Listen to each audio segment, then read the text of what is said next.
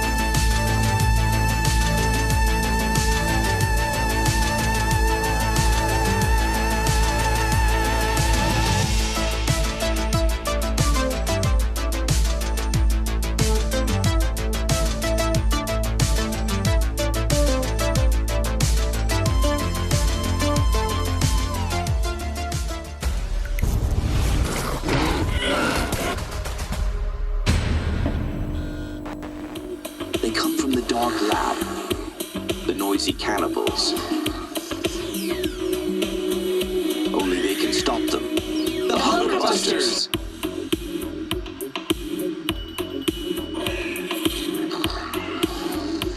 They're back and armed to kill. Why take chances?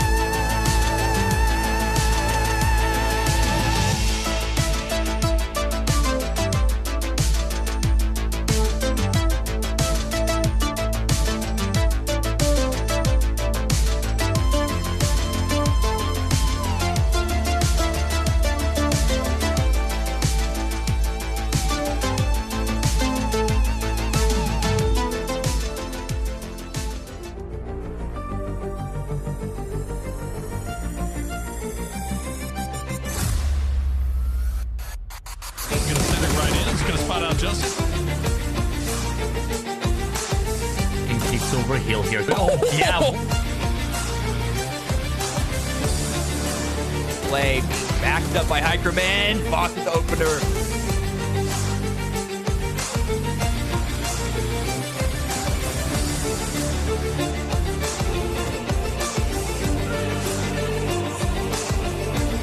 They got that. They got a couple of knocks.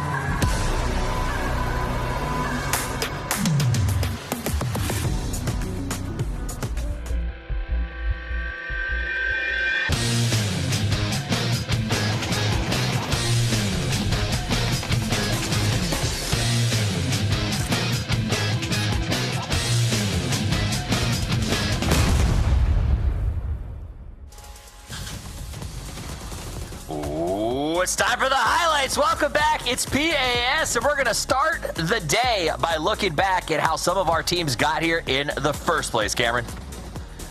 It was, well, frankly, a continuation of day one where it is Sonics and TSM picking up a bunch of the wins here. Miramar is the only map that non-Sonics, non-TSM teams can try and find, even look to purchase a chicken dinner. Yeah, Sonics have been absolutely insane. Out of 12 games, only 10 of them they've been fourth or higher. Like, that's just absurd. It's ridiculous. And you know, we're coming into our final day, and if anybody was watching over in EMEA this morning, Eternal Fire has showed us that anything is possible, even all the way up until the final 2 games.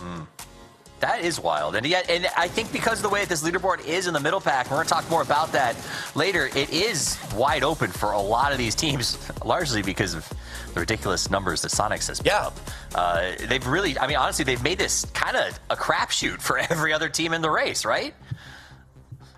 Yeah, I mean, again, with the Eternal Fire reference, winning, I believe, what was it, 2 wins in a row to jump from not even really in the conversation for qualification, jumping all the way up, barely overtaking, again, Foot. Yeah. Again, like, they're all, anyway, that's another region. Regardless, as you say, with so many points being collected at the top 2, like, 1 win could make the difference there.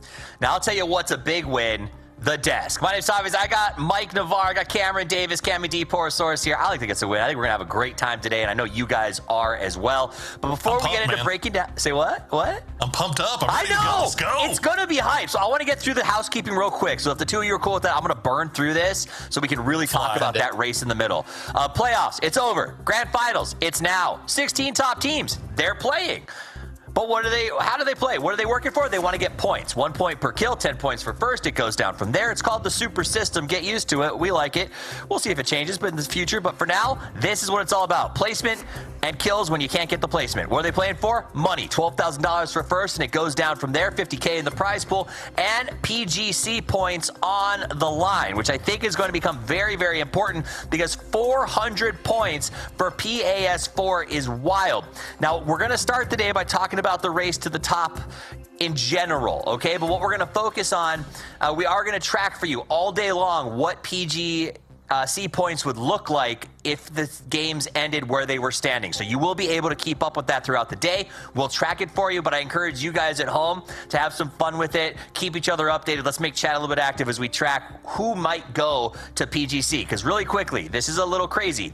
The top 2 teams get PGC bids. The top 3 teams go to PGS. If those teams qualify to PGC on PGS points, the next highest team who qualified here gets to go to PGC. We'll explain more slowly as time goes on, but it does mean that even if you don't make top 3 or 4 here today, you might still have a chance to go to PGC depending on how those teams do at the big show in Thailand. All right. Let's talk about what you can win, though. Those teams looking to win the money. You're looking to win some free emotes. Surprise, you've done it. All you got to do is click on the follow button, and you, too, can be Emoticon champions. So get there, click it, enjoy it. All right, let's talk about the teams, the race, and who's playing today. I'm going to turn it over to you, Poro, because you told me before that this is going to be an interesting day to track where we're looking at teams to hype, teams to worry about, and teams in the hunt. This is who's playing. Talk to me about what we're looking for. Yeah, absolutely. So you're obviously you want to talk about Sonics. Sonics traditionally, or at least this year, when you get to the final day of these grand finals, they don't slow down. So they're going to still collect points. They're going to still siphon up points, which is going to make that battle for fourth that much more interesting. Well, what are we looking at when we come to fourth? TSM has been consistent fairly much since they've got the one little hiccup they had was the final game that they had sparking, or the first tournament that they had sparking in the EWC qualifiers. They still were fine though. So I don't expect them to slow down at all. But you start looking about teams to possibly worry about here a little bit. Legacy, Gas Cans, Typhon, Bestia. These are all teams that have had a little bit weak as far as the final day is concerned. And some of these teams are in that hunt for that top 4 spot. Now, the teams that you really need to look at, Falcons, they typically come through on final days. Plus, you add in that additional factor of Roth, who has a long-standing history in this region of every team he plays on has managed to pick it up and have some big final day heroics for several years now. Luna Galaxy, though, is the one that I have my eyes on in particular.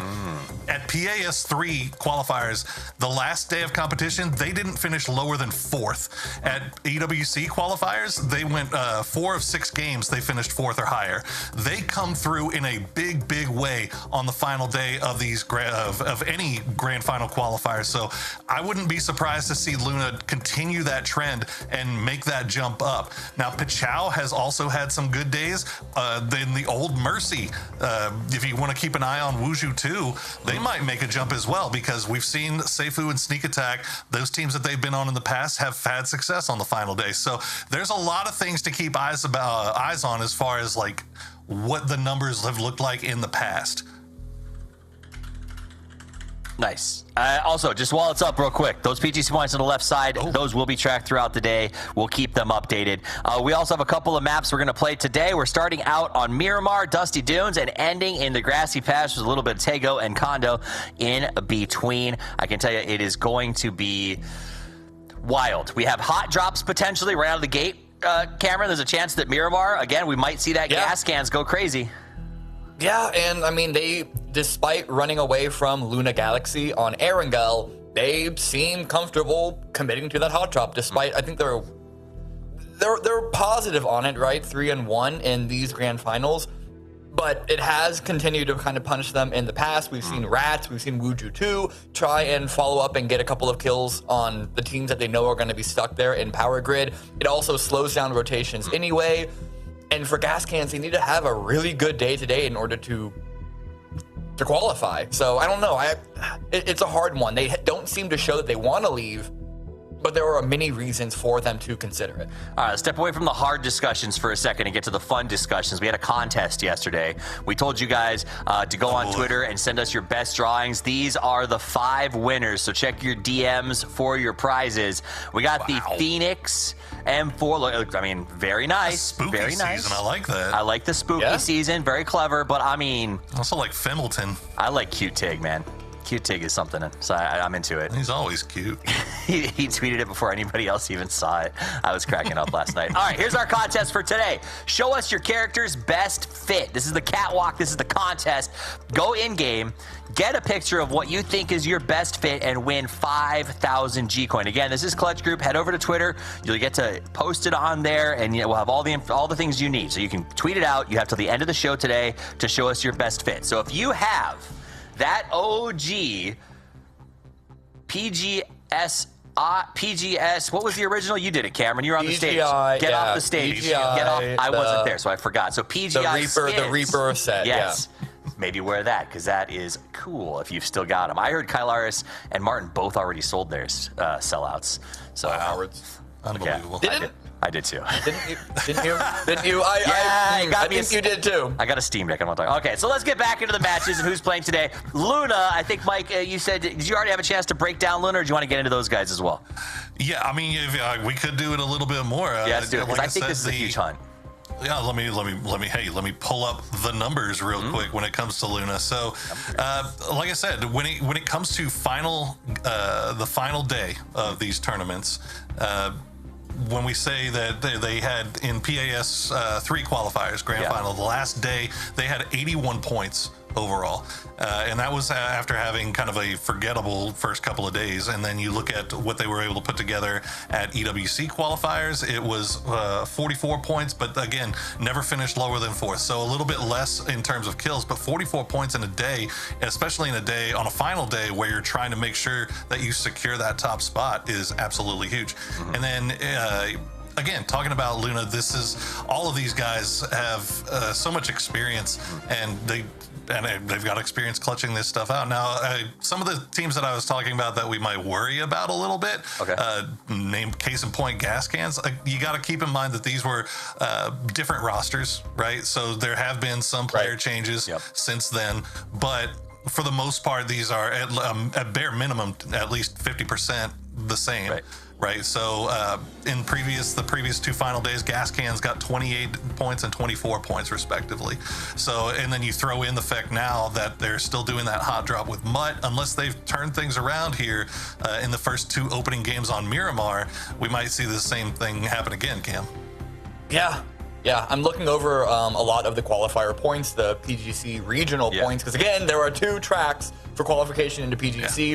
And I think we're going to see some targeting towards the end of the day. We've mentioned this before, but for teams like Luna Galaxy, you could throw Legacy in the mix here as well. It is kind of a good thing if TSM does qualify to PGS, because that is going to give TSM a significantly better shot of qualifying through the global track, track, and that's going to open up an extra slot. That being said, Luna still wants to do well to make sure that they can get boosted over Legacy, potentially boosted over Falcons. There's a lot of ways that this can sort of stack up, but the stakes are there. Right. So let's pull the leaderboard up one more time, because I think that mid-pack chase is going to be duly important, right? We've got that mid chase right now, the top 4. So it's the top 3 plus Sonics gets an auto bid to PGS. Sonics gets it, the other 3 get to go. If Sonics continues to do what they do, which shouldn't be a problem, Gibson pointed out when we were hanging out in the green room, the worst day the Sonics have ever had, TSM would still have to have something like a 60 or 70 point day to catch the Sonics. So Sonics very likely finishes in first, right? TSM, Falcons, Bestia would be the next 3 bids. If they go, they are now part of those top 8 teams get to go to PGC from PGS, right, Poro? And so that means that essentially, if you're a team who's in 4th, 5th, and 6th here, you want our best teams to go to PGS, because that creates more slots so that our worst teams can go to PGC.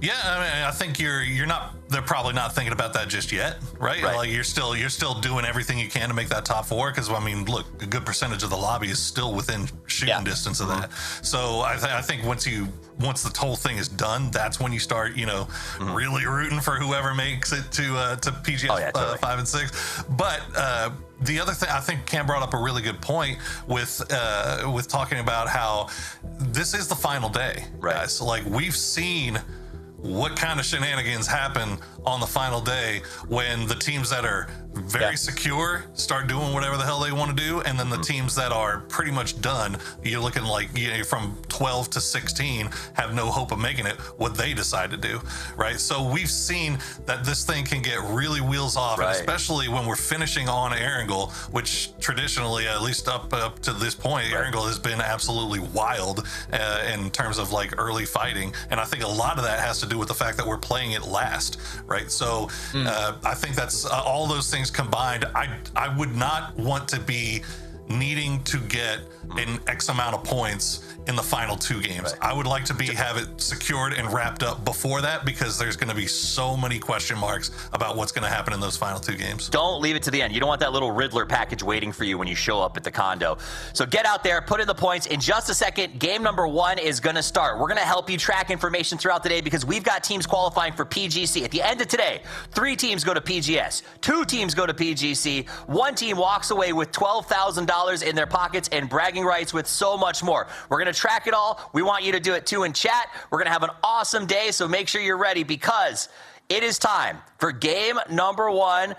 We're headed to Miramar. Will there be a hot drop? Who knows? Let's get into it. We've got your casters, Gibson and Matchroom, with the calls today. It's going to be a good one. Let's get it.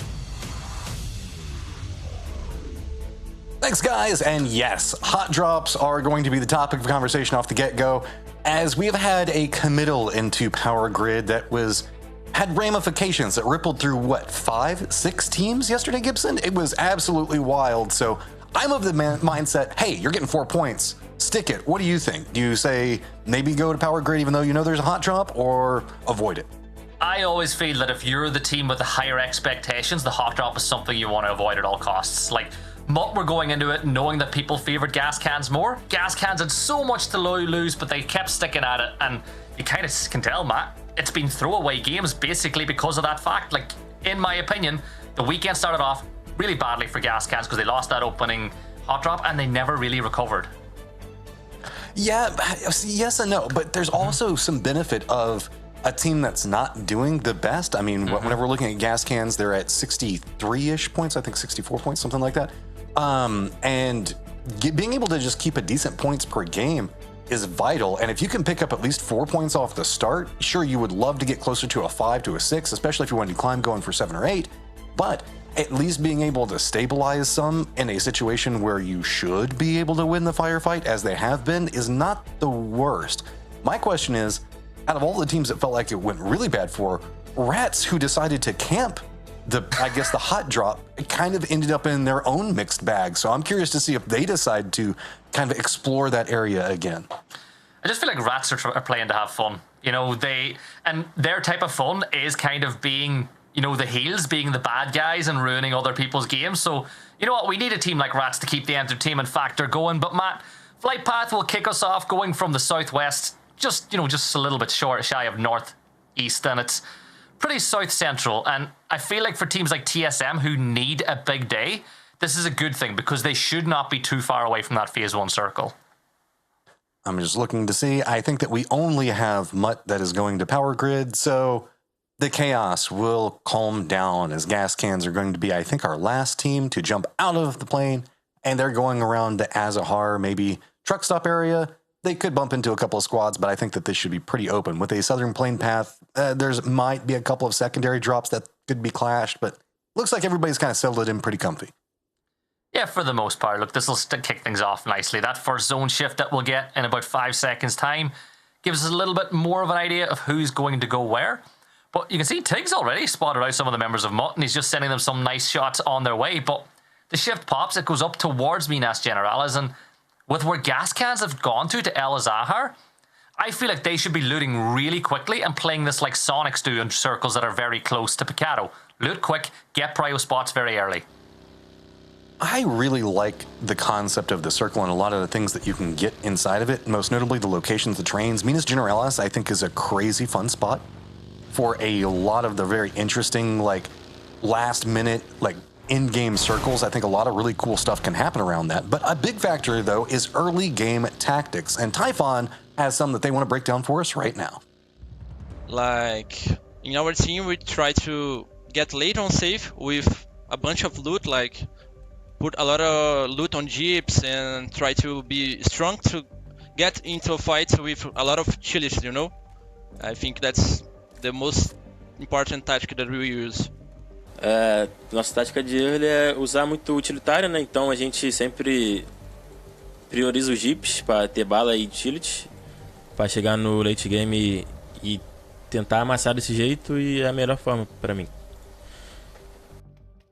Always love hearing the thoughts of other teams, and also 3115. You see him getting the munchies in there, Matt, getting the protein in. Obviously, sitting in the meat seat of the buggy enabled him to finish his lunch before these games started. Hey, man, if you're just driving around the map, keeping up some snacks, keeping up energy is a big part of it. Like, a lot of the players talk about the importance of staying hydrated and getting some, like, it's just something in your stomach, because unlike a lot of esports, battle royals are very distinct in how long you have to be playing for. Like, usually you can play for like 2 hours, would be like a 5v5 style game, right? In this, you're in every single game. And if you're going into the later stage of the game, you can end up with just very little downtime just between matches. So like Sonics, they're going to have to make sure that they're going, like, running to the restroom, grabbing something to eat every single one of those breaks and trying to get back, which could cut into their, like, prep time and what they could learn or modify going in with, like, talking to the coaches or whatnot. So snacks, a big part of playing a battle royale. I know it sounds dumb, but it is very, very true. I'm actually glad you brought that up, because in a lot of other titles that you spoke about, games might last 40 minutes. You play for 40 minutes, and that's your commitment for the night, over and done with. Sometimes you might play more, but for the most part, that's where it's at. In PUBG, as you said, a playday, a normal playday is 3 to 4 hours. You get your few minutes between games, you know, to rehydrate, go to bathroom breaks, but that's a long time to stay concentrated. And when you're one of the very first teams to go out in any map, particularly early on in the day, I feel like it really tests the mental of the group too, because you kind of just, all you can really do, Matt, is sit there for 25 minutes and wait till the bell rings for you to rejoin the rest of the lobby. So it's a pretty tough one for these players when it comes to concentration. And on LAN, it's 30 times worse, because you just have to sit there in your desk, just like twiddle your thumbs and watch. But we can see a lot of the rotations now coming into play. We do have a sandstorm that's over next to Typhon, potentially dangerous. You can see making a bit of a defensive line up as they are pretty close to the center, just a bit over to the east of it. Pachow's going to be to the southwest of them. Gascan's going to be coming in back behind them. That's why they are regrouping at this time. Teams that are on the outside of the circle is we've got Wuju 2. Legacy could be bumping into Mutt here in just a moment. Toyo, Luna, Bestia, and Friendly Fire. And remember, if you want to keep an eye on what is going on around the map, !map in chat will give you access to the map stream. I always say, you got a second, you know, you got a phone, you got an extra screen by your PC setup, always have the map stream open so you can get an idea of some of the macro decisions a lot of these teams make, Map, because you can see it on the side. Some of these rotations are crazy, and, well, Sonics will be crazy if they lose some points to TSM in the early stages, and this could be big for TSM. TSM trying to kick this off in a big way. They want to see, this is a squad that you know was not content with second place. Sure, Sonics are on a rip of their own, but TSM is not going quietly into the night. They want to try to make sure that they get something out of this one, and an early out by Sonics, specifically by them, if they could pick up the points on it, would be massive. So you can see Sonics in a far more defended position right now. They do have one of their members that is pretty separated, not really getting involved in the TSM situation. I'm not certain who it is. I think it's Tiggleton, maybe? It's Tig, yeah. Tig's sat back playing that anchor role. Alo's rotated on past as well, while, you know, Kurt's kind of playing the exact same role for TSM. But I think the main thing for Sonics is getting through that first gunfight without taking any damages. We were saying it in the pre-game. A lot of people, or the desk were saying it too. Sonics just need to have an average day, and they're going to win this whole event. So an average first game or an above average first game would certainly settle their nerves. Well, they are in a good position. I mean, outside of TSM being right on top of them, they do have some rotations. I was worried whenever we saw the members kind of stop off. It looked like maybe a tire had popped and they'd lost some vehicles inside of that, but I think that they managed to actually get most of them in pretty okay, and that vehicle, I don't think, did lose the tire. It was just kind of catching one of those little dips, stop the vehicle in the tracks as it's driving. You know how the fields in Miramar can do that sometimes if you're not paying attention too closely to it. Luna making their rotation now, kind of the last team really far out, next to Chumacera, of all places. They could bump into Toyo, but that's going to be about it. They have a pretty open path into the circle. Yeah, and Friendly Fire, they've got an open path as well. They're on the opposite side, on the southeast, making their way up from Puerto Preso. Gas Cans, who currently sit in 9th place on 63 points, so they're not a long ways off the top 4. You know, 8 points, if the rest of the teams above them don't do anything, would put them into the top 4 and get them in a position to qualify for an international event. I feel like that's one of the real reasons that we didn't see them go for that power grid drop as well, Matt. They're so close, and they know they need these points a lot more than Mutt do, so they're going to go and play the long game. Gas Cans being really close to qualifying for international and just barely missing it? Never. I've never heard that one before. So Gas Cans do need to rise on the pressure. They do have potentially dangerous in front of them. A couple of peaks going to be going on. Hello, my bad. Up on top. Reinforcements going to be just to the south of him. Looping in. If anything, he's at least providing some cover for the rest of his team, as this hillside could have been a catastrophe for them.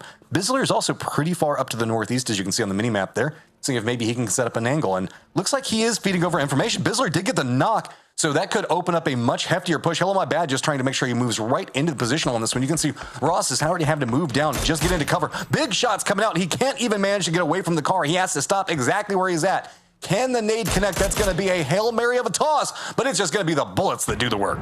Yeah, hello, my bad, and Richie B. The Bizzler getting some early potential points on the board for Gas Cans, which is exactly what they would need on Truck Stop. The rest of potentially dangerous, they've abandoned it. You know, you got the map open, Tony and Slabby. They're not getting involved. Gas Cans, though, they've secured Truck Stop. It means that they've got a lot of space on that eastern side of the circle as well.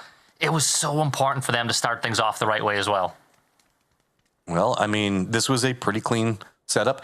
Bizzler is like, we've been talking a lot about, like, I mean, the players have been really popping off at the top of the leaderboard, but Bizzler has been having some really big moments for himself inside of this. We know the fact that he's a strong player, but he's starting to be a lot more comfortable, specifically in this roster. You can see the way that they left him up to the north. That was a very controlled tactic, having one stay on the hillside close range, force a couple of just peek shots over the side, and letting Bizzler have that open angle right on the compound. It was a perfect setup to pick up those kills. So tactically played and also great aim. You're probably wondering at home why Friendly Fire are camping the south of the circle, but realistically, they would have looked at the zone. They might have expected Luna Galaxy or Toyo to rotate this way, so that's why they're holding this position. All of us at home, we know nobody's going to be coming up that main road from Puerto Preso, but it's a hunt for them to try get early game points. And the main thing is, this isn't costing them anything, Matt, because there's nobody to their north that'll impede their entry into the zone. So they can sit here until that circle pops and then play their game from there. Yeah, I mean, there's no harm in waiting for a circle to pop anyway before you just really make the committal in, especially if you're one of the last teams. That's one of the reasons I do like these modifications on traps. Minas Generalis is looking like it's going to stay a key component in this. Hacienda also in play, as well as Graveyard. Alcantara also going to be inside of this, so 3-4 very big play points that are very dynamic in and of themselves. So we're in for a spicy endgame. I'm ready for it. Wuju 2 looking to secure the north side of the circle as they make the rotate. Bestia pushing towards a very populated south. You've got TSM, Sonics, and Toyo all in their way. Luna Galaxy will also be a roadblock for them as they make their way into the zone. But all these teams looking for position. I'm just very curious on what's going to happen with TSM, because I feel like they shouldn't move. With the they need to do something like we saw Sonics do in day one. Let the rest of the lobby kind of thin out a little bit. My concern with it is they're right in the thick of the death funnel. And so a lot of these squads could be just trying to jump on their split up defenses. So if they do stay too separated, they could lose a couple of members. You can see Toyo is kind of dancing just to the south of them. They also have Bestia that's right over here. So regrouping does feel, I guess, the safer option, because we know that the Wolfpack mentality inside of TSM is really big. If they can keep everybody together, especially in the later stages, they can just take control. So one of their biggest vulnerabilities is these 2-2 splits that they often do whenever they do kind of find themselves in the circle. They're often chasing circle 1 to 2, but if they are in circle 1 to 2, they often play a bit more trusting in their aim and defense. But we're seeing some very, I guess, aggressive four-man crashes happening in earlier circles, specifically on Erangel and on Miramar now. So I'm not necessarily opposed to the regroup.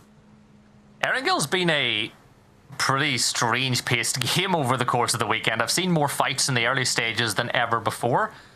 But Friendly Fire, we were speaking about them earlier and their rotate. It looks like they're going to the extreme north, and I feel like, based on what we know from the map screen, that's a really good decision that they're going to make, coming in from the north-northeast. Yes, they'll take some blue, because the blue zone will get to the circle before they do. But it's decisions like that that give you the opportunity to wait later on. Falcons, they have taken center of the circle, and they find themselves in the top 4.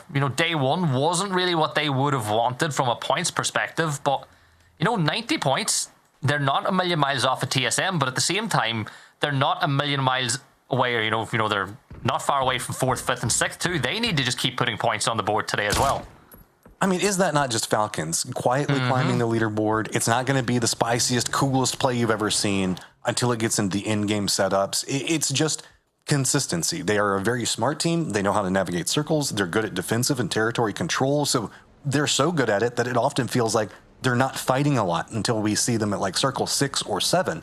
And that's just due to how good they are at making sure that whenever they claim an area, it's theirs and nobody wants to come near it. You're instantly taking damage if you drive anywhere near them. They were so good at it like a year, like earlier on this year and last year too. Like, they pick up so many points after phase 4. Arguably outside of Sonics, they're the team that you feel like pick up the most points post phase 4 in circles in the Americas with how they play the game. That's a good point. Yeah. Yeah. I'd love to get somebody to fact check me on that, even just from the curiosity to know, like, who is the best team in the Americas at picking up points post phase 4, because it's a fun one to know. But we've got our circle about to pop once more here. It goes north again, and Typhon, they called an e-pickup. You can bet your bottom dollar. The only way they use that at all is if one player goes up in the air as in a scout mission and straight back down again. But in that uncivil compound, they're center of the circle, but they need things to go their way, because you know as well as I do, Matt, that's a horrible position to get out of if you're pushed out of the circle very late in the game. All right, it's about to pop off. There's just no way that all of these teams can navigate this as cleanly as they want. You can see Bestia already rotating into Friendly Fire. They're going to be up on top, prepped in. Friendly Fire's just trying to scout it out, but Page is going to get knocked near on instantly. Mimes got the aim on top of him, still trying to harass the rest of the team. So Friendly Fire's going to be left now having to move into the west, which is a very wide open field. Working in Silence does hear this, but they don't have good vision on Gas Can's going to have to make the middle. It's going to be right in the thick of everything, but right next to Legacy. They're just trying to make sure that they get some type of security inside of the circle, because it does have a lot of open field inside of it. Not a lot of options, so Gas Can's just going to be rolling through, but where do you even stop? Look, everything around here is absolutely taken, and you're just going to be rolling right into what, TSM after this? There are no options for Gas Can.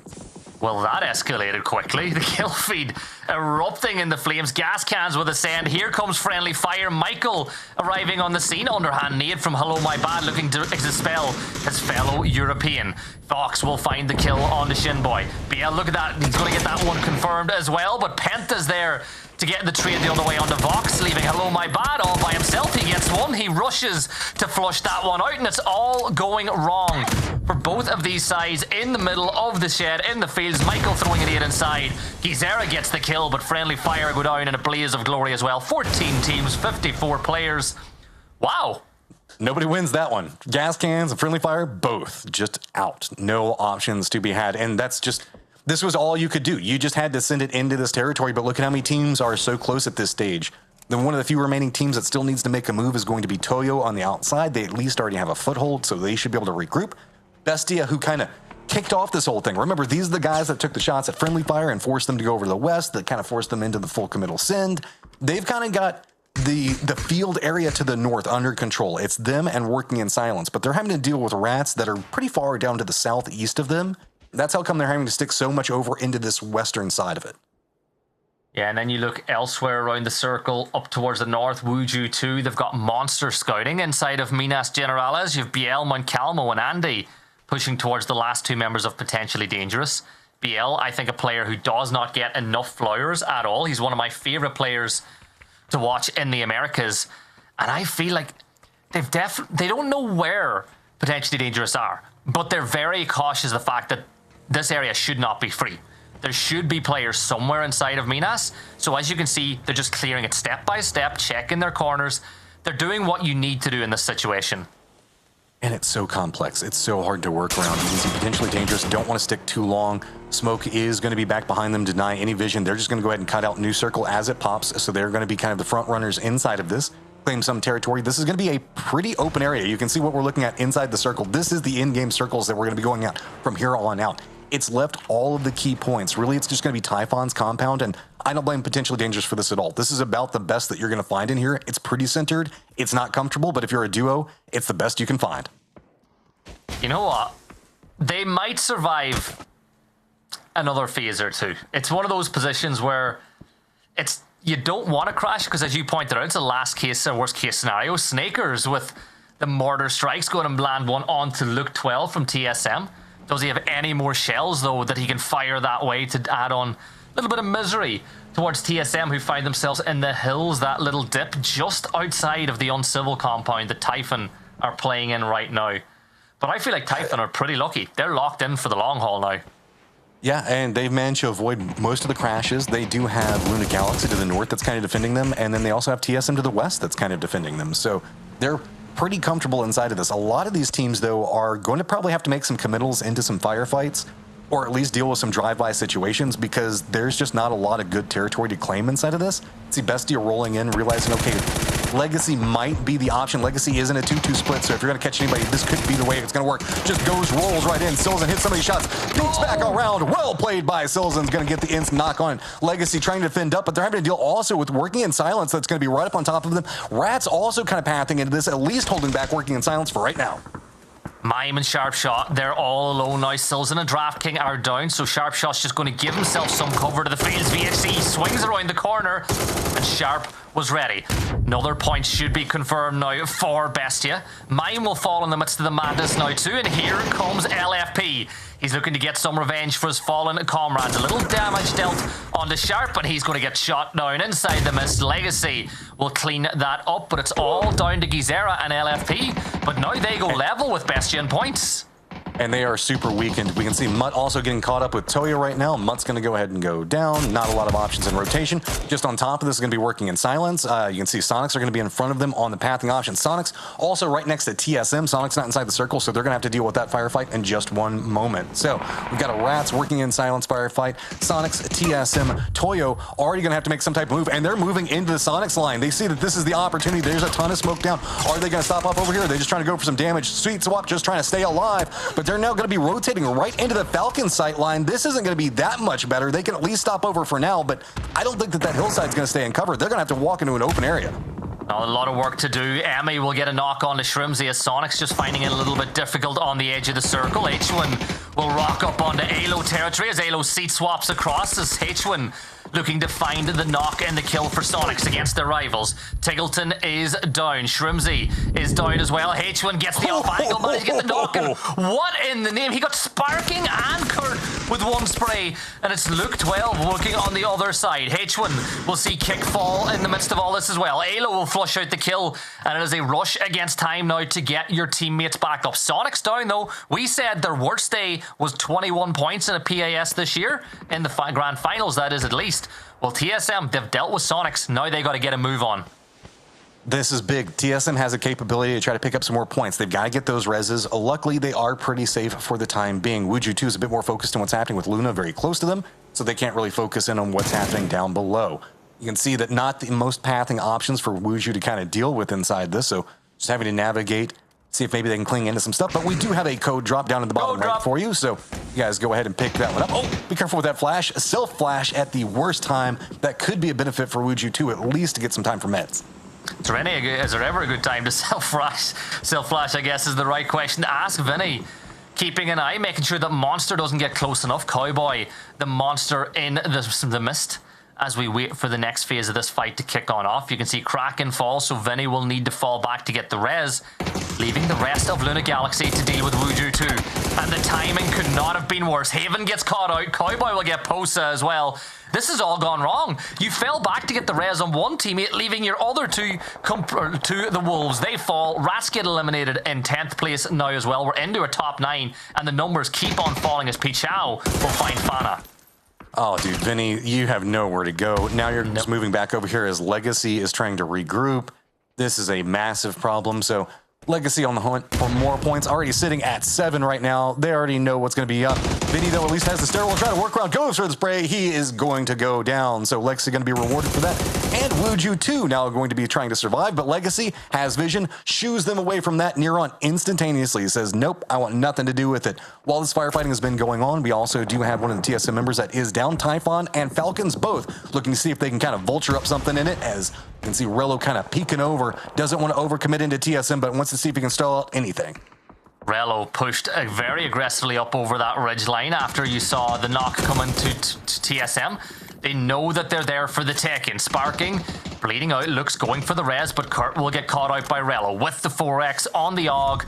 And for TSM, this might just be the hard stop on their points tally for game number 1 of the night. You've got Sparking back on your feet, but Luke 12 will get knocked by that nade from Snakers, as we see even more utility being dumped this way, but Sparking will fight back. Dips into cover, gets the first aid off, but that's the end of Luke 12. Falcons move to 4 as Kurt's been flushed as well. This nade's going to be too short for Sparking, but this is where Falcons come alive. And this is big for Falcons. We were talking about the importance with TSM and having Sonics go out early. Falcons also trying to just cut down that point total in between them and TSM. Specifically feasting on TSM out of anybody would be great. Roth now down, though. At least one more point going to go back over into TSM. They're not going down quietly just yet. New Circle's going to pop. It's going to favor Typhon, as well as the last remaining member for potentially Dangerous.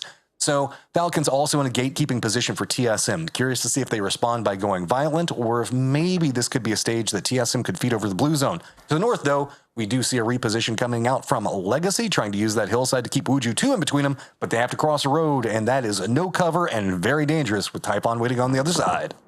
Typhon are loving things right now. Center of the circle. Snakers will re-engage with TSM as Legacy battle with Wuju 2 on the very north side of the circle. And I like the way Legacy are trying to close this out. LFP holding from on the edge of the blue, and Gizera using the high ground in case Wuju 2 look to flank this way. Legacy on 9 kills, looking to close that gap even further. 2 players left up. I feel like they know, Matt, that this is their last few points of this game when you look at the fact they need to close that road and move towards Typhon. So these points are so important for them. They're hoping to hear Typhon get involved in some type of firefight, maybe close this out with Wuju 2 a bit faster, but that spray went a bit wild on LFP's side, and that knock would have been so important at that stage. Meanwhile, they're just now caught in a peekaboo battle. Can't really do too much. Blue Zone's about to catch up, and it's going to be Wuju 2 that opts into kind of being the aggressor into it. Nade's now being prepped. LFP feels like he might have an idea that this is going to be coming. Nade's going to roll out. Hillside providing a lot of cover, but it is going to be Wuju 2 so close. Blue Zone right up next to Cowboy. He has to be careful on how he dodges. And yes, TSM does feed that point over, as now we are in a smoke battle in the blue. Cowboy peeks back around, but it's going to be the Hillside peak on the other side of that. Well done by Legacy, realizing how the assault could be coming in for it. That's going to be Wuju 2 down, but LFP is going to go down in exchange. Legacy at 11, but they now have to run into the open, and that is going to be Typhon as well as potentially Dangerous as Tony, the last one up, both looking right at Gizera. Gizera's trying to smoke wall his way over to that ridge line on the other side of the road. He knows if he gets there, he can survive just a little bit longer. 11 kills, but it's a 4v3, v2, v1. The numbers fall beautifully. Falcons, the only real team that can stop Typhon if they need to move out of this compound. For Gizera, though, it's all about survival. Same as what potentially Dangerous have been doing for the last 20 minutes of this game as well. Blue Zone will find a little bit of damage. I want to know what PD do now. the zone's about to shift. Do you push for Gizera and hunt down that point? Or what happens next? Oh, this is... They're in. This is pretty harsh. I mean, potentially dangerous just going to get to wait this one out with the way that the circle's configured. Typhon doesn't have to make the biggest move, but it is going to be Falcons that are going to have to make some pretty hard decisions. They could go... Normally, you kind of want to go to the outskirts of the compound and see if maybe you can wait for it. Looks like maybe Rello is thinking about that, but now you're just going to be revealed to potentially dangerous. Potentially dangerous, luckily, is focused on Typhon and what's going on with Gizera. So, well... They were. Gizera is now out, and that means that they're going to have a bit more attention that they can focus into this Falcon situation. Big game also for Typhon. They were sitting in 5th place moving into this game. So big point totals coming up for Legacy has kind of put them neck and neck with each other. But if we can see Typhon really right the ship, hold down this position, they can pick up a massive point total of their own. The question is, can Falcons use this moment? And they are making a commitment in. They're looking back into potentially dangerous with Typhon. RN0 wins this one. It's going to be 3-1-1-5, and Carrick that managed to pick it up. Slabby, the last one up now, just kind of watching what's happening on the outskirts of this one's Falcons' whole plan of shifting into this one now kind of negated, and they're just going to play right up against this section of the zone wall that they've got control over. I actually love the fact that they know that they can't really fight Typhon in the compound, so they're setting themselves up now to win at the end game. When Typhon need to extend out from that wall into the open, Falcons are there, they're ready, and they are waiting. Slabby is really the only spoiler that could be a problem for Team Falcons, so what they've done is they've said, Snakers, your job, keep an eye on what's going on the other side of the circle. The other two, Rello and Flood, we're going to watch Typhon's next move. And what's Typhon's next move, you might ask? Well, do you see that Gabri is extending on the edge of that compound outside of what will be the next zone to see if he can catch an off angle onto one of those Falcons? The problem with it is it's not the best of cover for them to work around in this. You can see that there's like the fence row that's out there, but not a lot. So Typhon's trying to navigate this the best that they can. They do, yes, have those walls in play, but the smoke is now going to reveal, okay, there's a counter shift that's going to be over here, but Flood is pretty focused in. Gabriel also, with this lineup, taking a couple of shots, he is revealed, so that's going to allow Falcons to have a bit more focus in, but it's just like you're talking about. Potentially dangerous is Slabby is such a thorn in the side for the Falcons. They're having to make sure that a lot of their attention's focused over there. Yes, Typhon is having to do the same, but you can see that Typhon's goal is just to try to get to the rock position that Falcons already have under control. If they can get there, they could deny out Slabby sight lines, and they also get a reprieve from what's going on with the Falcons. It is a very dangerous push whenever they have to make it, though, as with the way that the setup is, we're just continuing moving center into center into center. That's a cruel zone, though. Like, that zone doesn't really suit anybody inside this circle. It does mean that Slabby can hold a little while longer, but Typhon, they need to walk out towards the edge. That garage might be their only bastion of safety. And for Falcons, well, they have a rock. Like, you see that rock in that tree? That's basically all Falcons have in 20 seconds time once the zone begins closing. All in all, this is set up to be a very quick ending once these fights do start happening. Well, they have cars, and that's the problem with Falcons, is they want to be able to move that rock. They want to hop in the vehicles, shift them in, use that for cover, and then just gatekeep the hell out of Typhon. But Slabby, in that position, has a perfect angle to deny the setup for it. And so they're waiting, hoping that he's going to go down. But he has to move as one of the last members. He's very, very close to the edge of the zone. So it's going to be on Falcons to try to figure out how they want to handle it. Snaker's hitting the shot on Slabby, solves that problem immensely. Also, you can see the lineup from Typhon trying to move out to the fence rows. There's the vehicle shift near instantly. The moment Slabby went down, just kicks over there, gets into position. Now it's going to be Snaker's just perfect lineup for anything that Typhon wants to do. 7 kills for Falcons and counting, but Gabri is going to decapitate Snakers over by the rock. One of the strongest angles gone, but Flood's there with the MK. He's going to find Gabri, and big send now. This is the game for Typhon. They've sent RNZ off on the flank, and this is going to be interesting to see how it kicks off. Well, wait, what? Typhon take the win, 17 points. And just like that, it's over. Yeah, I mean, they got those 2 knocks. The shift into the rock, Typhon read it. They were waiting, picked him up beautifully, and then after that, it was just Flood. They could counter move around. Typhon was set up. Very clean, big point game for Typhon, as I'm very curious to see where that's going to sit them on the leaderboard now. Yeah, big game for them. Falcons, though, they got a big game as well. They needed it. We said they weren't guaranteed into that top 4. Remember, 3 teams, other than the Sonics, will qualify for the next 2 PGSs. And that leaderboard, nobody is really safe just yet. Okay, there is a lot to look at as we had a lot of people in that mix in the top 8 kind of shifting out. We had Sonics go down early, TSM pick up a couple of points, but not a ton. I know the leaderboard is going to be crazy now. I cannot wait. Analyst Desk, please give us a breakdown of where we're going to be headed moving into game number 2. We'll do the breakdown when we get a chance, but first we want to talk about the highlights and give the flowers to Typhon, who comes out with their second win of this event, Poro. I love it because, you know, we talked about beforehand the teams that I was a little bit worried about. Typhon was one of them because Gabri and Karak in the past, they've been on teams that have really, really underperformed on the final day. But this new roster is turning that narrative around. Love to see them coming in and getting this first big win of the day.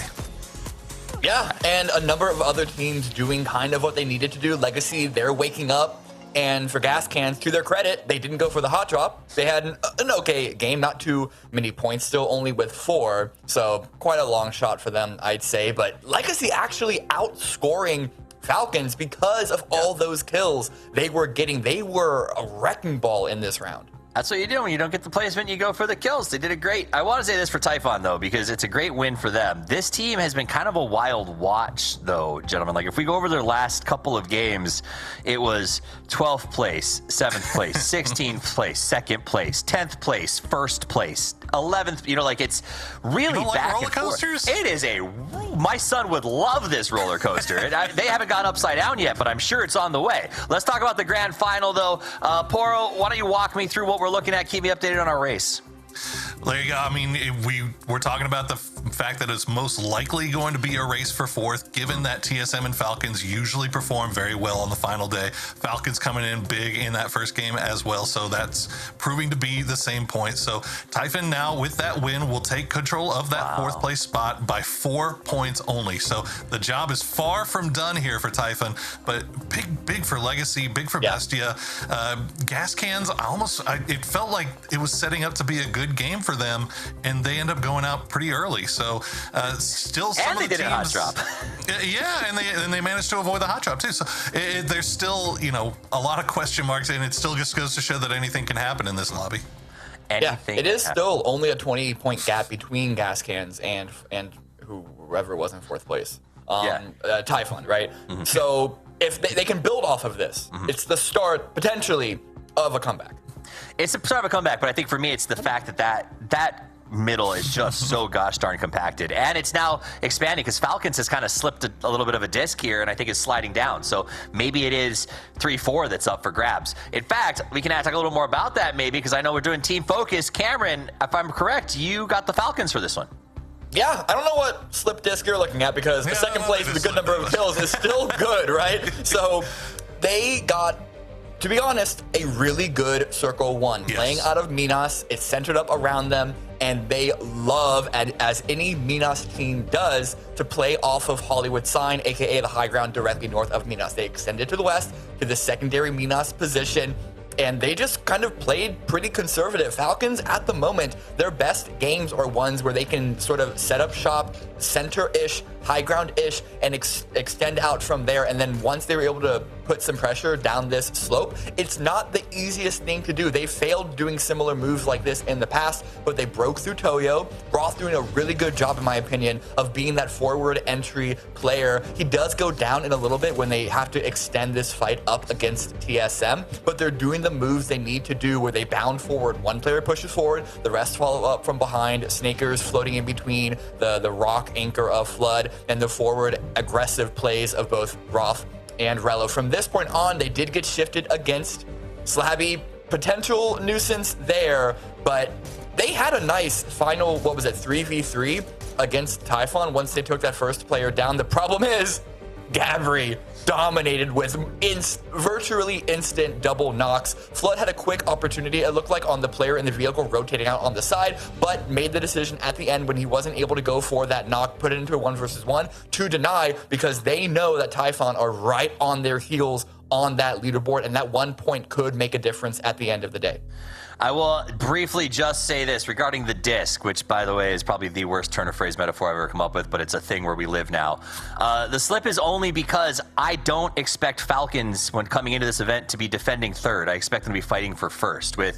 Like, they were in Saudi weeks before everybody. They have new trainers. They have support staff. They have a really good team that I honestly don't feel like them battling to make it or even having a question mark coming into part of day 2 was bothersome to me, but that's just because I expect great things from the Falcons. Now, I expect great things from you, and that great thing I expect is to push the follow button at the bottom of your screen because you need to get yourself some free emoticons or emotes. I guess emoticons are the dots that I did when I was an old man. You need emotes because you are young people, and we'll put them up as pictures. Also, Twitter contest going on right now. Cameron's like, I don't even know what emoticons are. Twitter contest, go and get your best fit in PUBG, take a picture and tweet it to us so that we have a chance to give you 5,000 G coins if you're awesome. And I don't know what that means. I don't know how we're even judging it, the criteria. Could be you in a chicken suit. Could be you dressed in something really nice. Could be like Martin, maybe wearing so much camouflage I can't even see you.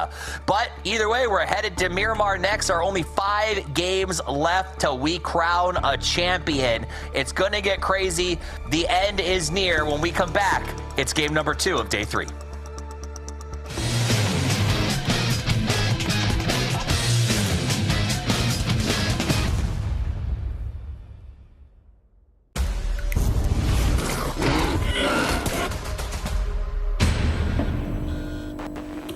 They come from the dark lab, the noisy cannibals.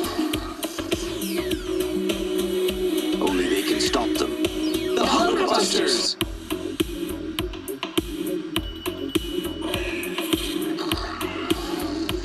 They're back and armed to kill.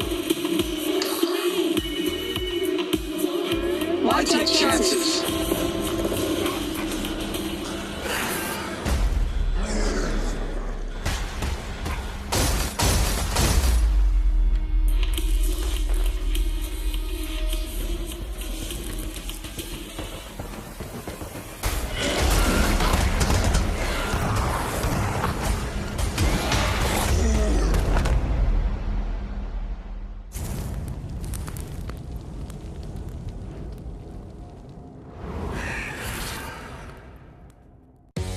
World updates to Tago, some quality of life improvements for training mode, and a new survivor pass.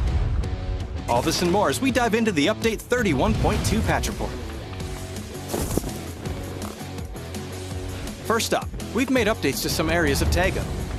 The studio has been turned into an abandoned hospital, changing the layout, adding new buildings, and also a few more loot and cover spots.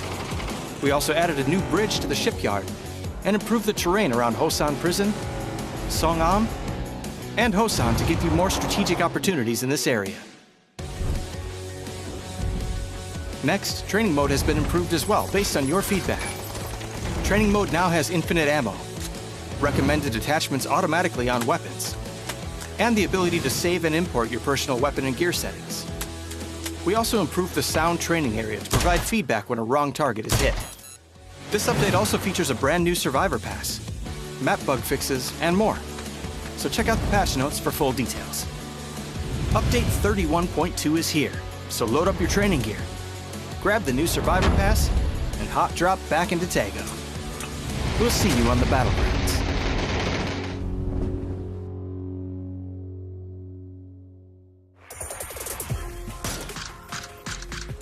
They might int TSM right now.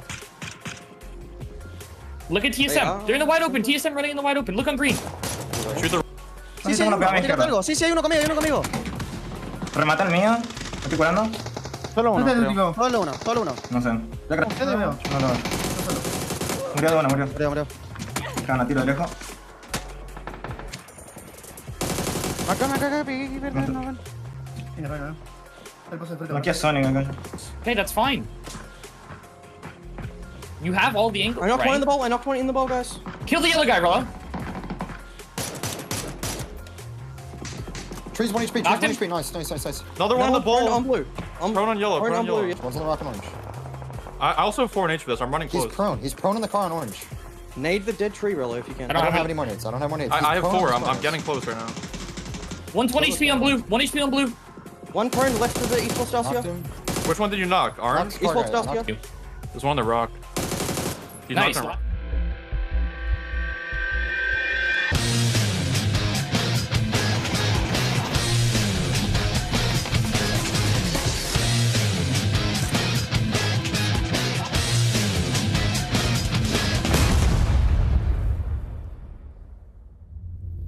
Welcome back in, everyone, to PAS Game 14 of the weekend, Game 2 of Day 3, Matt. Let's get all the numbers thrown in there for the viewers at home. But one thing is for sure, it is definitely getting a little bit tighter in that hunt for the top 4. Yeah, I mean, with Typhon managing to pick up some good points inside of that, we also had Falcons that were inside the top 2. It's kind of a shame that Snakers went down where he went on that rock. That position was a game-winning position if he had a chance to let the other teammates get in there, but I mean, just well shot from Typhon, which is one of the first times I've really got to say that in-game, they won that game off of their firefighting capabilities, which if anything should just give them more confidence moving into these last couple of games. Don't you love how we actually had them in the early stage as well, talking about early game decisions and how that impacts your game? They didn't make an early game decision. In the first 3 to 4 minutes, they took that on civil compound and they essentially didn't need to move for the rest of the match. Hey, I will say this.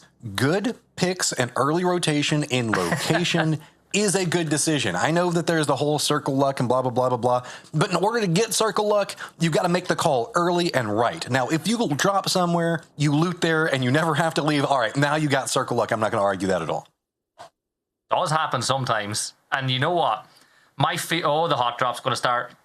Basically, before the hot drop starts, We back, boys. Yeah, what I was going to say was, I love it when teams that aren't used to playing center get center very early and seeing how they play. But Matt, hot drop of number 1 of the final day. Take us away. And this is really intermixed this time as they are very close to each other. Gascan's going to be right on top of Mud, at least with 2 of their members. Bizzler's finding not necessarily the best, but maybe the best opening weapon.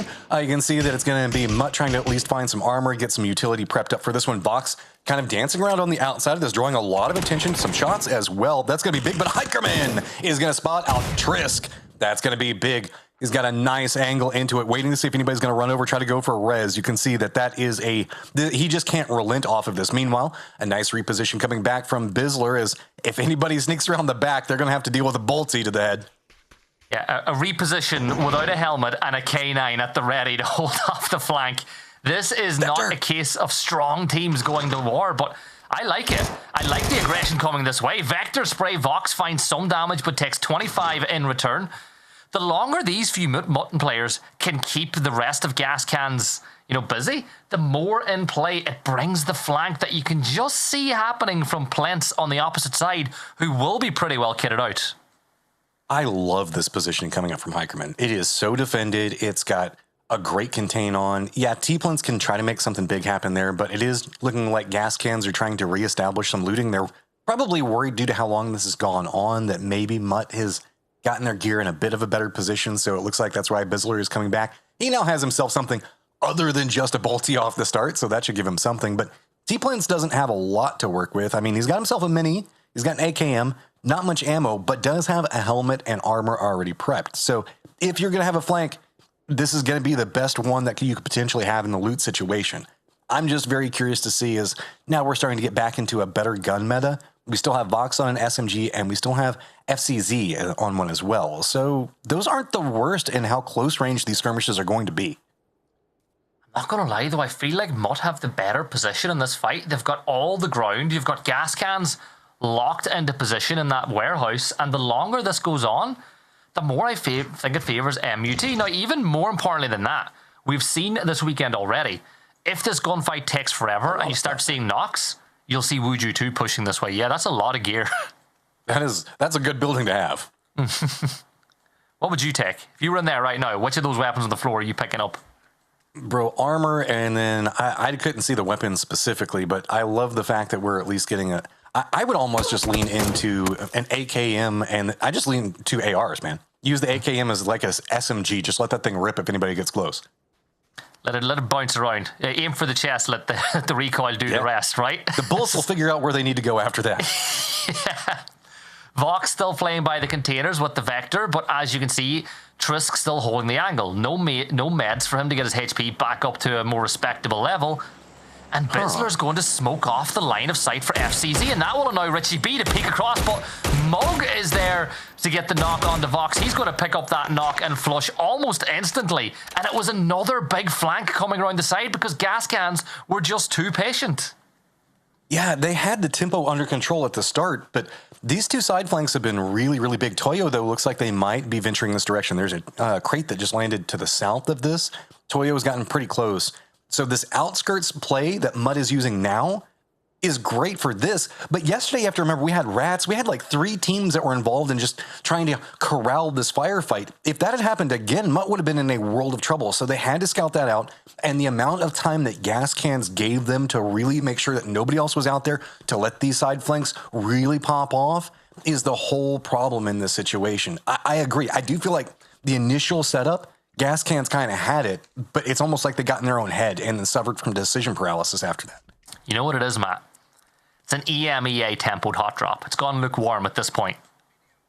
But you know what? We're going to take a little bit of time away from the hot drop. We'll keep it on your screen, but we had a quick chat with Pichao about their early game decision making. Nossa tática no início do jogo é sempre priorizar bastante os jeeps, lutear bastante, guardar tipo recurso no jeep, escudo, essas coisas pra gente rotar tarde, ou quando a safe bate close da gente, a gente rotar bem rápido. Então a gente sempre busca estar tipo com o melhor loot, tipo também escudo, essas coisas, gasolina, sempre nos jeep. E por isso os jeeps são os melhores carros aí também do jogo. Gas cans agree. Prioritize the Jeeps. Get out there, get control. Hikerman not wanting to relent, and they want to make sure that they secure this vehicle as Mutt, with now almost the entirety of Power Grid under control. The problem is Toyo getting more active in this. You can see creeping up on the mini-map down there. They're going to get involved, and now that gas cans have stepped out, they've stepped out at the worst time, Gibson, as now the third party is going to leave them very vulnerable if they're not careful. Yeah, and this is what I thought would happen if you keep this going for way too long. Another member of the gas cans, DBNO, Richie B's taking a bit of a beating as the Bizzler will go for a rotate. Not too sure if he has a med kit to get himself back into a position to have an impact on the fight. Remember, they're in the hunt, 67 points. They're not a million miles off the top 4, but you're in a gunfight that's going to potentially have greater impact on the rest of your day. Remember, Matt, that PUBG, more than any other game in competitive esports, has a butterfly effect. And the longer this goes on, the more it impacts these teams in the late game. And I like this from Toyo. Yes, you can get some points there, but an overcommit in at this stage could just be a big problem. The circle, yes, does also have Power Grid inside of it, but it's not the best position. So instead, kind of jockey more over to the east, get control over that hillside, get some vision on what's going to be going on. You can still also kind of monitor what's going to be happening, but Toyo was in a pretty vulnerable position if a third or fourth team had come out. And if you remember, we did have a couple of setups that did affect that, but now it's just going to be FCZ that's going to find out Bizzler, and gas cans just feel like they're trapped at this stage. They cannot even leave. How many of Mutt's 22 points have been gas cans? Just out of curiosity, I'd love to know out of curiosity, because they've not. It's been very fun watching these hot drops, but for gas cans, it's just been so detrimental to their whole tournament. And I said it earlier on, Matt, that I felt like Mutt had the better position in that hot drop. They were being held by gas cans for ages. Gas cans didn't do anything at all. Mutt took all the ground and just locked them into this position. I mean, the only game that I can see, if I'm doing my math right, would be round number 6. It looks like Mutt walked away with 4 kills. They only got 1 in game 5. And then in rounds 11 and 12, they both got 0. So this hasn't been the most beneficial for Mutt. It has technically been gas cans that have benefited from winning it. Well, I wouldn't say benefited from winning. They've won it mostly, but they get the Pyrrhic victory because they win, and then they're so weakened that they can't get much else after that, as T-Plants really wants to commit in. He wants to win this one, at least one of them. It's going to be the very last Miramar for PAS, but it is going to be the one it looks like they are finally going to take. As Mutt is finally going to find something out of it. Now, there you go. All the gas cans get eliminated. And a couple of extra BM bullets there as well. Did you see that, Matt? As he wants to put a little bit more damage onto him. Zirkle is nightly. You like that Zirkle? Little Z in that one. But yeah, I love a good Zirkle, me. But Legacy, they're going for a big rotate around the north, and that'll give them a lot of ground because all the way towards water treatment is completely free. Yeah, and it's pretty open, as you're talking about, in a lot of these different sections of the map. It's pretty similar to kind of a mix of what it's very similar to the San Martin game we saw yesterday. We're really looking at it. As you're talking about, water treatment's pretty open. You remember, water treatment used to be where a lot of teams would make an early committal for. That's not the case anymore. It's kind of fallen out of the meta, it feels like. Yeah, I like the new water treatment, though. I feel like the way that they've laid it out makes it easier to get into and out of. And maybe that's why we're not seeing as many commits, right? Because it is not as easy to defend as maybe it once was. So it's not as powerful of a defensive position as it was in the past. But, Matt, I still feel like Legacy wouldn't do too badly by sending 1 or 2 players over there to get ready to scout. Actually, never mind. Zone's going to shift all the way south to San Martin. Gibson, what are you talking about? Get out of here. Well, I mean, Legacy can still go around Power Grid. I'm not Power Grid, but water treatment, no harm in it. Power Grid's just on the mine. We've been there too much today. Okay, so looking out, you can see our outlier teams. TSM might be coming in back behind a split Falcons. That could be a problem for Falcons if they try to regroup right in front of TSM. That can be exploited. Legacy has to deal with Bestia as well as Potentially Dangerous. Potentially Dangerous and Bestia both kind of caught up in a fight at the time, working in silence. They've got a pretty decent path and a couple of options on how they can rotate in. Everybody else is pretty much inside the circle already, including our Power Grid situation. So this is going to be interesting to see how the regroups come into play, as it looks like, I believe that's what's going on right now with Luna Galaxy. Yeah, they're going for the rotate, but here's the question I have for you. Who is the best South American team now? That's what I want to know. Think about it. Think about that while we watch Falcons try to keep TSM away. Man, you're going to try to make me say Typhon, but Legacy historically has been so good. You really want to get spicy, you have to try to figure out if Bestia counts. Which way did they go with it? As, here we go, Falcons lined into that situation going on with TSM we were talking about just one moment ago. So what do Falcons want to do here? They're kind of caught very, very close in this situation, way closer than they want to be set up. We have Purdy Curdy as well in a high ground position. He's supervising. You can see him way back there at range. You see the billboard for Miramar. He's up on top of that, making sure nobody crests the top of that hill. But that does mean the fact that this is a 3v4, and Falcons, if they get a knock in this, can just foot push right up on top of TSM. But TSM, close range, that is so scary to deal with. And if you watched these gunfights earlier this weekend, you know that these compounds are so difficult to push because the TSM players inside can hold each other's cross. Falcons are the ones that need to bring the fight this way. And these are big points. I would go as far as saying that in every TSM Falcons fight, every kill is worth 2. Not on the scoreboard, but in the fact that you're preventing the other team from garnering more points as well. That is a very valid point and a great way to look at it, as you can see Rello getting closer by the second. No big shots coming off yet, but a knock either side is just going to be massive. Oh, that Cook. That was absolutely crazy on how that's going to pop in. Sparking still just kind of holding these very cheeky, sneaky angles up here, seeing if he can make something happen, but he's just going to use it for a second to get a reprieve from the firefighting.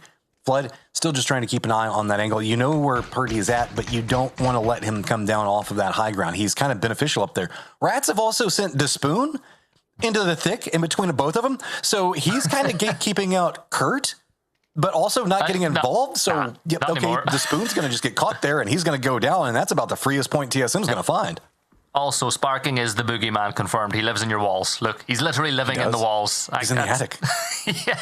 Kurt picks up that point, and you know what the funny thing is? They're the sort of ways Rats players have died all weekend. You know, having a little scout, you know, seeing what's going on, seeing if they can maybe salvage some points and usually getting punished for it. And, you know, even though Kurt is the oldest man, he's like 75 years old, his eyes are still pretty good. He's going to see you moving if you're close by. I just, like, Rats keep trying to third party these early game firefights, and historically that is such a great way to play, right? But we saw in Miramar yesterday, they tried to third party in what was going on around Power Grid. That didn't work out for them. Now they're trying to third party in this, as that is a hard shift into a very open area. Yeah, we still got Picado, we got Graveyard, but that cliff facing just east of Power Grid, and we're leaving Minas Generalis, this is going to be all dips. That's all anybody can really play inside the circle. I feel like for Legacy up on the north again, it's almost as if they're like out on a run, and they've been told there's a finish line over the hill, and they get over the hill, and there's another hill. It just keeps getting, the zone keeps getting further and further away from them. And because of the way these zones keep shifting south, the problem they're going to have is all these teams are between them and the circle. Like, they're moving into a heavily trafficked area, and it's just really rough. Like, maybe you'll see TSM, and actually what you will see TSM do is rotate all the way south. Friendly Fire, I feel like they could do the same, but it's going to get very wild on the north side of the circle. Oh my god, Luna almost losing their lives. Yeah, that was a second away from death. Okay, looking at the circle, it's important to note that the San Martin Southern Hillside, Bacado Northern Hillside, whatever you want to call it, that's eating a lot of rotation potential away from these teams. So you're going to have to make a commitment for the high ground. If you do, and the circle goes east, you are screwed, man. Trying to come off that high ground point with as many teams that are going to be in the lower ground dips, they're going to come after you with a vengeance.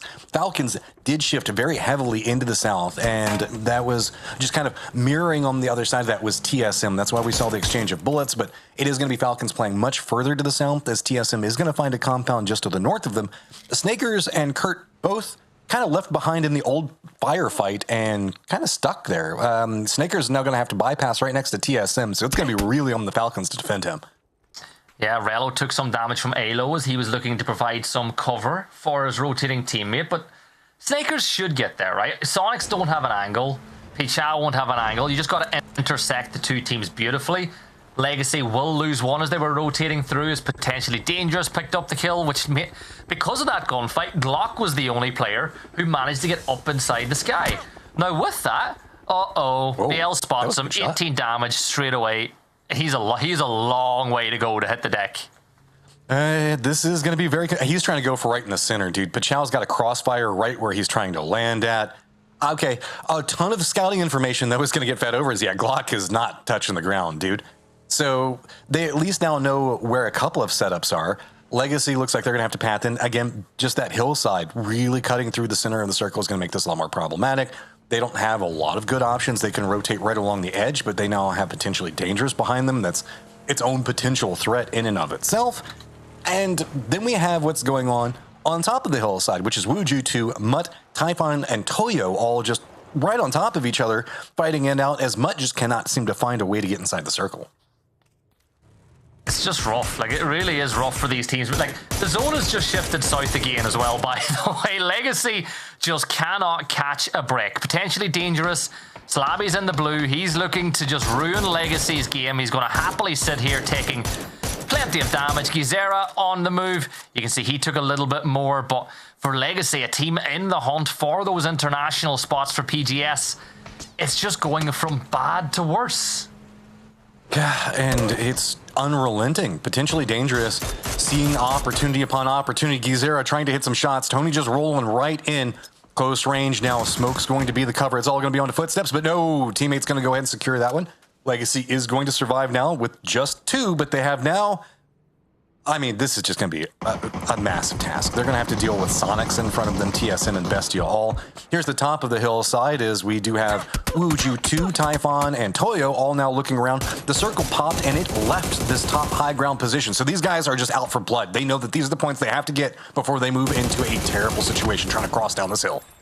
Yeah, Typhon looking to take doubt and chance out of it for them getting into the top 4, but they have to count on Wuju 2. Team currently sat in 14th, but we know these guys can frag at any given Sunday, and this is certainly a Sunday for the ages. 3115G is going to get caught out as well. All that chicken he was eating earlier ain't going to help him now. A sneak attack is able to hit him with full force, leaving a Gabri as the last player standing. Gabri will get out of dodge. He'll move south towards the rest of the circle and join Kerak in the zone.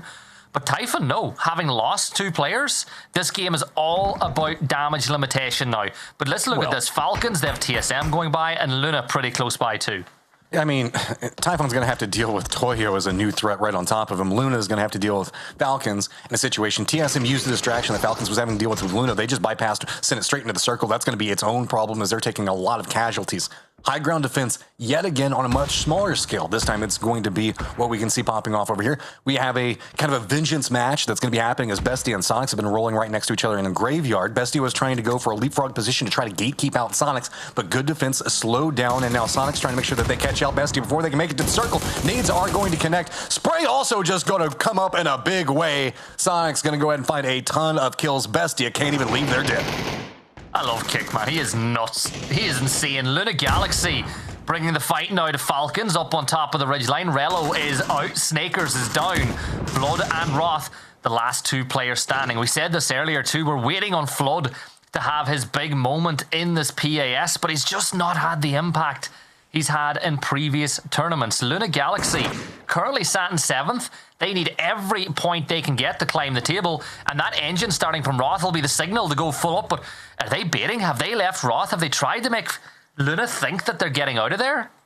I think it looks like they're trying to go back for crates, get some more meds or something. I don't know. Falcons a bit disheveled on this point as the circle moves yet again, right? Still keeping that curve and Picado inside the circle. So everybody going to have to move into an even more desperate situation as just, look, it's going to be Pachal and Friendly Fire, the only teams that are comfortably inside the circle. Toyo trying to find something, but look at coming down that hillside. Look at what Toyo is trying to do. This is going to be so hard. You know what? They just got to take whatever points they can get. Pipa is in a great spot, though. You know, he is in the circle for now. The rest of the team could consolidate in their position. There's a shack there too, you know, just north of Pipa's position. Maybe they could get themselves in that for a little bit longer, but I gotta agree with you. Pichao and Friendly Fire, they're in such a good position going into the late game that they have a chance to really close the gap on those teams up at the top. Sonics are making a full send, but they're going to find themselves into the waiting jaws of Pichao, Toyo, Typhon, and others. This is a beautiful rotate, actually. They read this. They realized the vulnerabilities. Typhon is getting in some damage, but this was a pretty open area. This is a vulnerable point inside the circle, and they managed to find a way to get into it and still hitting the shots off. Are going to scare off Typhon. Toyo was kind of focused in their rotate. Pachal doesn't have the cleanest sight lines, and now they can turn back their attention to the squad that was trying to take some shots at them. Working in silence is just getting picked apart. That's going to reveal them. Rats, TSM, Luna Galaxy all could try to get involved in what's going to be going on the outskirts on this. You can see Falcons going to be following up right back behind Luna. There's an own opportunity that they can try to exploit off of that, but this is just going to be a leapfrog domino style effect inside of firefights, right? Luna Galaxy has to keep an eye on what's going on in the circle, but still has to keep an eye on what's going on back behind them. Same thing going on with working in silence, as they do have Rats, Finn sneaking up step by step. Code drop, by the way. Get your code. Bottom right of the corner. Get yourself some G-Coin. Flood making his way down to the circle. He's certainly got plenty of G-Coin in the bank already, but looking to secure himself some money in the bank in an international trip as well, as Falcons are in 3rd place on the leaderboard. TSM Luna? Outside the circle in a shack, and well, Luna, they want a bit of the action. Kurt's got the MG3 level 3 gear. Here's the spray. Kurt doesn't hit a single shot though, and Sparking will get the knock though. Kurt falls, nade goes off. TSM ain't closing that gap to Sonics anytime soon, and now it's Falcon's chance, but oh no. Oh, go on. What's your arm like? Finn tried to get involved in that one and got instantly dropped by the Sonics. Flood just wants to get some vengeance back, and he's not going to be able to find it. It's going to be working in silence. It spots them out. Luna Galaxy, okay, you got some kills. You're not in the circle, though. There is a bit of a ridge for that road that they can work for now, but it's not going to feel too good. The only benefit for it for Luna Galaxy is that Friendly Fire can't get the best of vision up that ridge line from where they're going to be at due to the fact that they're being pinned by Typhon and Toyo both. So there is at least a little bit of a survival area, but you can see it's not the best. They really wanted to use this road, and it's not going to be allowed. Friendly Fire isn't going to let it happen. Yeah, by the way, Shrimsy's got 500 damage and no kills. He has been farming down. He's got 3 assists, so he's putting in the work, and everybody else is getting the credit on the Sonics so far. Toyo, they've got to move now. It's crazy how Friendly Fire have been so clean this game. They have not had a sniff of trouble their way this whole time. They finally making their way into the zone, and Luna might just go for this ridge line, which I think that will be their best play. But keep an eye on what happens, because Sonics now need to flow through Pichao to get into this circle. Yeah, while having Toyo doing some supervising shots onto him, if anything, Pachal needs to stabilize. They need to get into a gatekeeping position to deal with all the squads that are going to be next to him, but they can't really do that. They have to be worried about working in silence, who hasn't left their position yet, as well as these high ground defenders in Typhon and Toyo. Toyo, yes, does have to move, but Typhon does not. So all of this focuses back into how is Pachal going to handle a threat back behind them, multiple high ground advances that they're going to have to contend with, and this is going to make it a lot easier. It's working in silence, just getting blue zoned. Holy jeez, Luna just drops a ton of blue zones on top of them, flushes them out. That was beautiful. Yeah, well, you can't survive through. You can survive easily through one blue zone. You can't survive through 3. There ain't no chance. Tig will give BL no chance in the early stages of this fight as he gets the knock, but Kickstart is DBNO as well. Kraken gets the off angle as Luna Galaxy are able to put some damage in on the Sonics. H1 and Shrimzy now running off over the ridgeline. H1 gets knocked by Posa. Shrimzy will get up close and personal, and Sonics will go down in 6th place. 168 points now, which is more than what Falcons won the previous PAS with. They won it with 167 earlier this year. Bro. And look at this, friendly fire pushing towards Luna. Luna is just popping off this game. That is a nice prep nade. Gonna go a bit far, but the spray's gonna come in a big way. Posa just defending. Monster himself shuts it down. Look at that kill count. 15 kills. A new threat approaches. It's gonna be Pachow. They would have come after this one, but it's gonna be his Kraken that has to step away for just one moment. He wants to try to get his mates back into a better position, but here come the threats. Spots it, goes, realizes he's got high ground on one side, but shots are gonna connect, and one is gonna go down, but it is gonna be Fantastico that follows it back up. Luna has been a threat to every single squad, and finally retaliation comes. Multiple teams jumping on them at the same time. Luna Galaxy gonna go down, but massive kills. The benefit for Pachow for taking that fight is now Toyo is coming in to threaten as well. Latam brawl to finish things off with some South American style. Emmy looking over the ridgeline, but there's nobody there. Capitan, this will be the first Panzer knock that I've been involved in, but it's not even going to happen. Santa is going to give a gift towards Capitan. Fixin with a present for Emmy in the shape of 556. This is all Pichow's game to lose now. 7 kills for them. Benya falling back. Pipa is all the way over on the other side of this ridgeline as well, and Pipa's gone. He's getting out of there. Benya's out in the open. He's been abandoned by his team, and this is... People, why did you stop? Toyo would go, but... He was hoping that maybe Typhon would get some type of distraction. They are coming in, but it is so late. They wanted to try to go for the backstab, but that finished so fast. Typhon couldn't even get into position. One member now down. Pachow in control. 9 kills. Looks like it's about to be 11. It's Karak by himself. Can't commit into the res. He's got to win the firefight. Already taking some damage. That's going to be a problem. Look at the Molotov right on top of him. He is in so much trouble. He's going to be going down, and that is going to be 11 kills, and Pachow taking the game. Awesome job from Pichow to take the fight to Luna Galaxy, who were running very hot at that moment in time. But I want to give a lot of props to Typhon as well. They lost 2 players pretty early on to Wuju 2. They're in the top 4, and they managed to get a 2nd place again. I said it was about damage limitation. Yeah. Not only did they limit the damage, they got a couple of kill points and 2nd place. Also, dude, Luna Galaxy, big game for them. I know that there's going to be a ton of kills that we're going to be able to see in the highlights. Highlights! Let's go. Highlights? Did you just break your mic? No, I broke my voice. Apparently, well, yeah. You don't have to. I know a thing or two about that. Yeah, you do. Look at Typhon, though. Again, triple blue. This was just because the triple blue zone grenade was absolutely obscene. Just burned MP3 go through burr. a jammer pack in about half a second.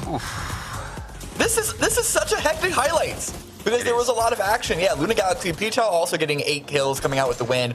I kind of wondered if Typhon would want to go for the deny at this position because of Pichow popping off. They're now, we should say it, in the conversation for that 4th slot here. I don't know. I really want to see what the leaderboard looks like now.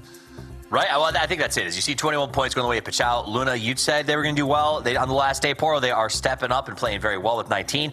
Typhon Gaming, like what? You guys came today and said, we're here to play too, 10 points. So I think this leaderboard is actually going to be incredibly shook up. Typhon is in 4th place with 97. Luna at 90. Pachow jumps up to 6 with 86 points. Legacy tied there at 86. Bestia, Friendly Fire, still theoretically in the hunt, but they're falling off pretty quickly because it's all about the top 3 teams that are not called Sonics, Poro. Indeed it is. And I mean, would you look at that? 4th through 8th, all Latin American teams. Ooh, well, that's something we'll have to keep an eye on. But I think Luna Galaxy, I'm so happy. I've never been happier for that I actually brought something up based off of stats that it's finally actually proving to be right, because usually I'm like, oh yeah, like this is the data tells us that this is probably going to happen, and then like it absolutely like nothing happens. But Luna stepping up in a big way, and yeah, you got to give all the credit in the world to Typhon, because like I said, prior to this, you know, Gabri and Karak have been on teams that the last PAS3, the team they were on, got 5 points on the final day, and they're flipping that script all the way around, and I'd love to see that for them. Nice. All right, let's talk about a team that flipped a script. They walked away from the hot drop, then they came back to the hot drop. It's your team focus, Cameron. Gas cans. Yeah. I wanted to look at gas cans, partly because, mostly because of the hot drop, also because gas cans, they need to have a good day today. They went to El Azahar last round. It's not because they pulled away from the hot drop. It's because the stretch to Power Grid is very far. To go for a long parachute stretch into a hot drop, they thought it would be a bit much. They return here.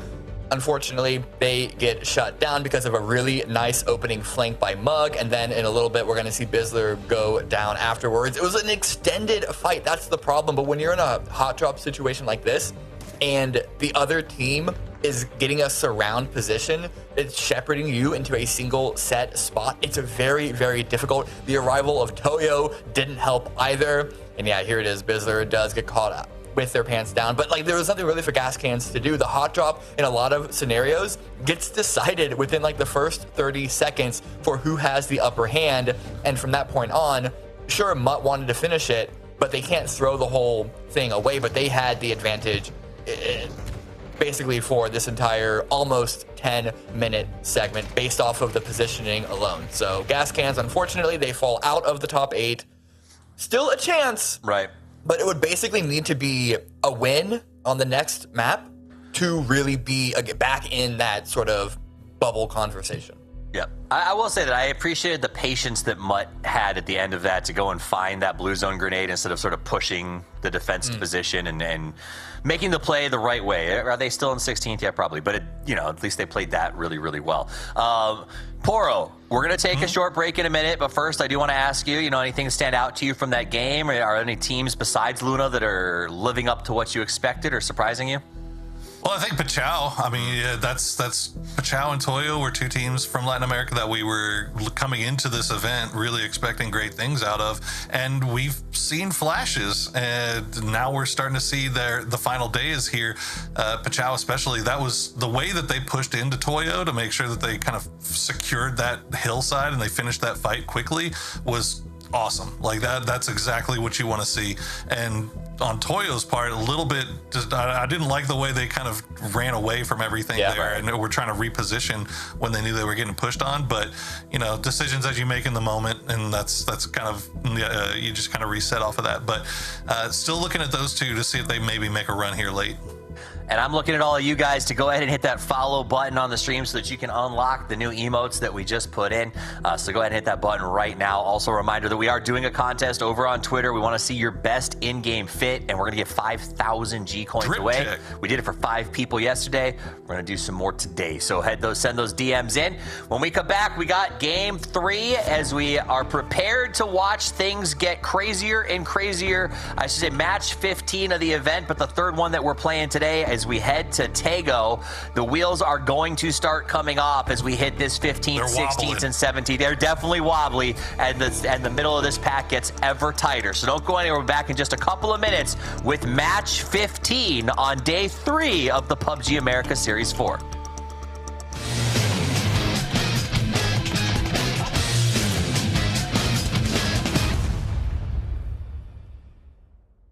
Over them, which is TX, and it's going to be Gizera finding 1, transfers for 2. Beautiful stuff from Gizera. That's 7 kills in the bag for him. Eu acredito que o meu melhor momento de carreira foi quando a gente conseguiu classificar para a PGC em 2022, em Dubai. E nesse mesmo campeonato eu consegui fazer 13 kills em uma partida. E, cara, isso foi incrível para mim, ver todo mundo falando meu nome, os casters narrando meu nome. Foi absurdamente incrível. Foi esse o maior momento da minha carreira, assim. 10 kills for Gizera. 14 kills for 22 as Gizera's putting on a damn highlight reel right now. Esse ano foi muito importante também para mim, porque foi um ano que eu completei 18 anos, né? E eu consegui entrar no competitivo. Eu tive 3 anos de espera aí, desde os meus 15 anos, para entrar no competitivo. Então, esse ano foi um ano muito importante para mim. Foi onde eu pude mostrar realmente o meu potencial e o que eu estava disposto a mostrar dentro de jogo. Então, basicamente é isso. Just like that. What? 19 killed. 12, 13 of those are probably Kiseras alone. What an absolute animal. Pruebe una, a ver. Llegan, de acá llegan. Bajé uno por izquierda. Cerro, se van a juntar abajo. Se van a juntar abajo. Yeah, I'm running up. I'm gonna pick Almost knocked out of the left. car. Nice. Hold it. Nice. Careful, the guy on okay. orange. Missing tires though, we'd have to like straight up run it west. It's Rats. Rats running out, yeah. Knocked him. Nice. Already down one. That flash. Got it. Nice. Boys, let's try team Sky Blue. He's running the open. Yep, yeah, got him. Knock the yellow. Flush that guy. Flush orange, please. I'm nading.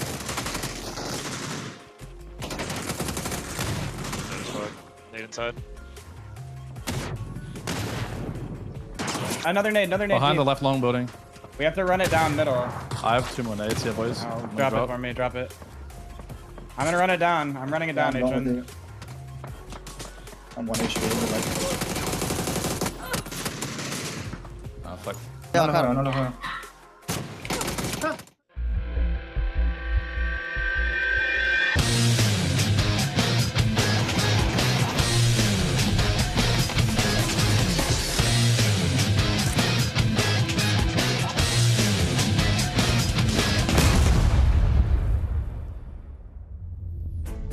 And it is now Tago time. Let's get this thing kicked off, as it's going to be pretty fun.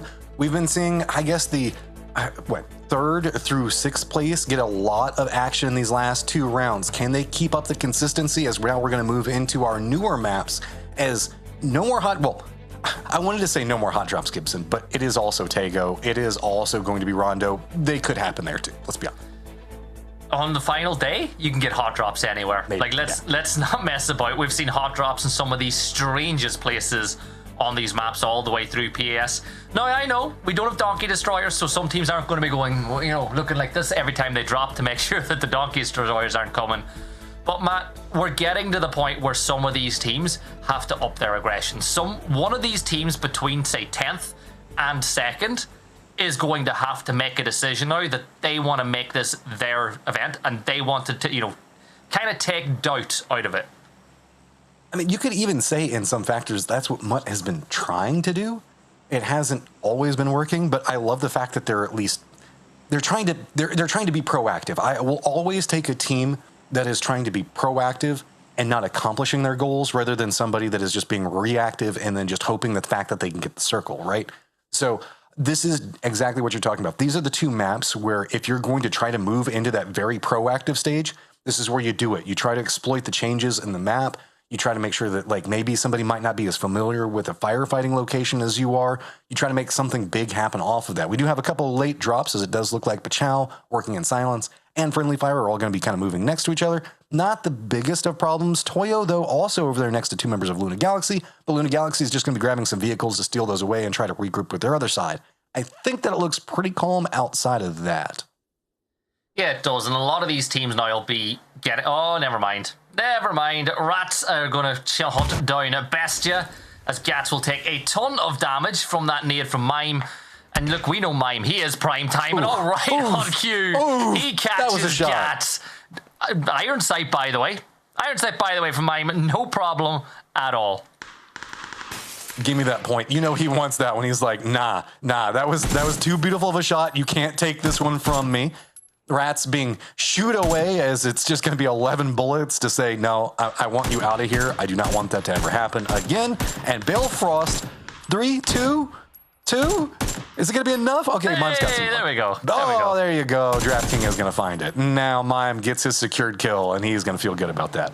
Yeah, that'll be 2 points, hopefully confirmed for Bestia. Currently sat in 8th place. Remember, we said these teams want to take their destiny into their own hands.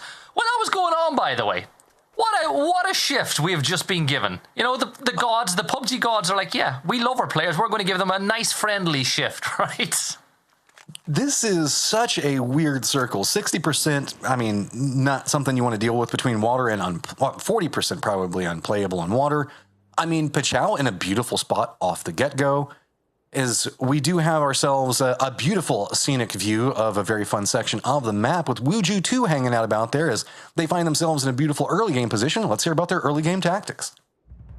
Early game tactics, I think a big thing we focus on is just positioning and info, especially with our line. Every game we play to a certain spot, which we call our line. So I think just info on our line and just making sure we have the strongest position on it.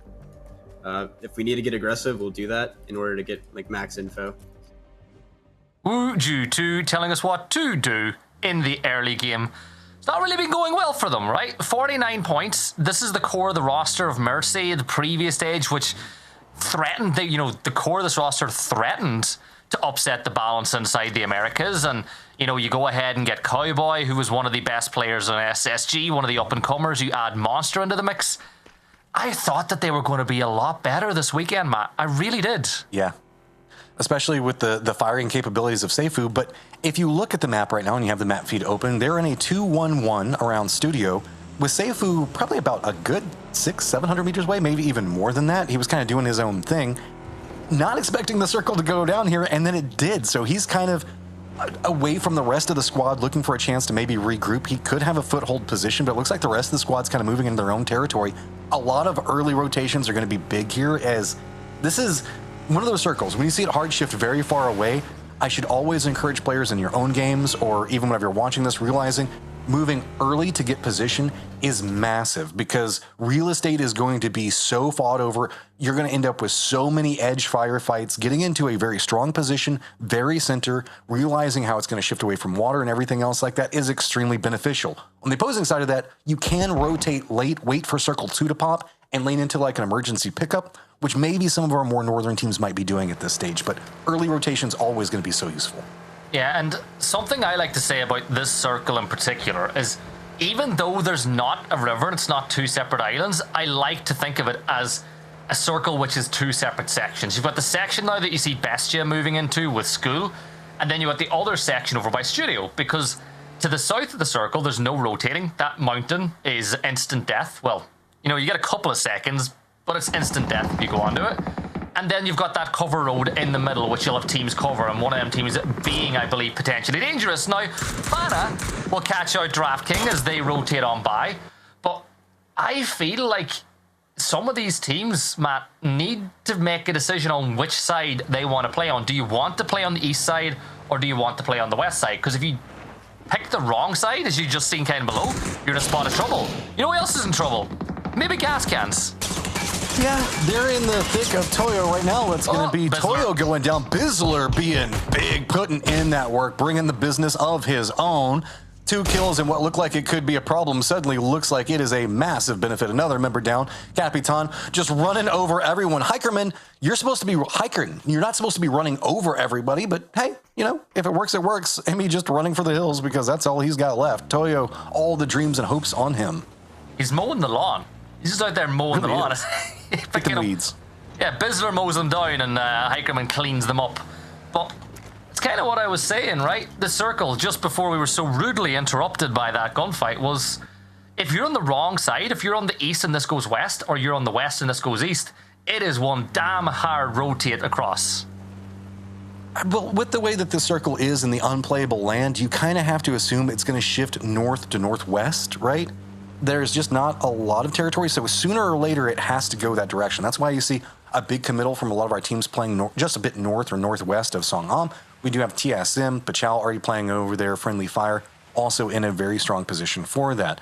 A couple of our later rotators are going to need to take that into account, and that's also one of the reasons why usually this is a lot more of an edge-focused circle moving into the second one. Hosan, Buksansa, Oyang, all open. Nobody's even going around prison. That's just kind of the fact that nobody wants to move into those cities. Urban areas can be very hard to extract from in the early stages of the game. So with as many cities falling right along the circle edge right there, it's negated a lot of the edge firefighting. Everybody's moved more center than they wanted, and that's why we saw the gas cans Toyo firefight. That's why we see Luna and Wuju 2 right up on top of each other as it's about to pop off. Yeah, and there's another fight about to pop off here as well, as Wuju 2 making the decision to have a little look at Luna, who've been on the rise. 90 points for them, just 7 points away from their South American rivals in Typhon, in an attempt to make your way into the top 4. Remember, everybody except Sonics has to earn their way to the next 2 PGS events. So the top 3, whoever's in 2nd, 3rd, and 4th, will qualify through for the next PGS. It is bold of me to assume Sonics are going to win, right, Matt? I mean, yeah, they just... Why would you do such a thing, as they are slowly losing their lead? But sure, whatever. They're fine. They're content.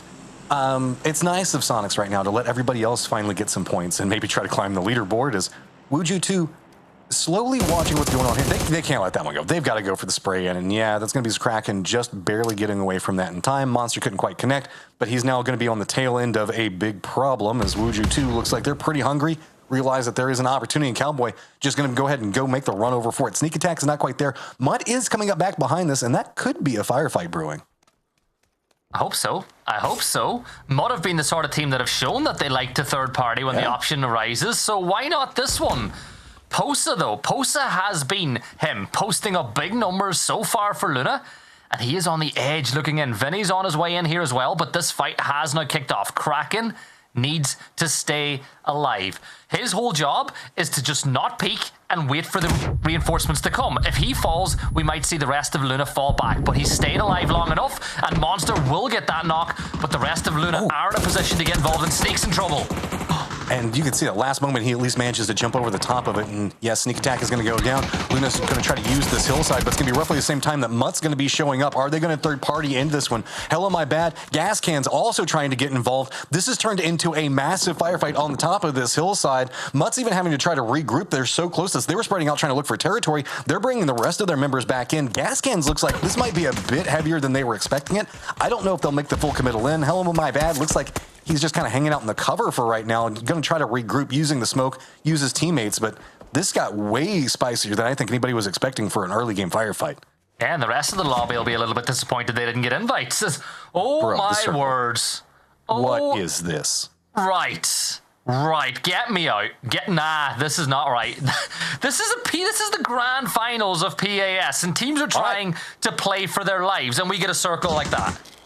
You ready for some song on? Because everybody else there is nowhere else to go, so it's time to just roll in. TSM is just going to try to collapse into the center. Luna's already making the play for it. Legacy's already got their eyes into it. Wuju 2 is trying to defend in. This firefight needs to end fast. Gas Cans, do you want the points bad enough that you're going to surrender territory in a no man's land circle where this is just going to be jam-packed? Legacy's got their backs against the wall. Beautiful play. I love the idea behind that. We might see a couple other squads try to go for something similar. We also have Typhon that's making a rotation over, as yes, Gas Can said, this isn't worth it. We need to get to the circle. That is going to be big for Wuju 2. Mutt also going to separate away. They found their own position that they're going to try to go for. Rats, Bestia pretty close to each other, as this is going to be the southern part of Songam, but I mean, it's going to be one of the harder ways to approach it just due to where Bestia is going to be at. You've just got to make some type of play around this right now to get some type of comfort, because it feels like this is going to be the only thing that's going to stay in play, as well as working in Silence's hillside that they've got control over. Everything else is kind of up for grabs. I think this finishes just south of working in Silence's position. Like, when you think about the fact that you got to take the unplayable positions out of play, I feel like this finishes just south of working in Silence, just to the west of TSM. If you want to see where those teams are, !map in chat to get that information. But I like Typhon's position here as well. They're staying out of the chaos that is Songam, and they'll let nature take its course, thin the herds and all that. Wait for the rest of the teams to deal with it. But let's turn our attention to Bestia and Rats on the south side of Songam. Bestia needs some points. This is a squad that is got some massive names on it, has a ton of capabilities, and has just been on a bit of a slide right now. I mean, they were in the thick of a big firefight up in the top of it. They really wanted to be finishing out this series strong, and instead they're starting to watch the lead slip away further and further and further away from them, and they're going to have to continue to watch it, as it is going to be Pachal that gets the knocks onto 2 of their members. This feels like this was a play trying to make some points happen, and instead they're just getting picked apart.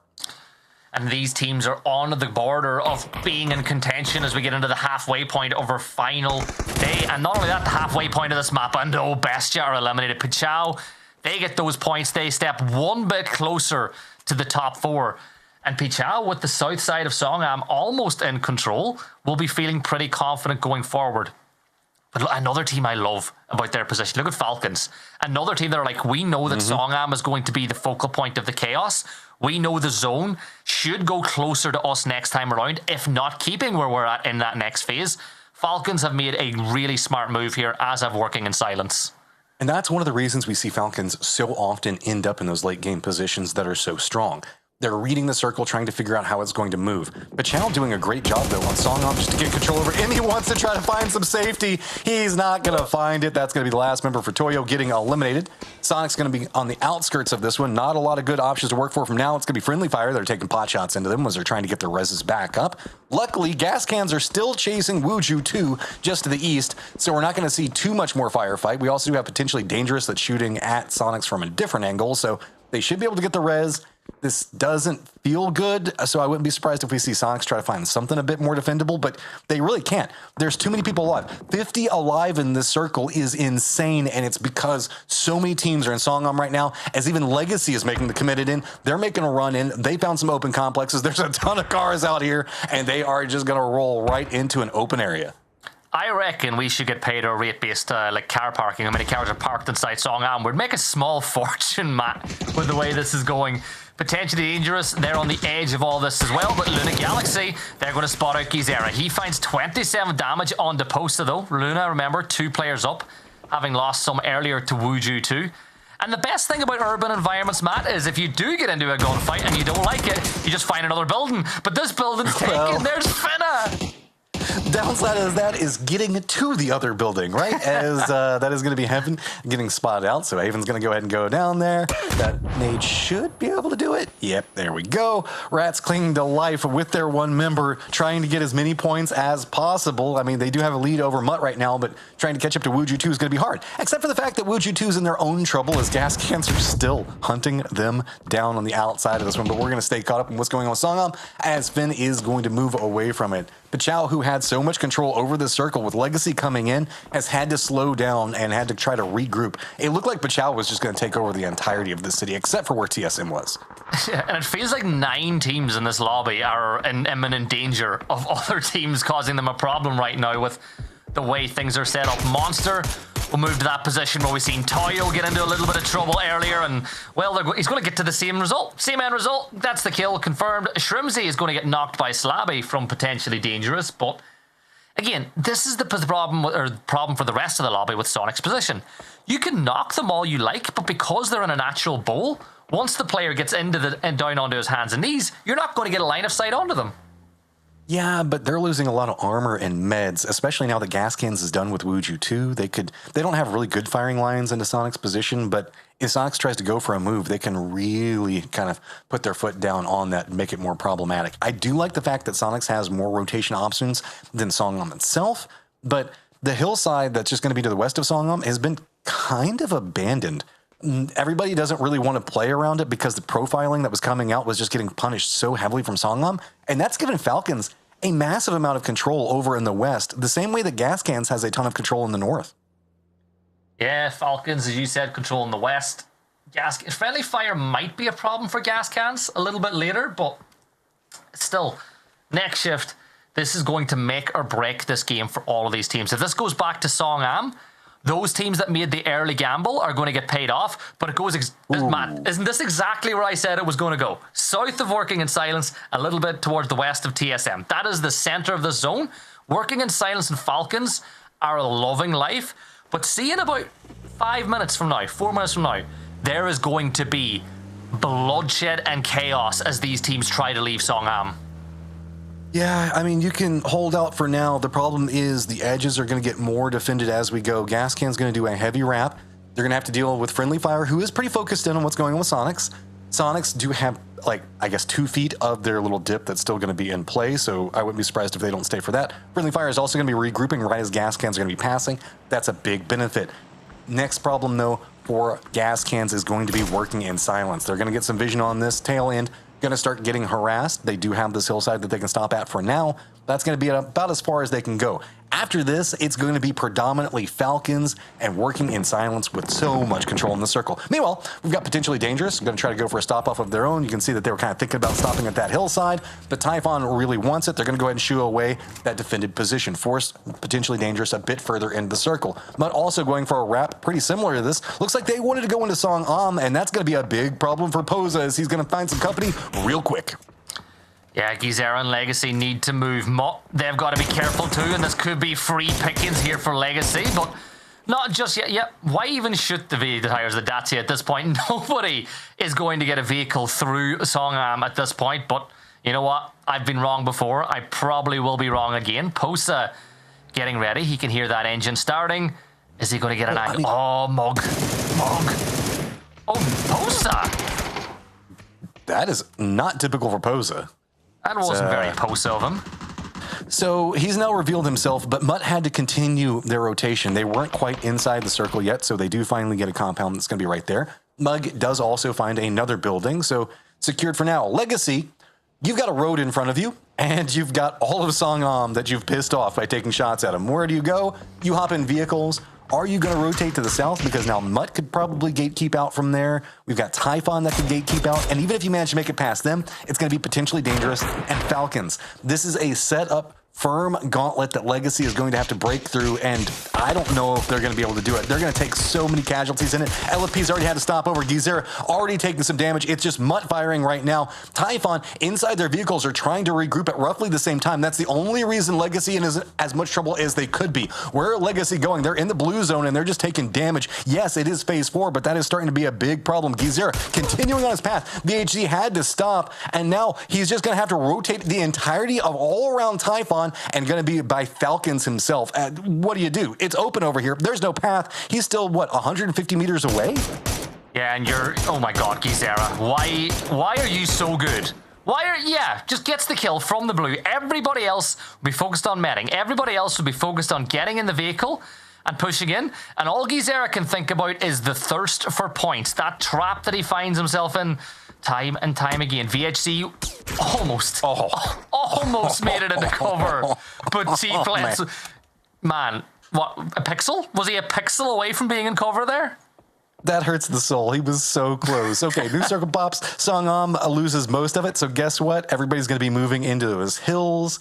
I guess the rice paddies themselves, they're on the terraced format right there in the middle of everything. It's still going to have some of it in play. Gizera tries to come up with res, but that was bait. That rock is cursed, man. Don't go to it ever. Oh, I'm telling you, he had Enrique Iglesias hero playing through the speakers. He was on his way to rescue his teammate, and Mutt just said, no, you're not getting him back up. Falcons, they need to move. Sonics, they're on their way into the circle. A code drop, by the way. Get your codes here. Shrimsy, he'll get himself Michael. Maybe he'll confirm that one out, but Sonics down to a 2. Sonics are not having a good day. They don't need to. Yeah, here comes the compression. Sonics are going to have to fight their way through it as they are going to have to deal with friendly fire on one side of them, working in silence in there. When gas cans just go ahead and hop in their vehicles, they're going to be sending it right next to H1. He's going to watch that one happen. Falcons also trying to watch it, but Shrimsy caught up. He's got to make sure that friendly fire cannot get involved in what's going to be happening ahead of all of this. He is so key in making sure that Sonics can get some action that nade does not connect. He's going to try to go for some more, just trying to push in. He's got to defend up H1. This is a solo mission, trying to say, okay, H1, I'm going to try to have your back. You have mine. He's going to get spotted, though. Page is going to take him down, and now H1 in a ton of trouble as he has working in silence on top of him and friendly fire approaching from behind. If you're careless around Page, you're going to get a paper cut, and that's exactly what happened as Sonics will get wiped out now, so they're not getting any more points, just 2. They're having the sort of day that TSM needed them to have if they wanted to try catch them at the top, but the problem is TSM are not really having a day at all. Working in silence, they're moving towards gas cans now, who desperately need points, currently sitting in 9th. They've got 6 kills so far. But Technosh, he's just got himself some goodies in the bag. I think he got a level 3 vest, which will definitely help as we move later into the game. Working in silence, about to walk up on top of gas cans. Falcons couldn't really maintain control over this area because the way that this shifted back over into the east, this is not where they had the most territory control. It's way more open over here. So you can see Roth trying to make sure he can get some type of foothold a bit further ahead. The rest of his team's going to be tailing back behind that. This could be a massive game. Sonic's out. TSM has a big opportunity. They've got a lot of these squads that are caught up in Song M, and they are the gatekeepers. The problem is that means that they're going to have a lot of people coming after him. Pachao, the biggest threat, going to have to make some type of moves here relatively soon, as it's a big dance around the positioning for Song M. But let's not forget that Finn from Rats is still alive. The new circle does pop, and neither squad are going to be in it. Teknosh does find out Roth, but can you be prepared? Look at that shift coming out. And one trying to get the high ground onto Alo. Alo has to make a break for it. Does get away, but man, that was close. Matt, did you just see that Alo is running a double MK? Let's go. He's got MK with an MK with the red dot as an AR, and he's got an MK as a DMR. That man is a menace to the rest of the lobby right now, and nobody wants to get close enough that MK full auto spray can bark. You know, that's the one thing. People say that a dog's bark is not as bad as its bite. Well, that MK is certainly both. But here is that mayhem. Pichao moving now through Songam, trying to work their way into the circle, but they've got Rats trying to keep them out. They've got Luna Galaxy just to the south. And where do you go from here? This is proper urban warfare, guerrilla warfare from these teams as they try to battle their way in.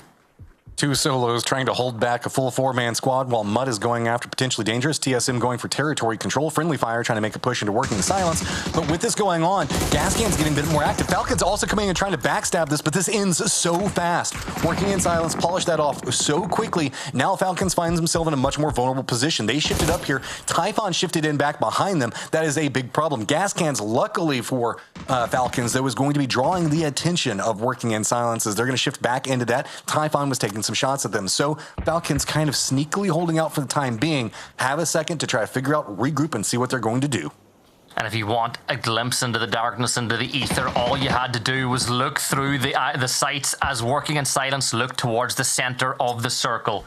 It's all open ground. It's trees as your only bit of cover. No real hard cover otherwise for these teams to work with. The north now becoming a battleground.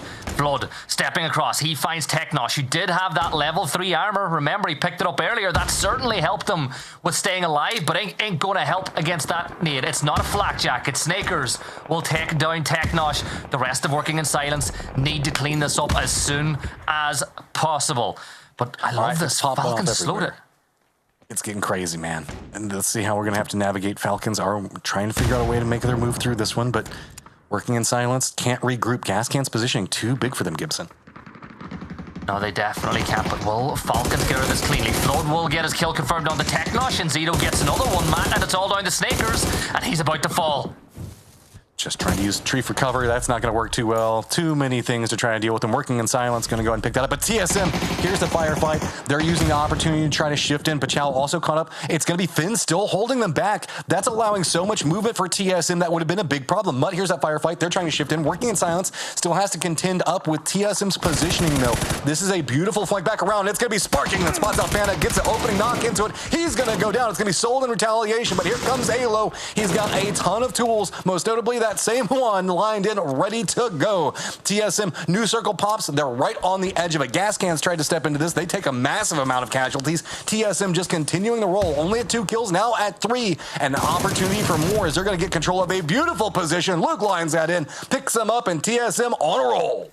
This is what we needed from TSM from game 1. It's coming in game 3, but is it too little, too late? 3 kills on the board, aggressively taking positions on the edge of the circle. Souls in, though, with the shield and a lot of smoke cover, but soon that smoke will dissipate. Do you go for the res? Well, Sparking, he goes for the nade.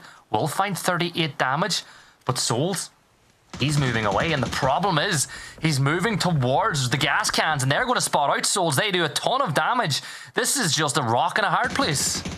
Blue zone is slowing down all the pacing that TSM was trying to set up. Pachao, Mutt now bumping into each other to the south, so this is its own contained fight for the time being.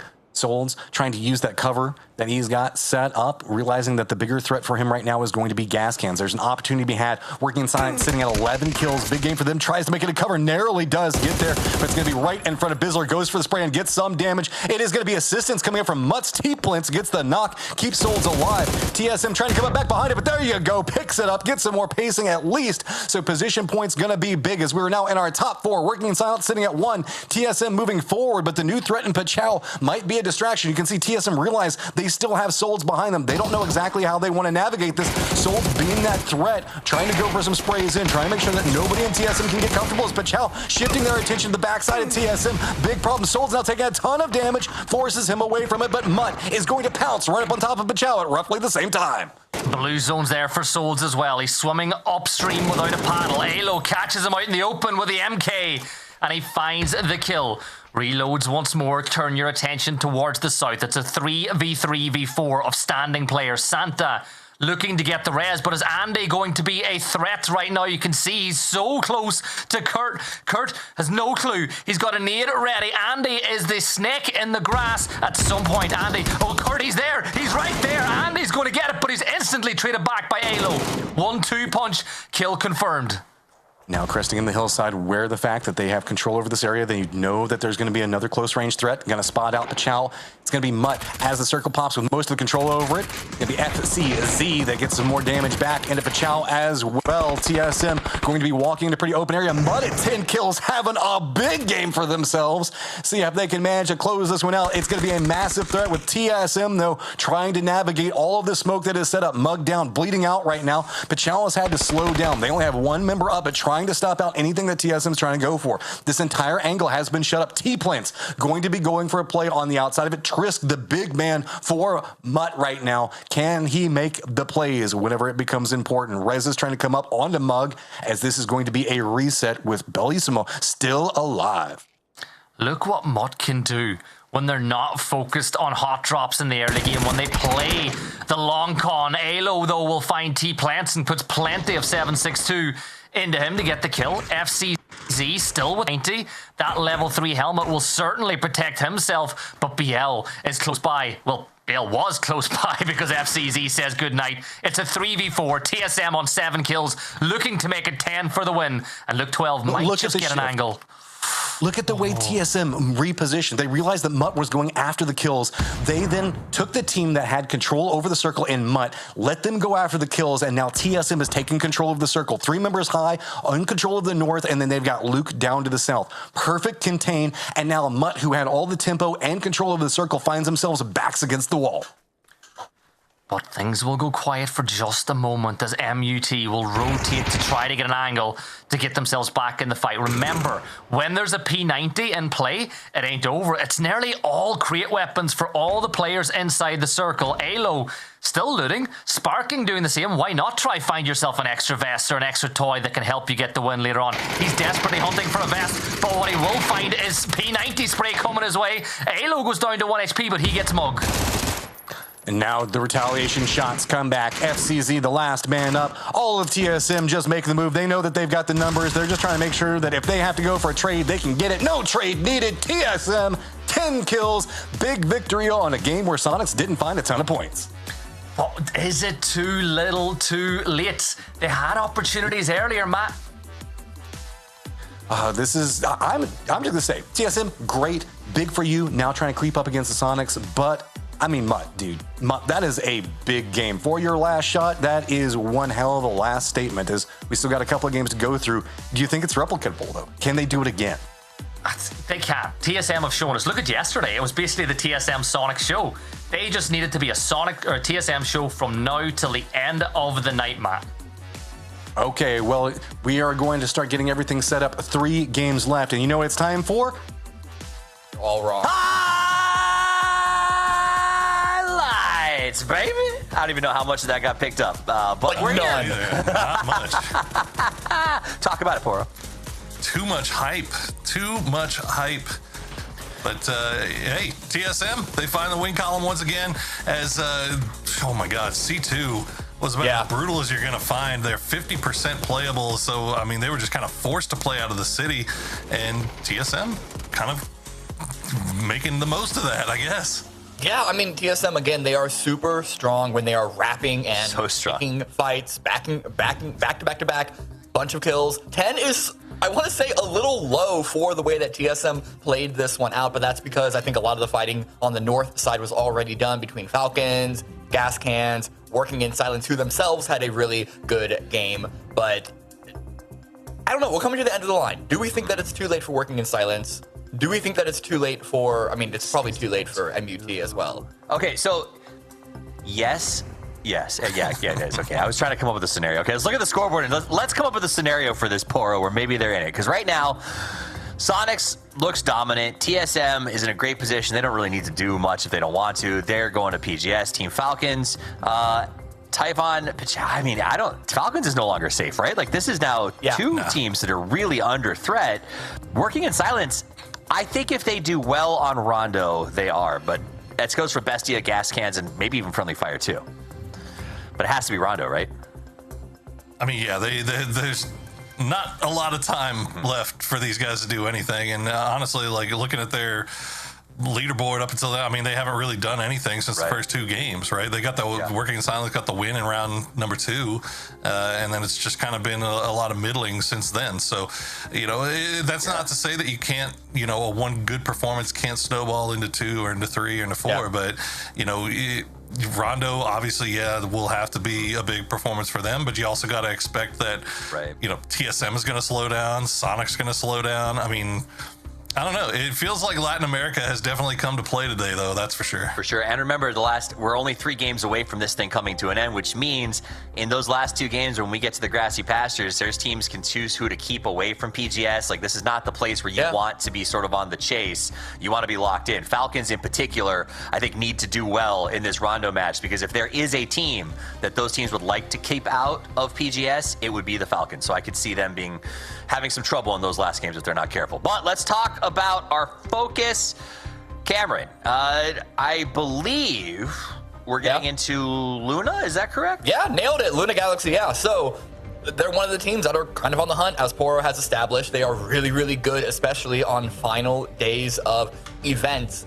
And because Luna really, really likes to play center, oftentimes the way that is reflected, this is not even a Luna-specific point, it's a meta point, is a 2-2 split in the early game. However, that can get exploited. We see that happen here. Wuju 2, they're a team that really like to troll around, look for an opening, and then capitalize on it. And because of that, Wuju 2 ends up dealing some pretty hefty damage to Luna. And that forces them to basically have to just hide the rest of the game. It was an extended fight. They got like a little bit of damage. They got like 1 kill off of it, basically, which is not nothing. But after this, we saw the circle. We saw phase 2. So much of it was water. They had no other choice but to go into Songam and just cross their fingers. And we know how hard that can be with the big open hill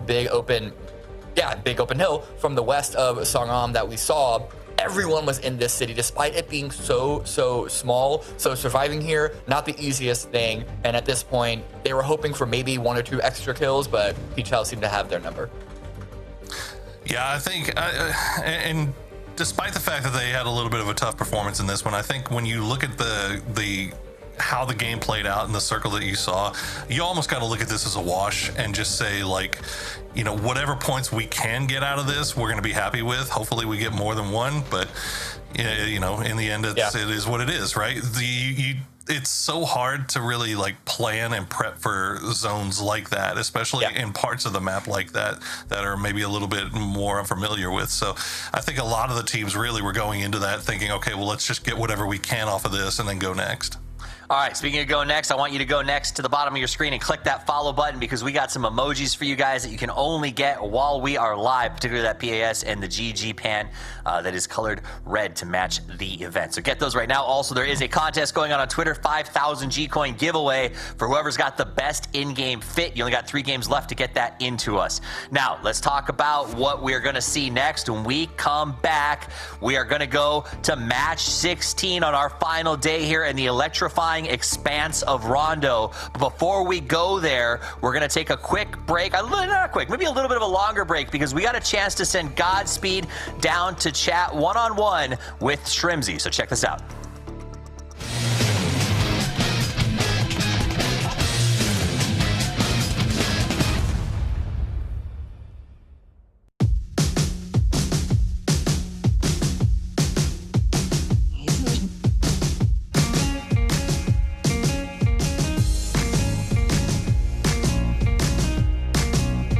Hello, once again, PUBG fans, Godspeed here, and this time I'm with the one, the only, the very handsome Mr. Shrimzy.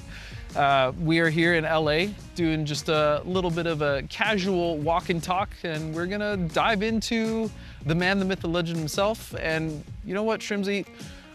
Starting with, instead of going at the beginning, let's kind of start where you're at right now, right? With the Sonics, this has obviously been your home team for the last couple of years. Not only has it been your home team, you guys have been wildly successful, winning multiple major events. You guys obviously just came off of a massive win, the Esports World Cup. Yep. So talk to me a little bit about the Sonics and the process, obviously, that you guys have gone through to make you so successful right now at this point in your career. Well, I would say that the three main reasons why we're so successful is because, well, one, I think our work ethic is really, really good.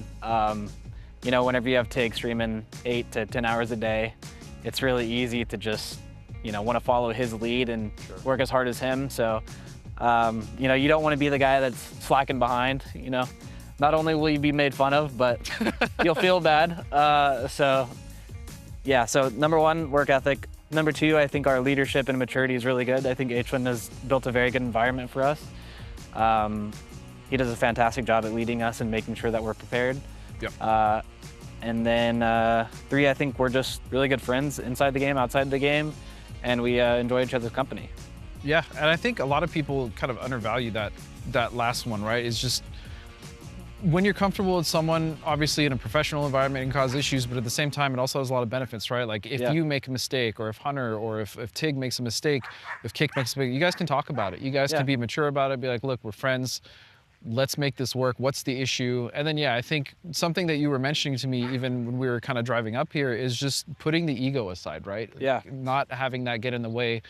And then having a teammate like Tig obviously makes you want to work harder, right? Yep. So Sonics is kind of your pinnacle right now, and you guys obviously have a lot of heights to still climb. Yep. Let's talk about how you got into PUBG in the first place. You and I actually played on a team for like a month together, which was good times. So tell me how you got into PUBG, why you got into PUBG, and kind of what the experience was like for you, obviously a young kid at the time, coming in and then getting into the MPL. Well, I think for most people, sports or esports, whatever, it really just starts as like a passion, something you enjoy. Yeah.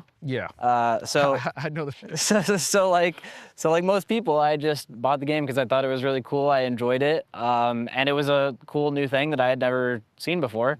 I was like, oh, Hunger Games where you get to shoot people. That sounds pretty cool. So I bought the game with some of my friends, played with IRL friends, and then, I'm just a pretty competitive person in general. So I don't like losing, and so whenever I got the feeling of the first win, I didn't want to, lose that. So I kept playing, and then I was like, I feel like I'm pretty good at this game. No ego, but I like it. It's fun.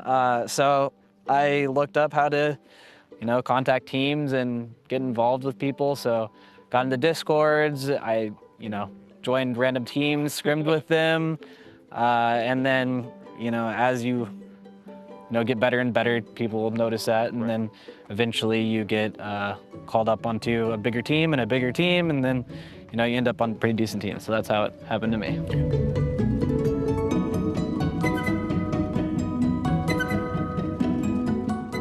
All right, so Shrimzy, as a professional adult, currently sitting in a swing. That's me. That's you. Right now. So let's talk about some stuff outside the game, man. Like, we kind of already tackled where you're currently at with Sonics and your awesome teammates.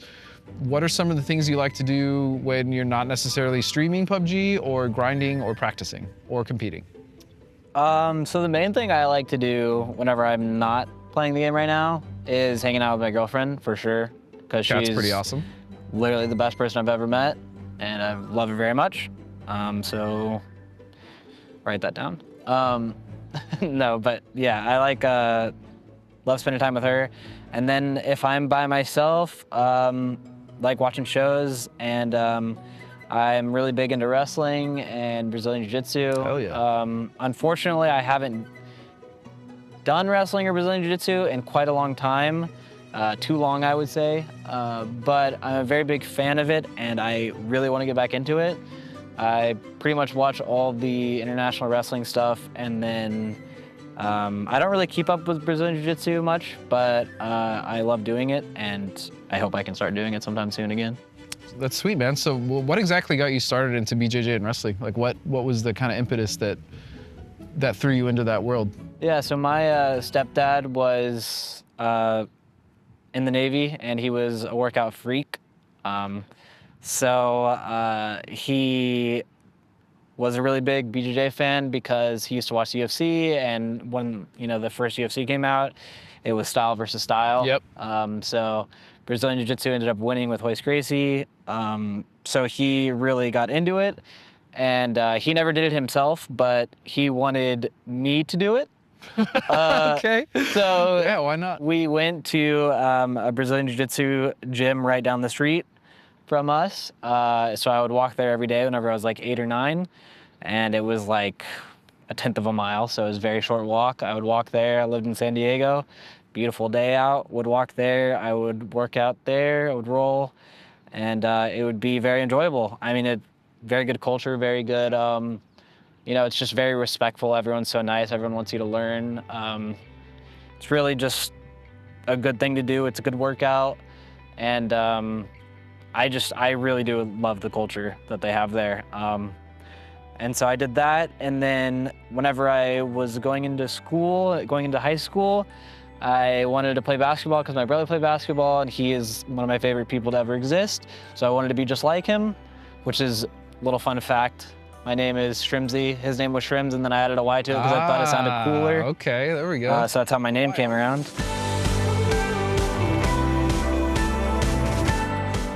Obviously, your goals for the future, I know the big one is, especially with this year, it's always to win a PGC. That's always the goal for any team competing, is winning the big show at the end of the year. And so that's in the cards for you guys, but what do you kind of see moving past that? Going into next year, still competing in PUBG, is there anything, kind of a twofold question. First of all, is there anything that you're looking forward to in PUBG? Anything you'd like to see as far as changes? And then what's kind of next for you? So yeah, the immediate goal, like you said, would be win PGC. I kind of have two things that I want to win. I want to win a Nations Cup, and then I want to win a PGC. I got second in Nations this year, so that kind of stung. We were 1 point away. Sometimes it'd be like that. It is what it is, So yeah, to complete PUBG, or so I would say, got to win PNC and PGC, and until then, I can't retire. So fair.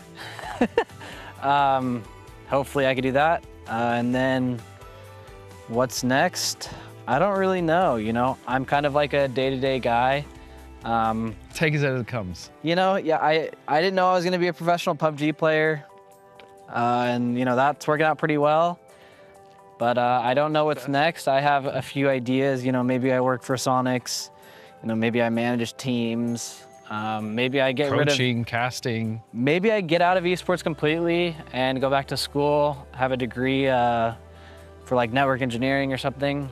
That'd be pretty sick. I don't know exactly what I want to do, but I have time, and I have the funds to do kind of what I want to do. So I'm got some talent there, I guess, too. I'm very, very lucky that I've been successful in PUBG. So thank you, PUBG. Appreciate you. Thank you to my teammates as well, because without them, I wouldn't be here. So, but yeah, I don't know. I don't have a good answer for you, but to be fair, I didn't think you would. It's a hard question to answer. It's a scary question, I'll be honest. Now that I have girlfriend, dog, and a home, I don't have like all the time in the world, and I have people to support, and I have people that have rely on me. Mm-hmm. So we'll figure it out, but I'm not too worried right now, but down the line I will be. And I will be stressed out, I'm sure, as everyone is. So, but yeah, I don't know right now. The world's my oyster, I guess, It really is, man. Well, again, thanks for coming out. And yeah, we're just going to enjoy the rest of this beautiful day and maybe grab some tacos in LA. We'll see you guys next time.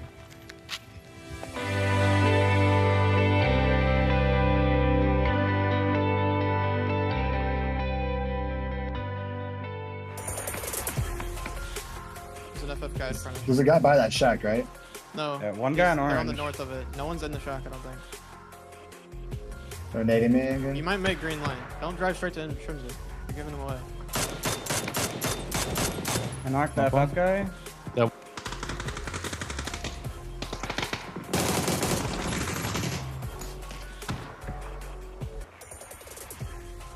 They stunned me already? He's stunning me. No. Knock one running away on blue. You're alone, Luke. He's shouting rapport back, guys. I got my bleed. We need to do this fast. Nice, one up. Also He's close the right. guy that was right. Yeah. Okay, clear together. I'm gonna Yeah. go hold our south, okay? Back with one at least. Knock one. One deep left. One more. Just Mark stay it, mark down. it. Just I stay down. can't. Around yellow. He's on blue. Blue Hedge. Yeah. We have the Push, circle, right? Yeah, push his ass. Dead. Good shit, good shit.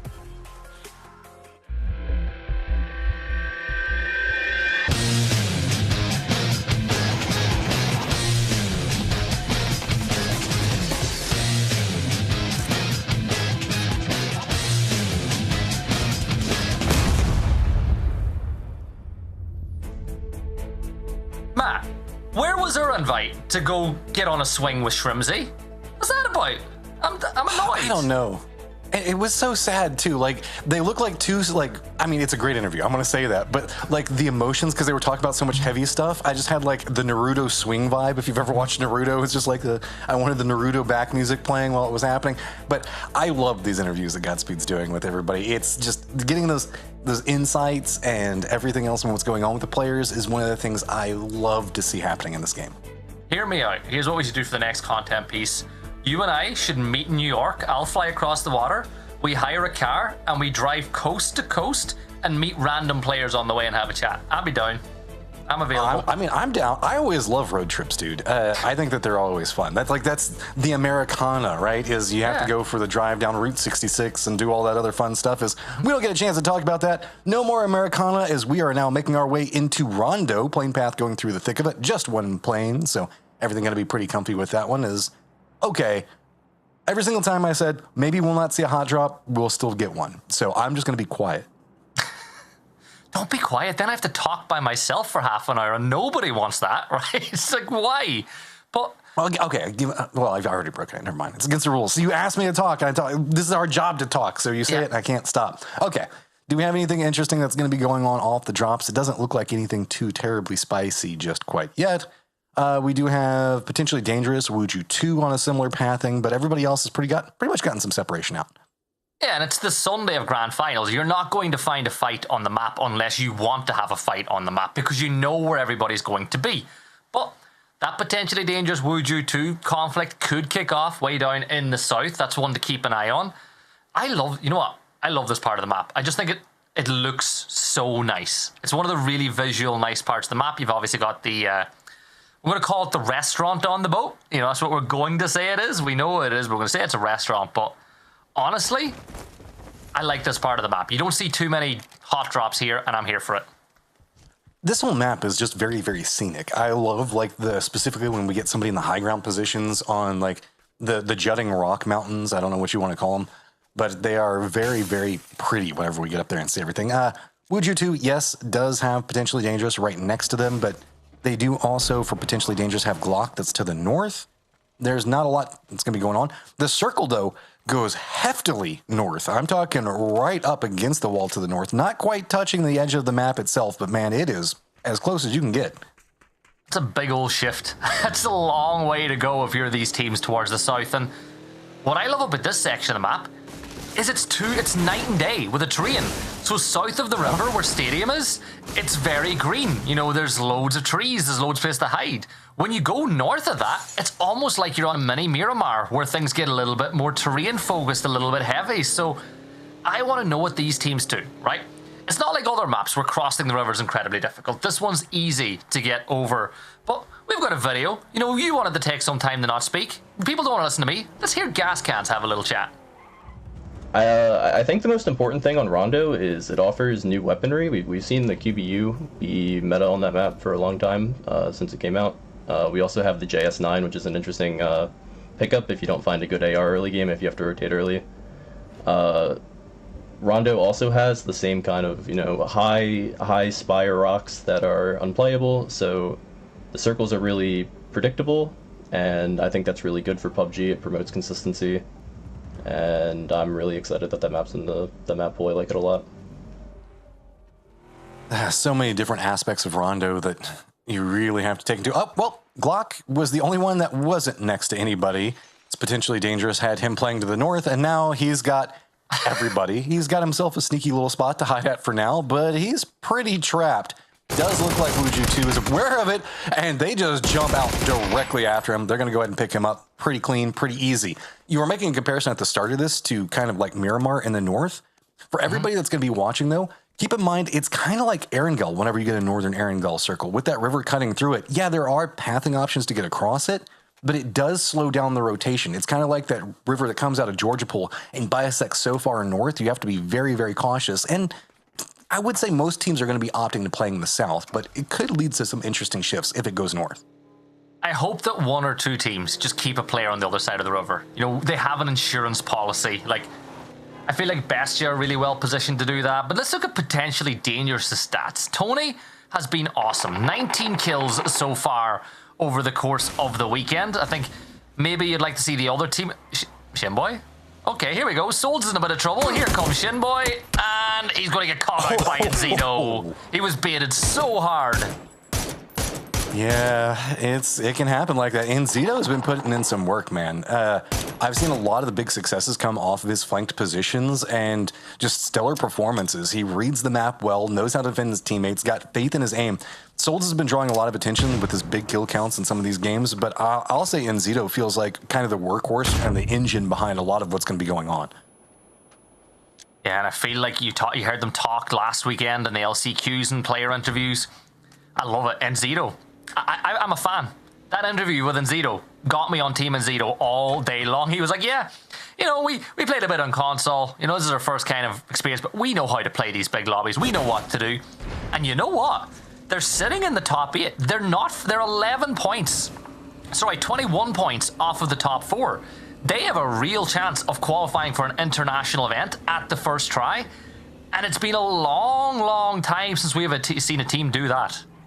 And they kicked off this event really well. They got 4th and 3 kills, and then a 1st with 6 kills right off the get-go for the grand finals. It got a lot more quiet after that. Friendly Fire, though, on the hunt for any points that they can find in and of themselves. Things are pretty quiet on this map as well, because there's not many 2 spots that we're going to see gunfights in the early stages. We've lost 3 players through 6 minutes, but everyone else is in free spot. And look at Gizera's rotate. Gizera's way off crazily towards the west, and he's coming all the way around the north. Is he going to take that insurance policy we spoke about earlier, or is he just looking for a glider? I would always hope looking for a glider, man. I'm a fan of a glider on this map so much. It just gives you so much information, specifically on this circle, too. He did it yesterday, remember? Sorry, was it on Friday night he took the glider plays, and I was talking with Porwo about it, kind of saying you want your best player down on the ground, but they proved me wrong. I think they ended up getting the chicken dinner, or at least not far away, that map. Watching Sharp Shot rotate up on the edge as well. Bestia, what do you make of them so far over the course of this weekend? Because you and I were talking, this roster is too good to be sitting in 9th place. They're either big or not at all, it feels like. They have so much capabilities, and it is one of the newest rosters put together, and it has a lot of capabilities, but as far as Bestia are reaching, I guess, the pinnacle of their play, I don't think that we've seen that. They do have to make something bigger happen right now, as they are kind of sliding on the day. It feels like they had a couple of bigger moments at the start, and yes, going back in around 12, they did have a 3rd place, but not a ton of kills off of it. Outside of that, the last couple of rounds have been a 14th, a 13th, and a 16th, which has been pretty harsh to work around. I would love to see them have a bigger step up in these last couple of games, especially as we're heading into Erangel. That is going to be where they should have the biggest success. And Wuju 2's got goals, man. I love it. Yeah, it's not even that, though. Like, you look at the team. We all know what Mime can do. I believe you could easily argue that Sharp Shot is in the discussion of top 3 DMR players in the Americas. He is insane on it. DraftKing Poro reckons is like a top 3 player in South America. they've just not got it going at all. Legacy, another team you could put into that discussion when you think about the fact that Gizera is probably the second best player, you know, in my opinion, in South America, right behind Sparking. But again, a team with international experience, currently in 7th place. Even the whole way up to this point, this PAS has been disastrous for them. In just general, like Gizera, we know is such a strong player, but we haven't seen him have that, I guess, the dominance that we used to see from him. And I don't know if it's just, there could be any number of factors, but we know that he has the skills to do it. We just haven't seen it get unlocked quite yet. I wouldn't be surprised if maybe it's positioning, playing for safety.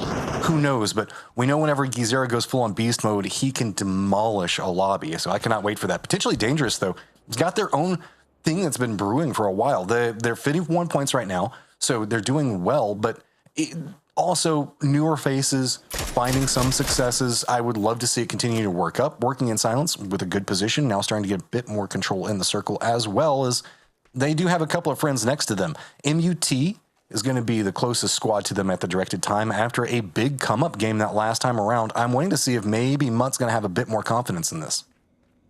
Well, at the end of the day, when you look at their position in the table, they can play whatever way they want at this point, because realistically, like, they're not going to get enough points to get into the top 4, so the shackles are off. They can just have some fun with it, and they certainly did in the last map. Working in silence, they're a little bit closer to that cutoff. They'll still believe the opportunity is there for them as they cooled off those rotates up on the north side of the circle. But Pichao making their way in as well from the west. Phase 1 about to close. We get a new door opening for Phase 2. And it goes north. That is not what I was expecting. And nobody had the insurance policy. Yeah, you could tell the entirety of this lobby was not expecting that shift. Stadium's still going to be in play, and for whatever reason, it feels like Circle's just pulled over there, but everybody now going to start making the committals in. It's going to be a rush for these bridges, as this is very reminiscent of Erangel, like we were talking about. Those couple of contained bridges are going to be the pathing people are going to be going for. Notice Pichao going to go all the way over to Nanchuan, so they're going to have a couple of opportunities that other people are not. Bestia leading the pack is going to have first priority on whatever they want. TSM going a bit more of the aquatic route, but hey, you know, it works. They're going to also be tailing in right back behind Bestia, so opting to see where Bestia is going to say, okay, this is the best spot in the map for us. They get first dibs. They're going to have the opportunities. Uh-oh, Paige, you're going to have some trouble. You've got a whole team in front of you, a whole team back behind you. Friendly Fire in some trouble, receiving some fire of their own, but Hillside should provide some cover in just 1 second. No, T-Plants, he's just after this, man. He's not going to let it go. Oh, he's going to hit the hard break, though, and he's going to see his teammate Trisk try to get the knock, but for Friendly Fire, they've managed to get across that bridge, and it's against the odds. Now, you do just have Paige and Penta left alive, which is a fighting battle, but they've got it across the water. Mutt need to make their way over. You can see Wuju too. They're going to take to the skies as they try to cross their way into the zone. This is bedlam. This is chaos, and I am here for it. And TSM, they're pushing up onto Luna. Oh, this is a great position for TSM for a control team, specifically with high ground. If they can get Luna out of this, they're going to just absolutely assert authority on every team that wants to rotate. Luna's just going to try to get away. But now Luna, as they run down the hillside, they're going to be moving back into working in silence position. TSM has control over one of the bridge locations, and this is going to be a big problem for later rotates. I do also want to point out, Wuju 2 just took an emergency pickup. They're going to be landing very close to TSM.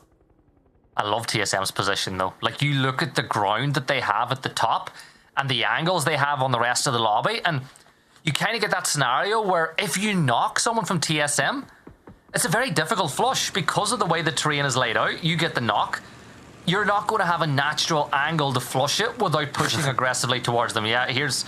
It's time to duel. Come on, come on. Do it, Vixen. Come on. Oh. Vixen, come on, hit him. No! Dogfight, man. I want it so bad. This is what I've been waiting for. No! We need to play... I guarantee if you play Flight of the Valkyrie, they'll fight.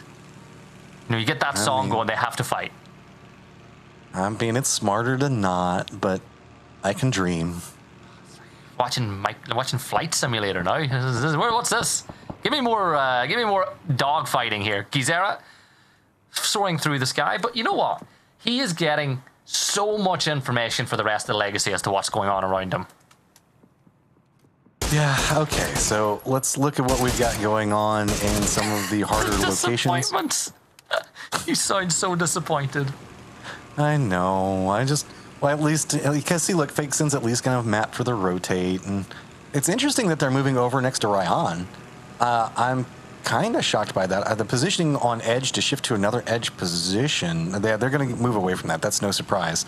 We also do have Toyo that needs to kind of regroup a bit more. That's getting held up by gas cans. New Circle does pop, and man, it stays right on that river. So teams that are going to be localized around it, TSM's positioning very, very strong. Sonic's also pretty strong. If they don't have to deal too much with TSM, they can stay there for a hot minute, depending on how Circle pops. It's not even the river. We're in the Lake District. You've got 4 lakes in here as well that you can see, plus a lot of terrain. This is very Miramar-esque, obviously without the water. I'm just talking about the terrain with the fact that you have loads of dips and crevices to play in. Speaking about crevices and dips, well, hello, my bads. One's going to be 6 foot under as Tiggleton will put him down, getting him closer to Tig geographically, I guess, when you get that kill. But Sonics on the south side, they've got that river to cross. Did you hear all of those tires going out? Sonics does not need that right now. They're probably going to have to make a rotation here in a bit that is not going to be near fun. Every single vehicle that they lose tires to is going to make it more complicated. So gas cans, just making that jerk drive by, taking out some tires, making their rotation, going to get a bit ahead of them. Wuju 2 also is playing pretty close to that bridge, so they have to be careful. Bizzler should be able to scout this. This is scary. TSM kind of caught up in looking at Luna right now, not going to spot out too much of what's going to be happening over here. Wuju 2 also, they don't have the best vision on Bizzler's approach, so this is going to be intriguing. Oh, Bizzlers, I love him. I actually love him. He's sneaking up onto them, and he might... Was there 2 Panzers in Wuju 2's hands as well, which could be fun, but I want you to do one thing for me, Matt. Don't give it away. What? Can you check on Cammy? I think he's going to be a little bit hot and bothered after all those tires being popped. His heart rate's going to be definitely going sky high.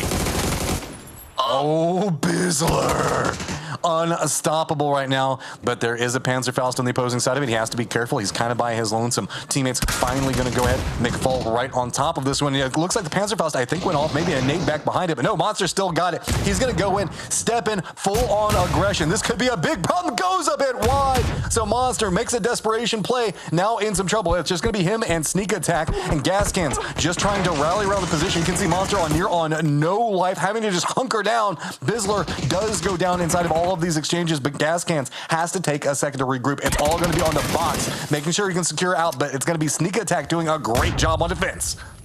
Oh, this is a big fight. Gas Cans need to win it, but they're not looking like they will. Hikerman is alive. He gets caught with a smoke in his hand, and Wuju 2 will wipe out the Gas Cans. 78 points as they're now 23 away from the cutoff with 2 maps to go, and that gap could still get wider. Speaking about teams that are definitely trying to increase the gap, Falcons are one of them. Currently on the edge of the circle with Pete Chow around them. Bestia not too far away as well, so they're in a very heavily fought out area of the circle, and Phase 3 is about to become Phase 4. Okay, so we've got Falcons that are playing in the north, yes, but we should remember TSM's position. There is a ton of lakes around everywhere, and that means that the way that the circle is going to have to try to behave over here. We have TSM with a high ground control point, and so it was Falcons playing against the numbers. The issue is everybody's having to play away from TSM. So we've got Luna, we've got Bestia, we've got Pachow, we have Friendly Fire Remnants, Legacy all over here while Falcons are trying to find some type of push in. And if anybody opts into wrapping in the north, it could be Mutt, it could be Typhon right on top of Falcons, and that is a big problem for them. They know that they need to get some type of control area to play from that's defendable as fast as possible.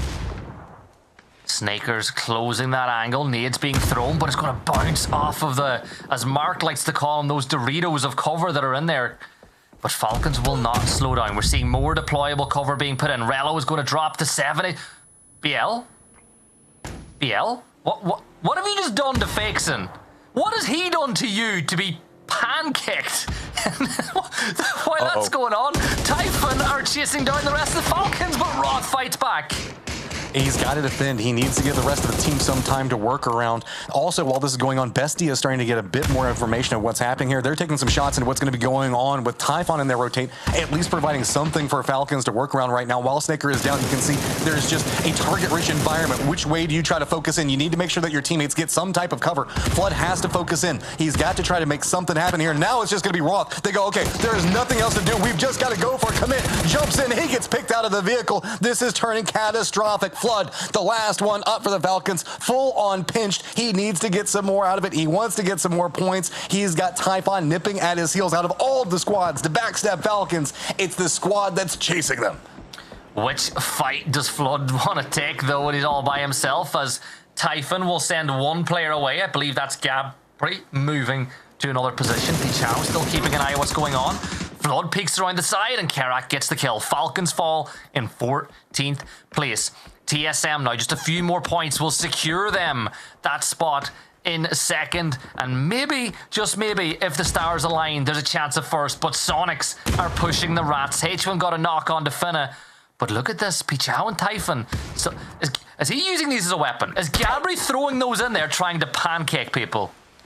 We'll have to see how that one goes. That's a strategy, to say the least. But if it works, we'll have to monitor that one.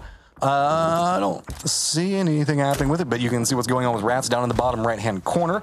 Looks like Sonics does have this mostly under control. Bestia also has a lot of vision in the area that we're going to be watching right now, as Typhon is just trying to get some more space, get their res back into a better position. But notice Bestia is split. They have two members that are right up next to Pichao, doing a bit of harassment onto Typhon and forcing these odd angles for them to play from. And yeah, you can see Pichao just hunker down, defend it up, and they have threats on two different sides as both of them are Typhon. Yeah, get your code, by the way. Code drop, bottom right corner. If you can get it in quick enough, you'll get some G-Coin as a gift.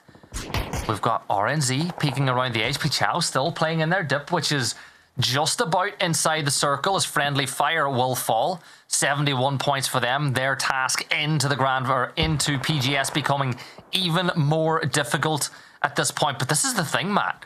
You really can't rule a lot of these teams out just yet as well, because even Bestia in 10th on 77 are in reaching distance of that top four.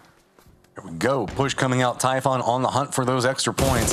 Pichao trying to fend up ton of cover to work around good angles of defense. Karak, the last one up. Not a lot more options that he can really go for. He just has to try to make something happen here. He's going to go down. Bestia, Luna Galaxy, a lot of control on this new circle as it popped. Hillside, big factor for it. We've got Toyo trying to make their pathing into this while Sonics are coming up back behind him. TSM going to have to make a move. They're kind of funneling Legacy into Bestia, which has stopped a lot of the control that Bestia hasn't been and the influence that they've been doing onto the circle itself. Yeah, but Sonics have a fight and a half, and Toyo ahead of them. Capitan, Benya, Pipa, and Emmy. The gatekeepers, the bouncers, trying to hold them back, checking their cards. Tiggleton will fall as Capitan gets one, but that's just after Kickstart traded it with the nade going the other direction. Two members of Sonics down. 4 kills for them. Remember, TSM, you cannot rule them out of the victory just yet, but they do need Sonics to fall at this point in time. Haven confirms out the kill as Luna Galaxy are able to steal one away. And TSM are not a million miles away from this fight either, but Sonics, number-wise, they don't want to push. That's the whole reason why Sonics can't move forward. TSM actually has some sightlines onto Toyo and Sonics, and they're kind of committed into making sure to keep an eye on this firefight, realizing the opportunity for the leaderboard. Now H1 just having to be a bit more bold, seeing if he can spot anybody above the smoke, does get a headshot, but not much more than that. And that's why you can see the hesitation. Instead, having to play this low side of the hill every single time. TSM being a bit more distraction in their regroup is going to be allowing Sonics to go more aggressive on this one. But is it going to happen fast enough? TSM is very aggressively playing onto this eastern front, realizing opportunity. Toyo also going to spot out a bit more of what's going to be happening over here. H1 just running down the hillside. Last one up. Blue zone right back behind him. He's going to go down. Alo picks up one of the kills, and Toyo in a ton of trouble. Blue zone right on top of him. Emmy just having to creep in front of him. That blue zone touches him. It would be a catastrophe. Now, TSM realizing the opportunity, going to rush down back behind that. Meanwhile, working in silence and Pichao neck and neck with each other. You kill the wrong player, though, and you end up giving points away to Sonics, and that's what happens as H1 will get one confirmed. Luke 12 will get another one on to Monster, as TSM are fighting on multiple fronts. Now, Sparking did fall, getting confirmed out by Emmy. However, this is still a big opportunity for TSM. 25 points behind Sonics. 3 players up, 5 teams left alive. They're closing the gap, but you look at their opportunity to get points. The ones in the north aren't theirs. Working in silence, Pichao, Bestia, and Legacy should all battle with each other before TSM realistically become a factor. I think TSM's best bet is to just stay quiet for a little bit here, Matt. But I'll tell you who's not staying quiet is Andy. Peeks up and gets Enzo. Okay, Pachau working in silence. They know they need to finish this fight quite quickly. There's also one brewing potentially between Legacy and Bestia. Working in silence, though, they've got Fana so close. Santastico trying to do the fence. Peek up on the hillside. Are we going to find the spray connecting? And no, it's going to be Fana that fakes in at range. So now Pachau, not a lot more options. Working in silence even has the interior of this firefight away from the blue zone. Pachau's got their backs up against the blue. Not a lot of options. So Fana just doing his best to control up, and Zito now firmly getting rezzed. That's going to buy all 4 of their members back into this firefight with a very, very weakened Pachau just leaning into the cover. But you have to give it to Pachau. They held this position in what it felt like a full-on red zone, multiple teams just throwing everything they've got. They had a car rush come after them, and they're still alive and trying to be kicking at this stage. Very mean phase 6 circle coming this way as well, which will force these teams even closer together. You don't want to hold this one on too long. Fana steps up to try close the gap, and damage dealt from Souls onto Andy. Teammate is now down. What is Andy going to do at this point? He's just about got enough time to get the first aid off behind the shield. But we're seeing a lot of patience here from Fana. Eventually he steps up, gets the knock and the flush. And there's just one member from Pachau left. Fakes in, peeks up over the ridgeline, does a lot of damage onto Enzito, but not enough to take down Working in Silence. Fana will go for the instant res onto Enzito, but Working in Silence have a ways to go. Bestia will deal with Legacy. It's a 4v4v4v3. Working in Silence might not get that res on the Technosh, but what a chance for TSM. That door to close the gap on the Sonics is being blown open. All right, Working in Silence trying to creep forward, but Luna, Galaxy, TSM going to have some vision. Bestia also wanting to get something. TSM, again, high ground control. They see all of the circle. They are right up against the zone wall, and we're only in phase number 6. So that could be a problem if they have to shift away. They know it. They need to get as much damage out as they can. Bestia also trying to crest down. They've got themselves that hillside that they can work around for now. Luna, firm cover. So TSM and Working in Silence could be the odd teams out if they are not too careful. It's going to be TSM realizing that with these 7 kills, they want more. They are bloodthirsty. They want every point that they can pick up. They know that this is an opportunity. Erangel is going to be next on the table, so they need to make sure that they're exploiting everything that they can before we go into the most known map in PUBG. Hear me out. TSM, you let Bestia crash onto Luna, and then you pick up the pieces. Enzito will go down to the blue. I don't think TSM are going to get any more points out of Working in Silence, as Fana is going to deny. Again, no, nothing wrong with that. There's nothing that Fana can do here. He falls. It's another point to these 3 teams, Bestia and Luna. Let's not forget about them. These are teams that are trying to get themselves into the top 4 up against TSM, who want to take gold. They want to take top spot. That zone shift. What do you do if you're TSM now? Because Bestia are almost forced now to fight with Luna. That was the benefit of position. They've got a bit of a shift. They've got another rock cropping. You can see that Luke 12 has moved too, so they are still going to maintain high ground. Bestia, though, oh, this is going to be hard for them to deal with. They're going to have to push down into Luna with TSM supervising, so they do have an opportunity. It's not too far away, but you can see starting to prep up, deny out smoke on one angle so they can try to scout this out. They want to weaken something here, but with the TSM reposition, there's not too much more that they can get. TSM, not even content with the high ground, they're going to shift all the way over there right next to the lake with a couple of their members so that way they can keep an eye on Bestia as they make the charge down. This is a I'm going for points move if I've ever seen it. It's the right move. You're trying to win the whole event. Don't go and sacrifice yourself to Luna Galaxy, because everybody knows the team that third parties the first fight to kick off should be the one that wins. Nobody wants to be the first team in the fight. Luke 12, he's going to stay on the high ground to keep an eye on what's going on as the Overwatch. But what TSM want is Bestia to fight with Luna. You can see that Kraken and Haven are preparing themselves for this push. Silzen's got the Panzer at the ready. Start the music, because it is about to kick off. All right, pedal to the metal, making the rotation down. How are we going to do this? DraftKings going for the gamble on one side, does manage to make it to the wall, narrowly avoids a headshot. Where's the follow-up? Nade's going to land right on top of him. Here we go, rolling down the hillside, going to jump out, and it is just firmly defended. Luke's going to go ahead and pick off one of them. Silzen is going to try to make a connection onto Luna, but you can see it is just Sharp Shot, the last one up. He's after points of his own, and TSM looks like they're making the aggressive shift in. And yeah, Luke even parachuting in, lands right on top of this. They realize this is their opportunity. They've got one member down. Can they exploit the vulnerability that was created by Bestia? Locked, loaded, ready to bring this into map 5 and 6. TSM looking to win PAS. Look on one side. Vinny's going for the res onto Posa as Kraken will climb his way up. And look, because he's left the high ground, he cannot cover the player up on top of the roof. But TSM, just sit here. Let Luna come to you. But the big one for me is Kraken with that P90.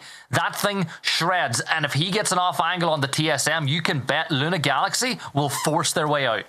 And he's got this rooftop, man. It's got some vision on it. He doesn't have the best vision onto Luke's positioning. So with TSM, the way that they're defended up over there into the east, they have to be careful. They're pretty close to the zone wall. They do have some angles to try to defend, try to get some harassment in, but does mean that they might have to move pretty quickly. Do you know, Kurt is right on top of Luna Galaxy, though. He is waiting. He's got himself the big boy gun that can absolutely annihilate a squad, waiting for Luna Galaxy to make a step in the wrong direction. Kurt's got the, I like Kurt's choice of weaponry here as well with the M249 at the ready. You know for a fact if Kurt had nades, he'd be using them right now to clean out the building. But Kraken, he's got nothing. No smokes, no mollies, no nades. He's going to have to do this with the barrel of his gun. No level 3 helmet either. But look, you got to be so careful, man. If you overpeak this, Kraken will certainly crack whatever helmet you have. Look, you can see that angle. Luke is playing the smart, though. I like that he's not peeking for too long. He's just trying to get information. And oh, Kurt is going to go down. Probably heard the footsteps. Retaliation throw. How well is that cooked? Pretty well. Doesn't get the damage that he wanted, though. Kurt is by his lonesome, so that's a numbers surrender. I don't think that we're going to be able to get the res back on it. So Luna's got the advantage specifically in manpower, but not in cover. But oh, look at this. Kraken's using the opportunity. He's moving down. Luke's read it, realizing the push is going to be coming out. He needs to try to defend this. He needs to get the knock on one. Does manage to get it. This is turning into a big problem. Now it is just Alo. He's got to find some way to get the defensive back onto this one. But no, Pose is going to read it. Get the knock. 8 kills for Luna Galaxy. TSM picks up some points, but was it enough? That is the question. Remember, there's 4 points in placements alone between first and second, not to mention the extra kill points they could have gotten as well. So if this ends up being a 4 or 5 point win for the Sonics at the end of the night, this is one of those missed opportunities for TSM. But let's give credit to Luna Galaxy. They could have lost that so easily. I said the team that does the third party at the end usually wins, but they got the kills on the Bestia with help from TSM and calmed. It's almost as if they just went, stop, wait, somebody's going to overpeak. I love the fact that we saw Kurt go for the aggressive play. He's got himself the M249. If he had the opportunity, he could have absolutely ripped them apart. But Luna, realizing the threat low, does a great job reading it, takes him out, and that's where it all started to come apart for TSM and their defensive wall that they had set up a lot as we're going to be moving into Erangel. So we're going to go ahead and throw it over to Toffees and the rest of the game to give us a breakdown moving into Erangel. Thank you very much, gentlemen. In a sick, sad stroke of irony, it's utility, a grenade, that cost TSM the end of this game. Boro? Indeed it was. But yeah, I mean, it's a beautiful grenade onto Kurt that was holding that wall. But yeah, Matt was absolutely correct. Once Kurt went down, it was just the whole house of cards kind of fell. But we got to see a lot of fighting here on Rondo. And the new maps have been delivering in a big way this whole grand finals, Cam. Yeah, we don't see the north that often on this map, at least we haven't so far, but now that we're here, we see how many interesting terrain segments there are. It's almost more like Miramar with a bunch of dips and little hilltops, and we saw some really good edge play possibilities for a couple of different teams. It is, of course, Luna, who was not on the edge, holding center, getting the win, but the edge masters themselves, TSM, with a really good shot and a close second place finish. You know, I thought my favorite quote was in Twitch chat when Dash goes, "There's a north to Rondo," and even the north was, but you're right, and the north was fun. I am really kind of digging this map. Like I'm having a ton of fun with it. I hope the players are enjoying it. It's been kind of a nice change of pace, to be honest. All right, let's talk leaderboards. This is what it all comes down to. So Poro, 2 games left. The race is on. We're gonna pull up these overall results for you, and I want you to just take as much time as you need to walk me through race, PGC, PGS. What races are we keeping an eye on, and what's going on? All right, well, that's a tall order to be sure. I know. But look, at the end of the day, Sonics probably okay. I don't see any way that Sonics don't really make it, honestly, through either PGC or PGS points.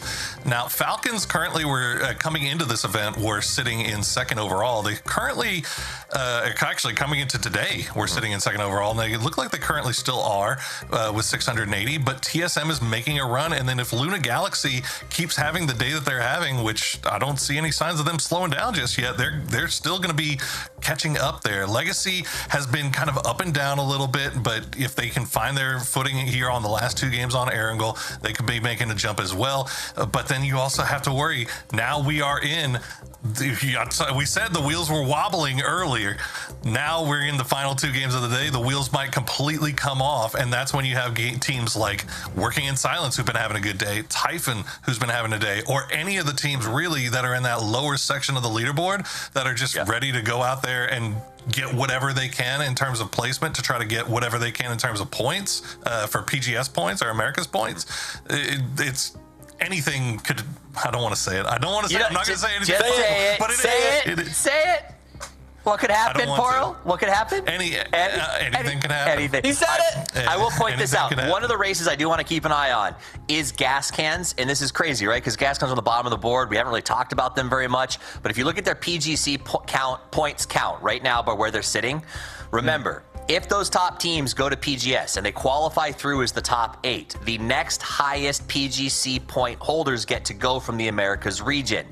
Gas cans, as bad as they're doing right now, have 280 points, which could put them above Pachau or others potentially in that race, should, say, TSM and Falcons make it through at PGS, if they can get up 2 or 3 spots on this leaderboard. So if they can have a good game or 2 here, even though they may finish outside the top 5 or 6, they would still be on the docket to potentially go to PGC. So that's why there's a lot of facets to the races in the next 2 games. And we'll keep focusing on that for you guys as we go forward in the last one. But right now, we're going to pivot that focus to a team that I just mentioned who's in a really cool spot right now, Pachau. Cameron, talk to me about it.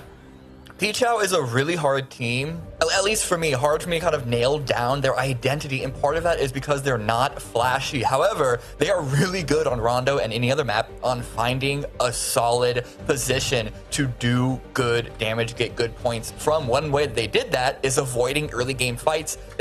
Despite dropping Edge, they waited so long to move into the zone. They then used the glider to get more information and planted themselves in a decent position. From here on out, the job is to fight. Ignore the team knock. They reset, but a good hold against a chaotic fight against Falcons and Typhon. Got a couple of kills out of this. We're in position potentially after this fight to continue further, get even more points in the round. But regardless, I think this is a really good game for them, even though they didn't make it to the podium finish on this game. They got some solid points. Both kill points and placements were okay. And they're grinding. They're grinders. They're not the flashiest team. We don't usually see them get to the end game often outside of that one Miramar that they won earlier today. Otherwise, they just are sort of in the middle. But when you're consistently in the middle with points, you're going to be up there on the leaderboard. And now going into Erangel, they're going to have a really good chance to actually qualify and be the 3rd team from Latin America to qualify to a global event this year. That's got to be pretty exciting for them, I mean, I don't know that I expected them to be in this position coming in at the start of the weekend. Did you? I mean, I think that Pachau was one of the teams that we were looking at to possibly have a big come out. But now, expecting it and seeing it actually get delivered is 2 completely different things. But we saw them have signs during the Esports World Cup qualifier that they were legit. They're the truth. So, I guess it's not too terribly surprising to see it. But having them come in and perform on this big way on the final day when everything's at stake is absolutely huge. Nice. All right, you know what else is huge? Emotes. People love them. So click that follow button. Get yourself them emotes. Also, go to Twitter. You got 2 more games to submit your best fit for a chance for 5,000 G-Coin. I guess I could say go to X, but I just can't bring myself to do it. Go to Twitter. Send us your pictures of your best fit. Win some coins. And make sure you stick around. We have a short break. And when we come back, it is the last 2 games. Match 17 of PUBG Americas Series 4 to determine who goes to the 2 PGSs, who has a bid for PGC, who makes a ton of money, and also who has to sit and wait for next season will be determined right after this. Don't go anywhere.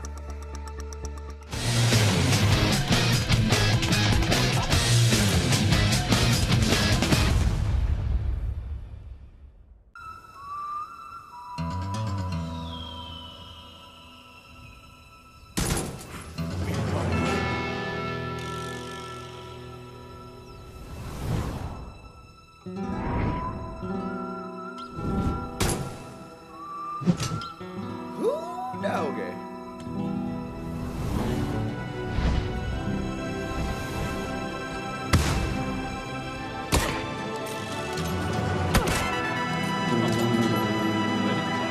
Yeah, you did.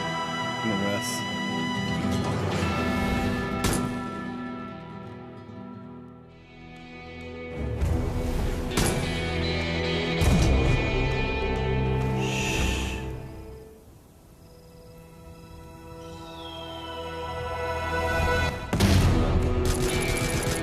I'd change it a little bit.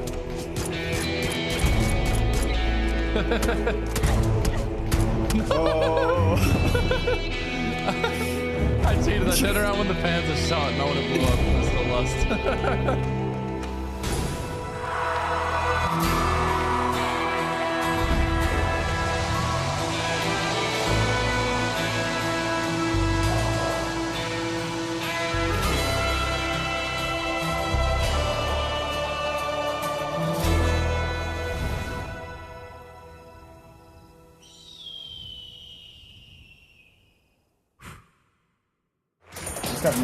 One guy's in the middle, yeah, he's on orange. He's 1 HP. One part. There's a guy on orange. Nice.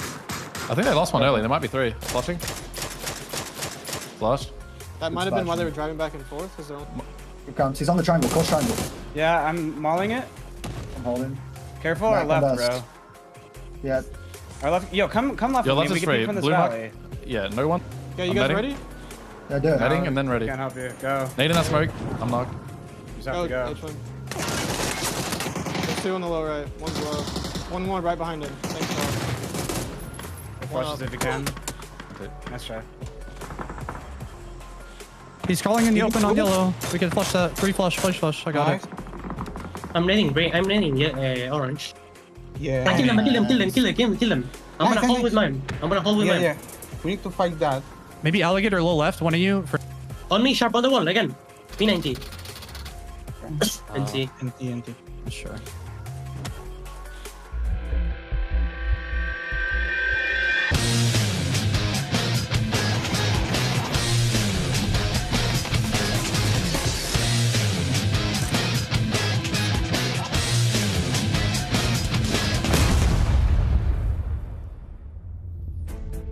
Two Erangels left to figure out who's going to be walking away with all of the money, who's going to be going to internationals, who's getting all of the PGC points, and let's just say thank you to Good Guy Sonics for not getting a ton of points today, so that way TSM can get back in the thick of this and make a hunt for that #1 position. What did I say? 21 points was kind of their worst day this year at Grand Finals. They're not far off beating that record, and as you said, bringing TSM back into the fray. What, 17 points is the gap for them, which is more than doable. But at some point, Sonics are going to win a map, right? It's inevitable. Sonics will always win at least one a day. So here's our overall as we're going to take a quick look. Keep in mind, Falcons, Luna Galaxy tied up right now. Pachal back behind that. Typhon Gaming, just a couple of points. This is where I was kind of putting our limit at. You, though, were saying, you know, it could potentially go down to Bestia because Bestia can pop off. And I don't necessarily know if I want to write them out yet, but there is such a big gap. Do you actually think it's possible? I do. If Bestia or even Gas Cans get a double-digit kill win and they get that 20-point boost, why would you not put them in the conversation going into that last map? But if they don't do anything this time around, this is the cutoff. Like, for Bestia and Gas Cans, this is their last shot. If they don't win this, it is all over. So you bet they're going to be trying to be into that Final Four, and you will see them up in that aggression chasing that win. It just feels like Typhon, Pachal, and Luna Galaxy aren't dropping very many games. Falcons is right in the thick of it as well. So with this, those guys are all so close to each other, just a 1-game spread between them. So survival is going to be big. But are we going to see anybody fall for the greatest historical trap in PUBG that happens every single time where everybody goes, okay guys, we have a chance, let's just play safe, and then get nothing and then die in circle 6? It's happened. It has happened time and time and time again. But I'm going to say this, right? This is before I was on the crew. I remember watching an Americas final. And this was way back when I believe it was, I think it was Sonics that won, but it finished off in Malta. And this TSM roster, do you remember it when Dodge were involved just north of Malta's where that circle was? And I believe it was Kurt with the M249 was 3 bullets away from winning the tournament because he got 3 members of Dodge down and had an empty clip and had to reload on the 4th player and he died to the blue. I have a feeling that we could have a potential grandstand ending like that again if TSM get the right circle.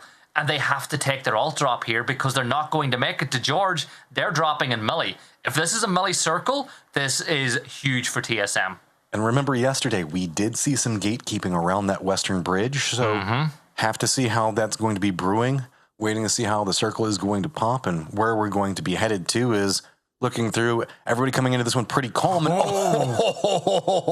TSM, Bestia, you got a chance. Oh my word. TSM, decision-making here is some of the most important ones they will ever have. They get the right spot early on, they could be cert for that chicken dinner. Where do you go, though? Matt, do you take Dog Hill, you know, that Dog Hill just on the very, you know, Dog House Hill, I suppose you should call it, just on the very west side of Military Island up on the hill, or do you go a little bit south and play the houses that are on the corner? It feels like we always got Erangel circles that would go into the hills that were north of everything, you know, where we were north of everything in military base proper, but we haven't really seen that in the same fashion.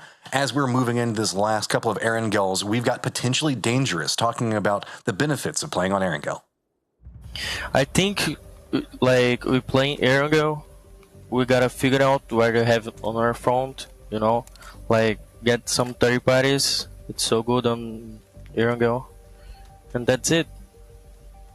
It's hard for us because we're between 2 teams like Luna or Gas, and between Toyo, it's both so hard Erangel for us, but it's okay. Just gotta play, focus up. That's it. Focusing and third party, the keys to Erangel per Tony, who also says Vi Corinthians by the looks of it with the jersey he's on, which is probably going to start a bit of a war in chat. I know those South Americans are very passionate about their football teams, Matt. Tell you what's also passionate. Rats just parachuting their way in here from way up on high in towards Millie Island. I mean, what's the purpose of touching the ground, right? If you touch the ground, people can kill you. If you never land, see, that's the biggest way to win. No, I don't know. They're still committed to their drop. No loot just yet. I mean, no harm in making a long drop, maybe getting some position. Looks like they are kind of thinking about that position that was north of military base proper that I was talking about, where it felt like circles used to go. It does feel like statistically we've been seeing a lot more leaning into the west lately. So are you a guy that plays numbers, or are you one that plays comfort is really the question whenever you were asking, where do you go on Erangel, or whenever you go to military base, whenever it gets a circle like this? I don't rightfully know. TSM, I asked you where you thought they would go. Looks like they're going for the 2-2 split with 2 players on the houses, just on the entry point, a little bit south there, and then you've got Luke and Purdy playing on those houses on the corner of military base itself. But while all that's going on, we're seeing some teams rotate. Bestia, they were the other military team as they dropped in here. They've sent Draft King down towards that corner as well, and then you've got Silzen and Mime just holding, in and around these barrels. So you can see teams going for the splits, but Bestia, 86 points. We spoke a lot about TSM. Bestia can take advantage. We've got a weird thing brewing up, as it looks like Falcons are trying to take an emergency pickup to come into this, but gas cans have spotted it. They might be in a bit of trouble, and that could be massively bad for Falcons if they get caught out here. Gas cans are trying to run it down right now, so keep an eye on the kill feed to see how it pops up. You see, they are prepped, ready to go. Look at gas cans. They are running into this in their vehicles. Know that the opportunity pickup's going to come out. Spray is going to go. Are they going to connect a couple of bullets? But it is going to be a near miss, and that was almost terrible for Falcons, but almost amazing for gas cans. timing, right? It's all timing. If that was 10 seconds later, Falcons are goners. And this is what I always talk about. Every decision you make in the game gives you that issue. And, you know, maybe gas cans just looted 5 or 10 seconds longer than they needed to. I mean, PUBG is just a game of a second here or there, it feels like. I mean, we talk about like the butterfly flaps wings effect, and this is kind of how it all goes through. Luna Galaxy, they're holding the peninsula right now as they've got themselves an idea of what's going to be going on. Rotations, Friendly Fire are going to be pretty close to them, seeing if maybe somebody might be going for a boat. Not going to find too much out of it, and it looks like they're just going to fall in right back behind it.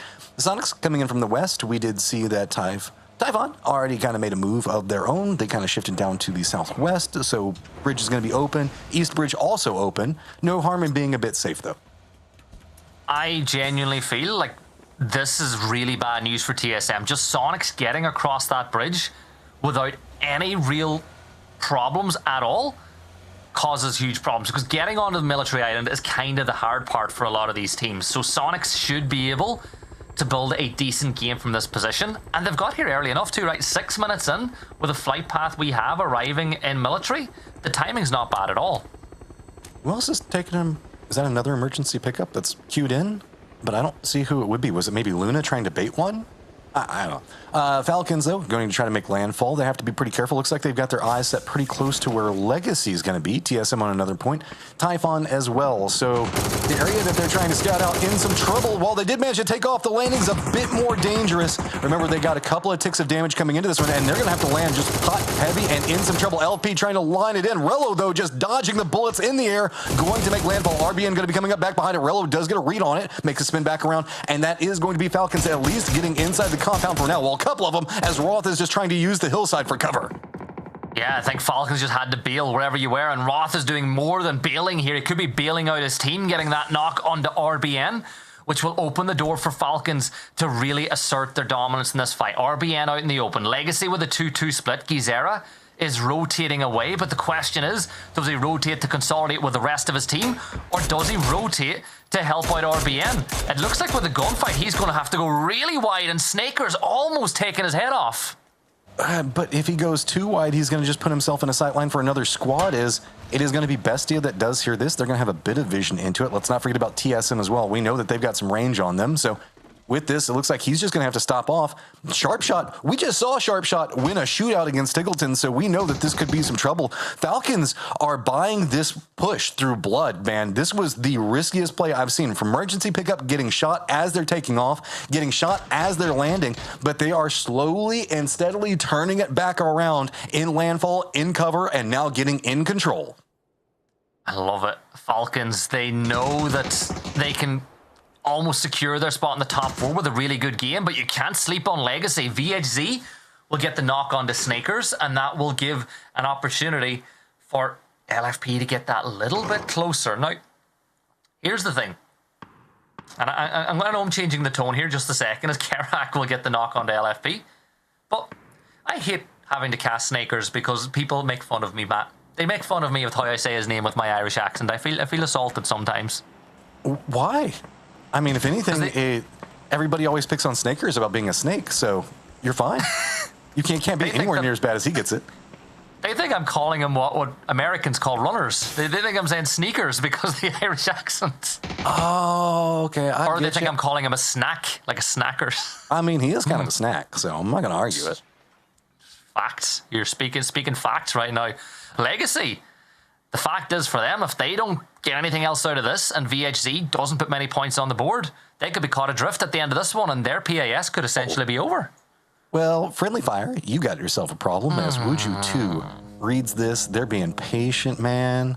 This is a big pop-off, and they have an opportunity here. See how it goes, and there goes Legacy. Roth is going to spot it out, and that's just kind of Legacy and how it's been going, right? Get a compound, and everything still just seems to fall apart. Here come the vehicles rolling out, trying to go for a seat switch, but no, it's going to be sneak attack that gets one. Now peeking back over, Seifu trying to find it, does find another one. Friendly Fire in a ton of trouble now. Man, the Erangel border patrol at the pier is a little bit stricter than I used to remember. The members of Friendly Fire are going to get obliterated as they arrive on in. Seifu will get one more. Michael, the last man standing inside the container, is going to fall, and they can't even get off at the very look. They've been turned away at the border.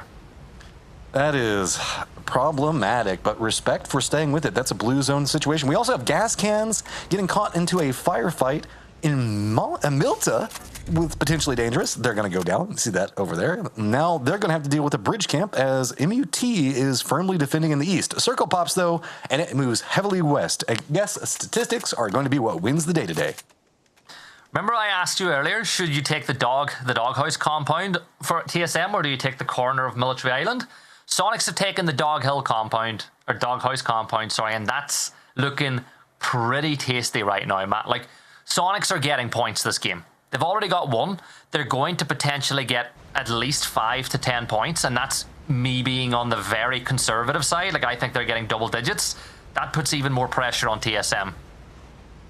Well, Toyo going to be rotating in, finding a ferry of their own. I think their landfall is going to be a bit safer, and Pippa's going to go ahead and scout it out. Look at that. Good guy, Pippa, making sure everything's going to be safe in advance. Already going to be inside the circle as well. You said Sonics have the capabilities to pick up a lot of points. My only concern is, are we going to see anybody make a firm commitment? Just make a crash in, as we're going to get a lot of targets rotating pretty close. Kickstart going for the spray onto Mime, as it is going to be Bestia getting away with that. Well, for now, yep, they are finally going to be able to get away from Typhon as well, so should be safe. Yeah. This 2-2 split works, though, because of the fact that the compound that H1 and Tig are playing in is incredibly difficult to crash. Like, you get a line of sight very early on teams that are pushing up this way, as H1 is so beautifully showing us right now. And even more importantly, the other 2 members of the team, you know, where you got Shrimzy and Shrimzy, up there, it's covered by the 2 guys up on top of the hill. So these positions are essentially incredibly difficult to push. Now, the only thing that could lead to that push happening, Matt, is how little land there is in the circle. Like, let's not forget, 30 to 40% of this zone is still open water. Yeah, that is very, very true. And also, we've got that very northern open area to the north of Military Base Island that nobody really wants to go into just quite yet. And the saddest bridge camp ever is Mud is committed, and Gas Can's committed on the other side. Looks like it's finally going to come to some form of fruition, as Box has just got to make something happen, and he knows that there's going to be threats. You can see it. He's read it. They were stopped off, I think, in Milta because they scouted some of the things going on here. I mean, he's got cover for now, but this bait just continues as Mud is just waiting right around this next section, and it's about to go off. Come on. Are they waiting? Are they waiting till it's a sure thing? I think they're waiting to the very last second. And it's the right thing to do. T-Plants lets the first player go. And here's the rest of the fire. Oh, that's beautifully done. But hello, my bad. Hits him on the seat swap. Mug's going to hit empty on the AR. But Gas Cans are eliminated. Mutt get the kills. And that's it. Gas Cans. Matt, no chance. They're out. And a blue zone bridge camp by a team that's in second to last place should be able to reset. But I mean, respect. These guys are on a climb of their own, and they're seeing an opportunity. What used to be just everybody was so far away from them, they're slowly and steadily climbing to get back into the thick of all of this. And you get more money, you know, get higher up that scoreboard, get more prizes. Circle shift doesn't, you know, I know that the phase 4 shift doesn't, you know, has to keep all the land in, but the phase 3 one did us no favors. Still a lot of water in play, and you got to look at where this is realistically going to go, where the most potential land we could get in is. I think TSM could be in a really good spot now. Remember, get that map open. Exclamation mark map in chat. Okay, where are we going? Looks like we're going to condense in pretty close to that position, so we should be pretty okay. TSM in a great spot, Sonic's in a great spot. Even Toyo just coming off the ferry should be pretty good as well. It means that Wuju 2, Rats, Mutt, Bestia has to condense in, and Falcon's got to regroup as well, but that's about it. I don't see this one being too explosive just quite yet. Luna Galaxy, though, outlier team way out there, still on Erangel proper. It's going to have some pathing that they've got to go through, but the northern area of Military Base itself is pretty much open, so even if they just opted to drive, they should be all right. Yeah, you're actually pretty bang on with that. They've got a really nice, easy pathing in it. Oh, Trusk got to stay quiet this time. This is not a bridge camp for Trusk. Trusk, what? Well, nope. Why? I don't get it. Like, you could have just stayed hidden. I guess it's no harm, no foul, as Technosh will jump into the meat seat, but all in all, I feel like Trusk could have got away with not doing anything, and he might just lose his life because of it. I mean, sometimes you just got to do what your heart tells you to do. And what his heart was telling him to do was to go for the kills there. The rest of the squad is going to be in front of him. And it does also kind of slow down what's going on with working in silence and force them to go into a new direction. So buys his teammates some more safety and a bit more of a reprieve. But it does come at a cost to him. So the rest of his team going to be now pathing in as the blue zone has just been a problem. They've been living here for, I don't know, what, at least a circle now, a circle and a half? Look, you may, you know, they were. Actually, I was going to quote Batman. I was going to quote Bane, and I forgot the opening part of it. So I've ruined it. Just Matt, help me, help. I don't know which quote we're going for. Is it with the? You know, Bane chatting about he was born. You know, you were raised in the blue. I was born in it. My brain's gone. In the blue. All right, I was born in the blue. Okay, well, enough of that. Terrible impressions aside, it's going to be MUT. I'm now making a rotation pretty close to, what is it? Wuju 2, but it is going to be working in silence coming back behind him. We do have Trisk still alive. That's going to be tailing in back behind working in silence. This is going to be going. You can see Falcons do need to regroup as Mud is going to be just to the north of them. Could be a bit of a problem. And yep, there you go. There's working in silence. Mug is going to spot them out as they are going to be running right through the middle of it. And Military Base Island still going to be popping off. We still have 43 alive, but they're starting to drop like rats or flies, depending on how you see it right now, as multiple members of Rats are getting found and caught out. I think Trisk forgot that there was some ruined vehicles there as he was driving his way in. Guess he's more focused on the blue. The zone shift comes in, and it's funny because it's pretty much split 50-50 between Sonics and TSM. The two teams trying to it. Oh, that's a great... What? Benya.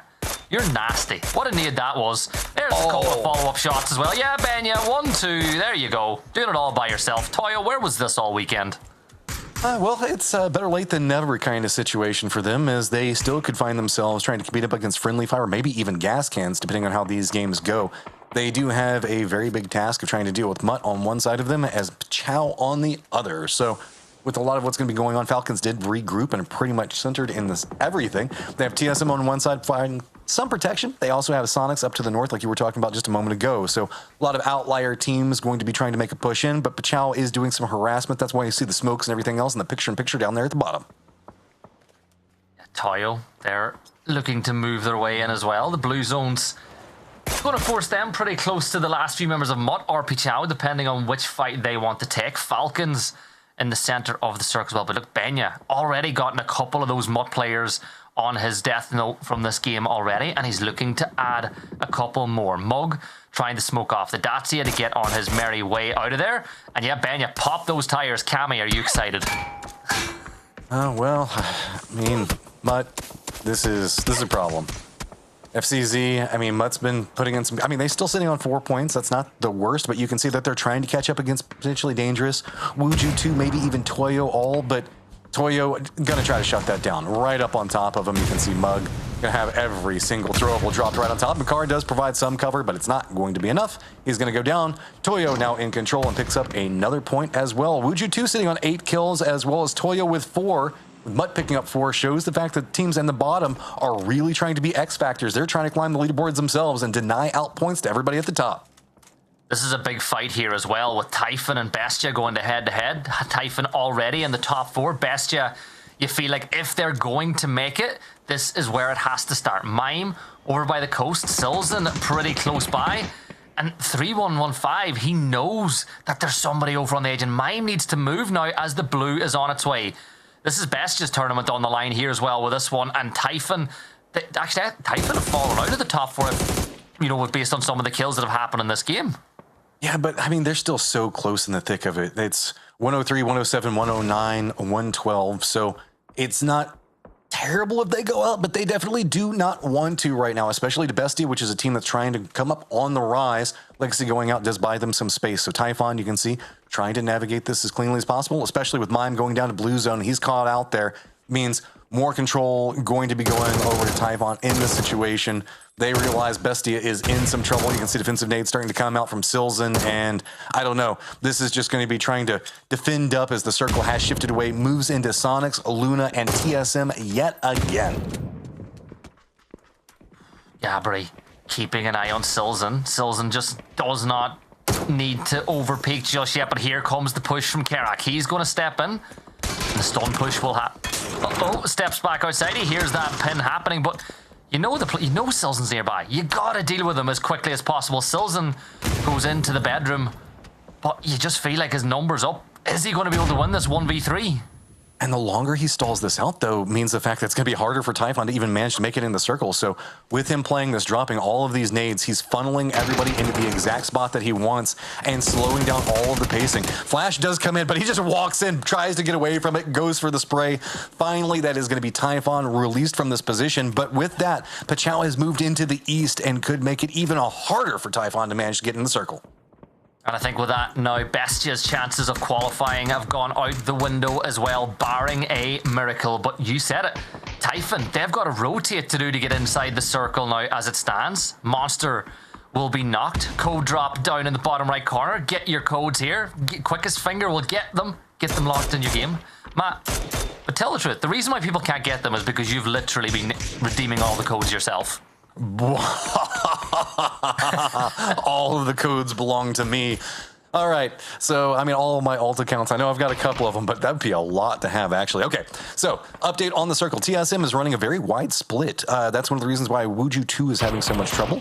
Falcons are still hunkering down, having to deal with Toyo as well as Pachao, but, I mean, Toyo and Pachao are having to deal with shots of their own. They've been harassing Falcons for so long. Falcons knows exactly where they are. You can see now Typhon using that opportunity to at least squeeze into the circle, now that everybody from Pachao is having to duck their heads. Meanwhile, Sonics, high ground, get harassed, whatever they want, comfy, cozy. They're just kind of up there vibing.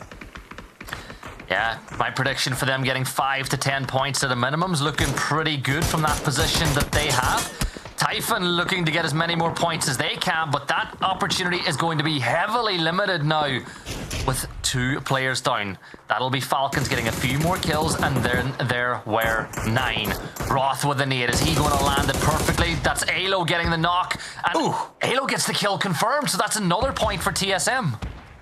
Okay, desperation shifts coming out as we did see Toyo and Working in Silence just try to make landfall right next to Falcons. Falcons having that assistance coming up from Sonics going to be big. TSM having some troubles of their own. One of their members down. Working in Silence, Wuju 2 not capable of making too much of a move. So TSM not necessarily in the best of position right now. See if they can maybe get a reset back in as Sonics supervising pretty much everything up here. As Falcons is like, nah, man, we know where you are. We know that we have control over this area. Sonics can't see us.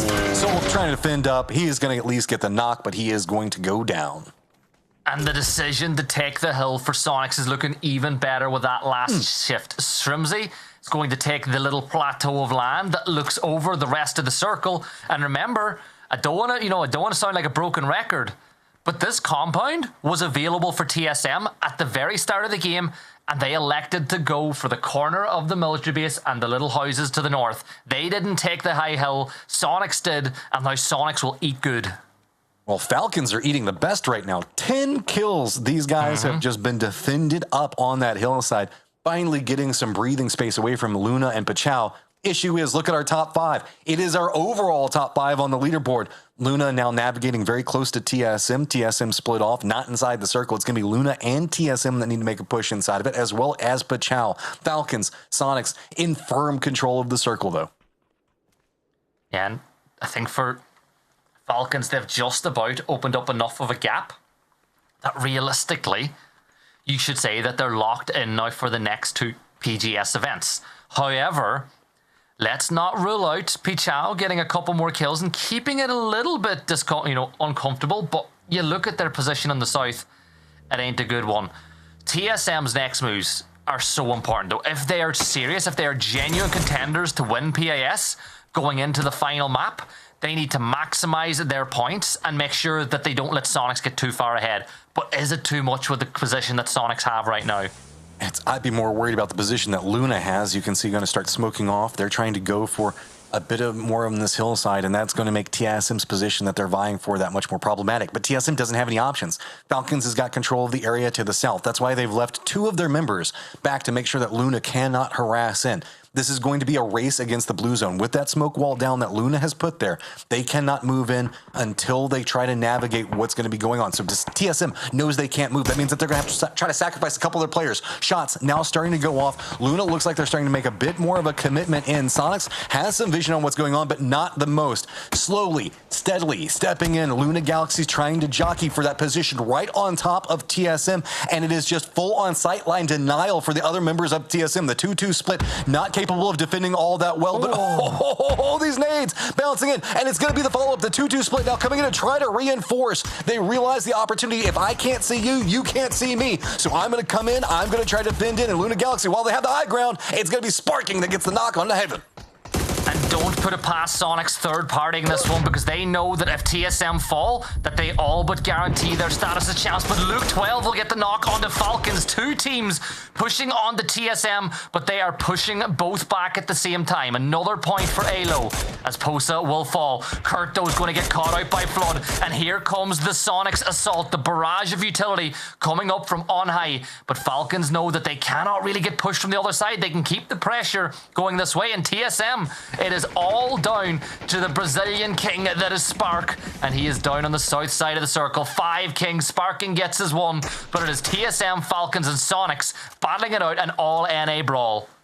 TSM backs against the wall. Luna Galaxy finally going down. Sonics taking that position up. You saw Falcon stretched in, did the backstab at the perfect opportunity. TSM in so much trouble off of it. Sonics going to try to exploit it, but you can see TSM, they are trying to hold their territory. This is allowing a Falcons reposition. Now moving into the circle, starting to get more control over it. Sonics has got their eyes set onto TSM, and they had to surrender so much of the circle due to the fact that Luna Galaxy and TSM just would not go down. So with this, it's going to be Shrimzy being sent back into the circle, trying to get some more control over it. Falcons now have to make sure that they're defending in. Shots are going to be coming out. Big plays coming out from Sonics. Shrimzy takes a ton of damage, but does not go down. He's bought a foothold. Finally, it's going to be a nade that connects from Mello that does take down Shrimzy. What is the cost? Sonics wanted TSM. TSM is still alive, and Falcons have got the circle. TSM somehow still alive as the fight being brought to Sonics by the Falcons on the other side. Rello gets the kill confirmed, so it's a 2v4v3. Purdy and Sparking don't have very much to work with at all, as the blue is starting to push them in towards that open ground. 7 kills for Sonics. Kick peeks up over the ridgeline, takes a hell of a spray from Roth on the other side. And Sparking's going to catch out H1. So TSM not dead yet. Nade being tossed on up, but look at that double tap of damage from Falcons on the other side, and Kurt will fall for the second time.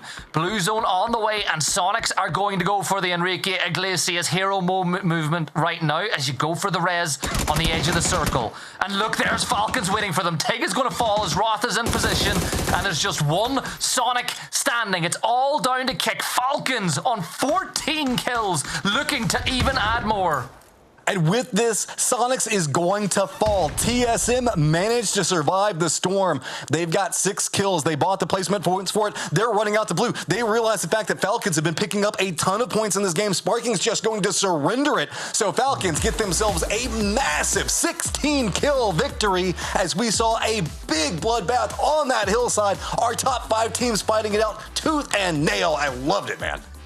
26-point game, and Falcons reminding everybody at home they are the current reigning champions of PAS, and even though they know they're not going to win this one, they're going to make sure that they make it as difficult as possible for everybody else. But have TSM missed a trick, Matt? We said at the state of phase 1 they could have taken that spot, but I'll tell you one thing, we're going to throw it back to the studio because they're going to answer that question much better than us mere casters could. All right, let's get into the highlights. Walk us through the penultimate match of the day, Poro. Look, man, I'm just I want to make sure I say this. I want to get it out right now. I have questioned whether or not Roth was the right call for Falcons in terms of picking him up. I'm sure a lot of other people have as well. But one thing that you cannot question, that man has clutch genes. And the final day of of any grand final, he always shows up. He always gets points, and he was a big part of the reason that Falcons got that 16 kill win. They needed that desperately, and boy, did they deliver off of an E pickup into one of the most precarious positions that I've seen in a long time. 16 kills, so sexy. And also, they needed it for multiple reasons. A, getting to that top grouping. But remember, when we talk about that PGC race, their PGS point totals are 90. So their shot, even if they go to Thailand, is a little bit longer of making that top 8 cutoff. So finishing here in the top 4 is a really big deal to them to make sure that they feel safe with their PGC qualification, regardless of how PGS goes. I know some folks in chat were asking, so I just want to clarify this. TSM is at 200 PGS points and should be able to, with a decent performance in Thailand, go to PGC through PGS points. Sonics, I think there's no chance they don't unless they get 0 points at both of them. Exactly. So both of those teams, Cameron, very likely will get their bid through PGS, which means the next 2 top teams will get their bid through PGC points here earned today, right? So that means that Falcons really needs to make sure that they are up there in case they have a bad PGS. Yeah, exactly. And obviously, clearly, they want to go and compete at the 2 upcoming globals. That's extra money there, extra prestige. But absolutely, arguably the goal, more important than that, is to confirm that they're going to PGC. Best way to do that is to not get overtaken by, I think they would still be going if they were in 5th or whatever, but like, point is, great game. I don't see how the math would work out that they aren't going to PGC, even if they get somehow overtaken in this final game, despite having a 25-point lead. Right. I think the idea is you set yourself up for the end of the year. Now, a team that has set themselves up for the end of the year and every other event for future reference is the Sonics, and I believe that you had a chance to sort of break these guys down on our team focus. Yeah, listen, it's really hard to kind of figure out, to follow a team and sort of track their style of approach. When we go to Sosnovka, everything goes out the door. But Sonics, coming from Pachinki, they rotate very, very quickly, and they routinely use those catwalks to cross the bridge. Because they move so fast from that starting position, they can take the little bit of extra time to make sure they're not getting camped. And then they just found a really, really strong position here on the hill. As Gibson said, this position can be very, very difficult to approach, to breach, because it's on the top of a hill. We just saw them took out a member of Wuju 2 with the high ground advantage, being able to peek over those ridges, not to mention it's open slopes, so any other team can support them with like third-party shots as well. And from here, they just got a good number of kills, not nearly as many as Falcons got, right? But again, Sonics were sitting in the center, they were controlling the area, and I was talking with Poro about this as well. They are really, really good at not overextending. Kickstart here, any other player, another team, a player in that position, you could have seen them run out further away. I'm going to go for more map control. More map control is better, right? Wrong. Sonics have the perfect balance of extending just enough to be safe, and then knowing how to execute the second they see an opening. And I thought they approached this endgame fight very, very, very well. It got shut down by Falcons, and specifically Flood and Roth, but still, you can't win them all. I think this approach was good. It was a solid endgame for them. Falcons was on a tear of their own, but regardless, I think for a team that, despite being in first place, very, very dominantly, had a slow start, this was a round that kind of brought them back to what we're used to with the Sonics. Hey, watching the Sonics in general has been a pleasure this year. Now, what I do want to say is we have to watch the last game. So, Poro, I want to come to you. I want to get your sort of quick summary for our viewers who are joining us on the things they need to really watch for when we talk about our last match of PAS4. All right, if you're just now joining us, welcome. But one of the things that you got to watch for, we already know that Sonics is going to PGS. So they'll be there for PGS 5 and 6 as a global partner team. So we have 3 more slots available. It's looking like 2 through 4 because Sonics is so securely in first place. TSM, you got to think they're secure, second place. They're going. Falcons, with that win, have given themselves a little bit of a cushion there to hold on to third. So now it feels like it's the battle for fourth place. You've got Luna Galaxy currently sitting there with 114 points. Pachao right on their tail with 111, just 3 points back. Typhoon Siphon also has a shot at this. Working in Silence could do so as well. Legacy could do so as well. It's all about this final game. And if there's anything that we know, it's these games on Erangel have been very violent, very early, even without having a military circle. So everybody just needs to be watching that leaderboard on the left-hand side. And one thing I want to point out as well, if you're just in general fan of the Americas, we kind of want we want Sonic's TSM and Falcons to go and perform well at PGS 5 and 6, because then that would mean that they would qualify for PGC via PGS points, which would then open up 2 more slots for America's teams to make it into the final PGC.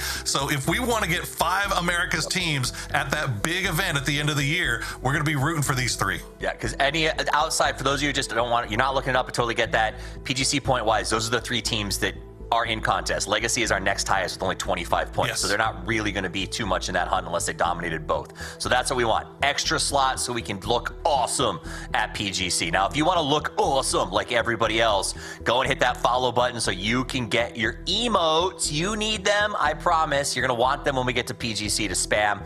So get them right now. Also, last chance to win 5,000 G coins. Send us a picture of your best fit over on Twitter. And we're going to pick some winners at the end of the show. And announce it there. So check your DMs. All right, what's the last game? You know it. We gots to finish in the grassy pastures. We're gots to finish in the grassy pastures, baby. When we get back, a short break, and then everything is on the line. Will teams get hunted down? Will dreams be broken? Who takes home $12,000? We find out in just a couple minutes.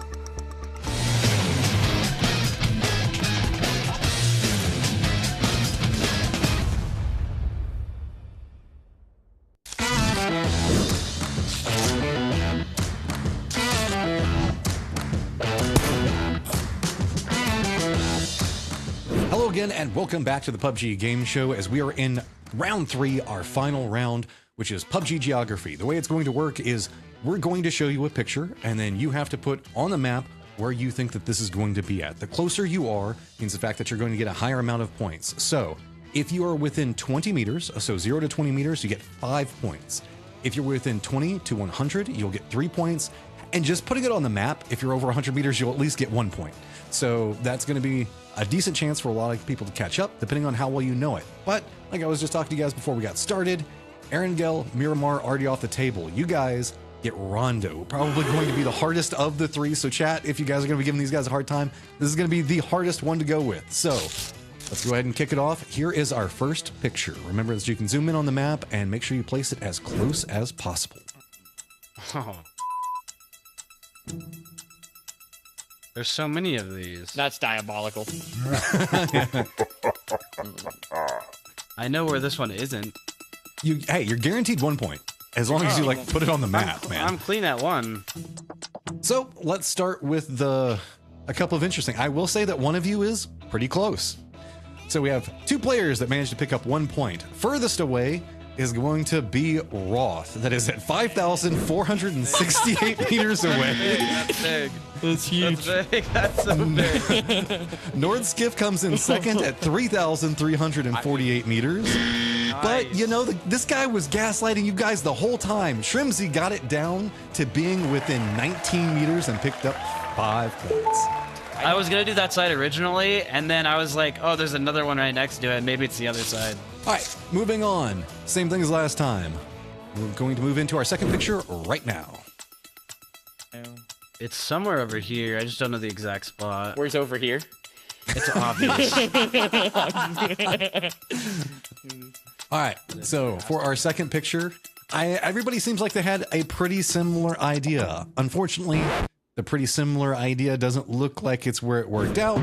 So it's going to be over in Jadina City, and that means that we've got a 1,947 meters, we've got 1,848 meters, and 1,940 meters. So everybody's going to get 1 point. Moving into our very last question, we've got Shrimzy that's going to be at 13 points. We've got Roth that is at 7, and then we've got Nordskiff that is at 3. So for our very last picture, here we go. That's I mean, crazy, come on, that's dude. diabolical, man. There's so many of these. I'm just gonna guess the one I think it is. I'm gonna be honest. Are you a Falcons fan? I just love that, like, the whole time Shrimzy is, like, deep in thought, trying to speak it out. And then we got Nordskiff that's, like, got the face of concentration. Roth's already, like, answer Bro, done. I don't even care anymore, bro. Points. I mean, there's so many buildings like that, it's crazy. Yeah, I mean, I feel like it could only be this one. And by that, I mean, it definitely probably isn't that one. I know the exact buildings, though. I just don't know if it's that one or not.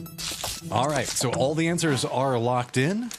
So, on a bright note, everybody is going to be getting the same amount of points for this round. We're all wrong. At a grand distance of 6,378 meters, Nordskiff is the furthest away. 3,406 meters, Shrimzy is the second furthest away, and a distance of 3,340 meters. Roth is technically our closest, but we are way over in the top right corner of the map, meaning everybody is going to get 1 point. So that means our grand total points for the entirety of the game are going to be Nordskiff with 4, Roth with 8, and it is going to be Shrimzy with 14, who is our winner. Congratulations, my man. Thank you.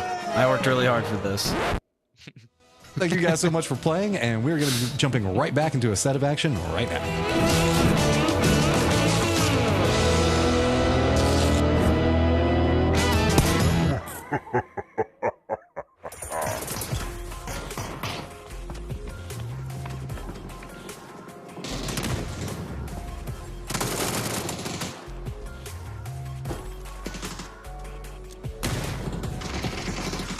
Boa, flusha, não deixa, não perde isso aqui, Viano.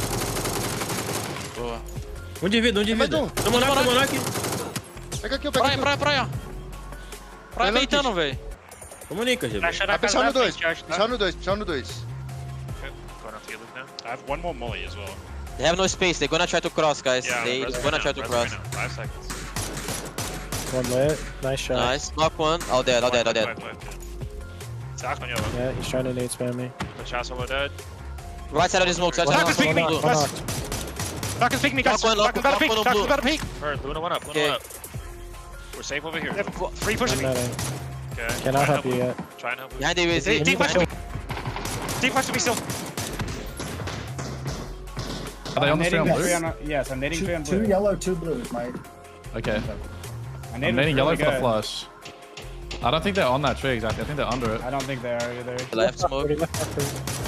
Knock one on blue. There's one more there. On the smokes. Right side of the left smoke. Fucking full blown reach. One up. Wiped. 1 before. Denied.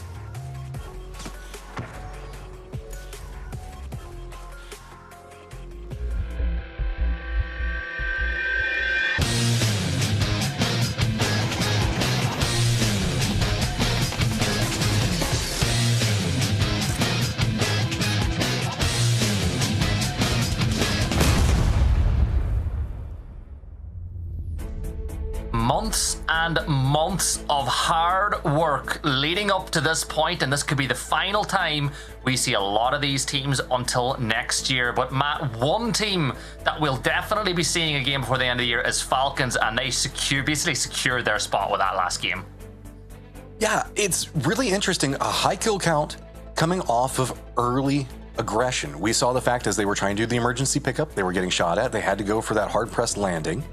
It feels like whenever we see Falcons in duress early, they come alive. It almost like invigorates them. They have a lot of great minds on that, but whenever they just start having to react to the terror that's around them, it feels like that's whenever they step up and become the team that we know that they can be.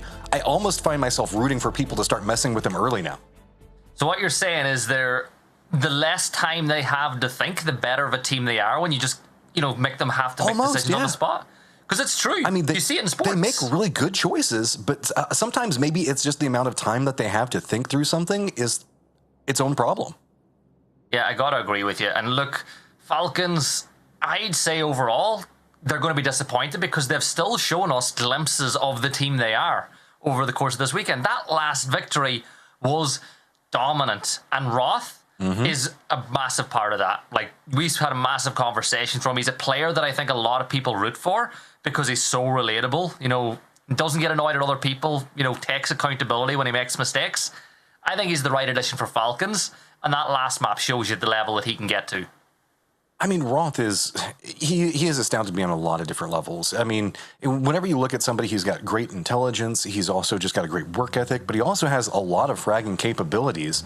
And we've seen the capabilities in which he can bring. I remember that it was not Saudi Arabia this time, but before the, sorry, another military base just broke my brain. TSM aren't there. So, okay, last time he went to Saudi Arabia, he was frustrated at his kill count while he was still trying to do IGLing, and then went and burned like 8 hours playing in his room just so that way he could keep his hand hot. Like, I love that level of work ethic coming out from a player. Yeah, and players that work hard are usually the ones that get rewarded too. Like Shrimsy for Sonics, he's online all the time, you know, practicing, even just playing casuals and ranked. It's staying warm. It's practicing the game. It's what you'll see a lot of the top esports players doing around the world is playing. And speaking about Falcons, let's hear what they have to say. This is our last interview before the end of the day.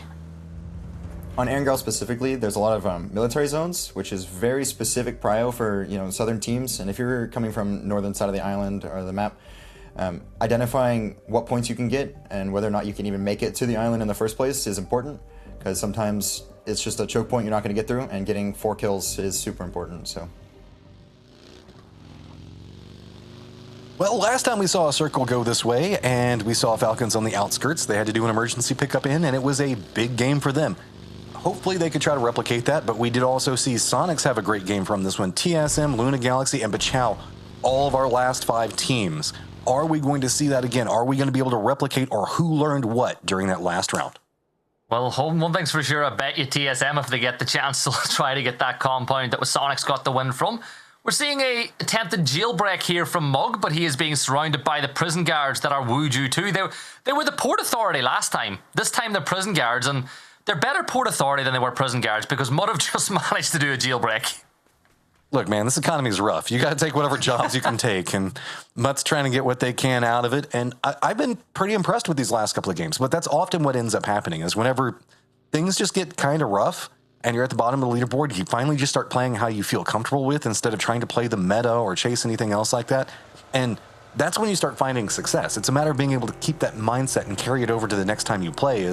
I would love to see what they've got cooking for them. Typhon, though, do have themselves an opportunity. They've kind of slipped into that 6th place position, but only 6 points back behind Chow.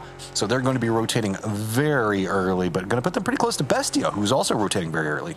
Yeah, Luna are the team at risk. They're on 114 points. Pichao, Typhon, in a really good spot to catch them. On any given Sunday, maybe we see Legacy or Working in Silence be the team that closes that gap and gets a win in this final game. But realistically, both teams have not had the weekend that you'd want to show you that they're capable of it. And let's be real, Luna, with the players they have, are definitely picking up points this time. There you go. There's your caster curse. Bring, in 20 minutes time, bring it back to this point where I said it. If they do not get any points and they don't qualify, Matt, I'll take ownership of that curse if it comes true. Whew, that's you can have that one. I'll let that one go. As we do have Pichao making their emergency pickup. It looks like we've got another one that's going to be coming in just 1 second. Pichao, curious to see on where they opt into going for. We do also have potentially dangerous, looking like they're setting up a bridge camp over into the east. Sonics are moving into that western bridge. Doesn't look like we're going to see too much of a bridge camp there yet. They could opt into being the aggressor on it, as just any amount of decent points is going to make them feel pretty comfortable, but you can never count out TSM. Sonic's not going to go too too fun whenever it's only 17 points back behind them. It's going to be TSM who can have a big, we've seen them have 28-point games before. Yeah, but you'll need that 28 points to win. You will need it, because Sonics are getting an unobstructed rotate into the military island once more, and they're not the sort of team that make mistakes once they're already there. Mutt, for the last time, we'll take an e-pickup of the weekend. You know what? This is a point where I think it's really important to give teams flowers, because this will be the last time we'll see them playing competitively until next year. Mutt had a pretty good weekend, right? Or a pretty good tournament. They've made it all the way to the grand finals. They deserve to be here. And I think it's important, Matt, to remind some of the viewers at home, getting to the grand finals of PAS for some of these teams is the victory. Like, realistically, you'll ask them, like, oh, we're here to qualify for PGS. But deep down, you know that for them, getting here was probably the win, and anything above that would have been a bonus.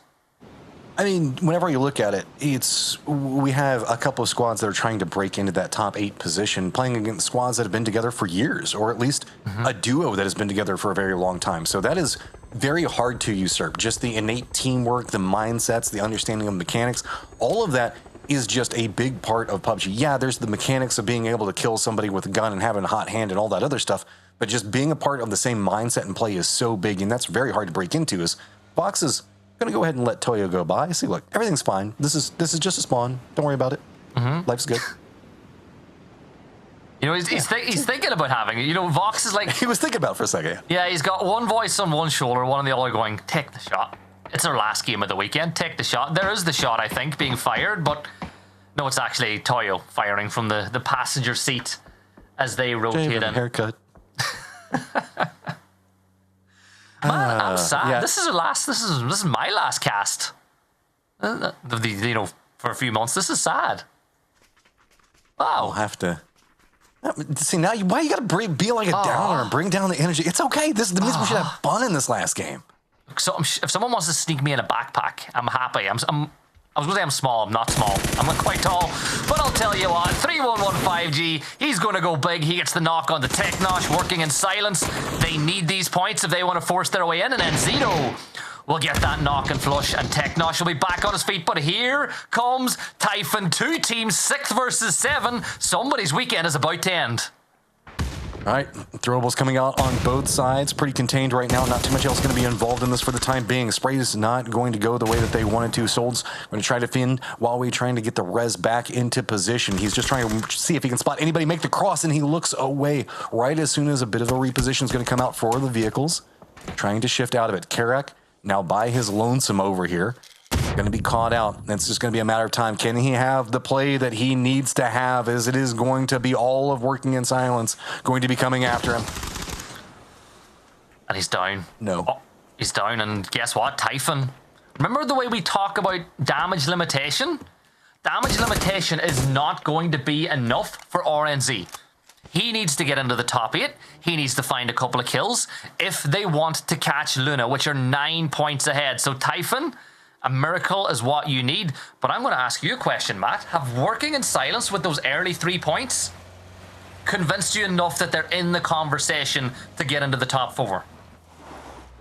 Oh, it's going to be hard. But, I mean, we saw what started off with Falcons. They had to go into a drop off the get-go, walked away with a high kill count. This time, a bit more slow and steady. Is looking around. Did they not find an emergency pickup? Is that what they're trying to find? Just kind of curious on what they could still be looting after at this stage, because that's about all I can think of, as they do have Wuju 2 that is going to be just south of them, and a big bridge camp that is all kind of come apart over here, as we do have Legacy and gas cans on top of each other. Wuju 2 is kind of overwatching on this one. Falcons, I'm not surprised that they don't want to rotate yet, because it's messy. We even still have friendly fire all the way up in Yasnaya. Luna, that's still over in Georgia Pole. No rush. I mean, Circle 1, who cares? Luna are in 4th place as well. And I think they're taking the mindset that if they rotate in really late, that there'll be no bridge camps at that point. I think they want to rotate onto Millie at a point where the bridge is inside the blue. Right? I can't be too wrong with that assessment at this point, because they know they need to get into that top 8, and sometimes getting across this early will put you in problem. Now, Falcons are going to get into the boat. Sneak is going to zoom right. Don't shoot yet, Sneak. Do not shoot yet. Lock in on the driver's seat of the boat. Sailor's seat. Which one do you want to call it? There you go. There's the shots. Ooh. And Flood almost falls, but Flood's got no shots. He lives. All right, now here comes the shots back. Is that Snaker's taking the shots from the glider? I believe so. All right. Oh, no. Flood goes down to the blue Go on, zone. Snaker. No. Let's go, Snakers. Yes. That's what I'm talking about. Get as many points as you can and do it in style. Honestly, so real. Here comes Wuju, the rest of Wuju 2. Drive by from Cowboy. Monster's going to run over Flood, picking up and confirming that point.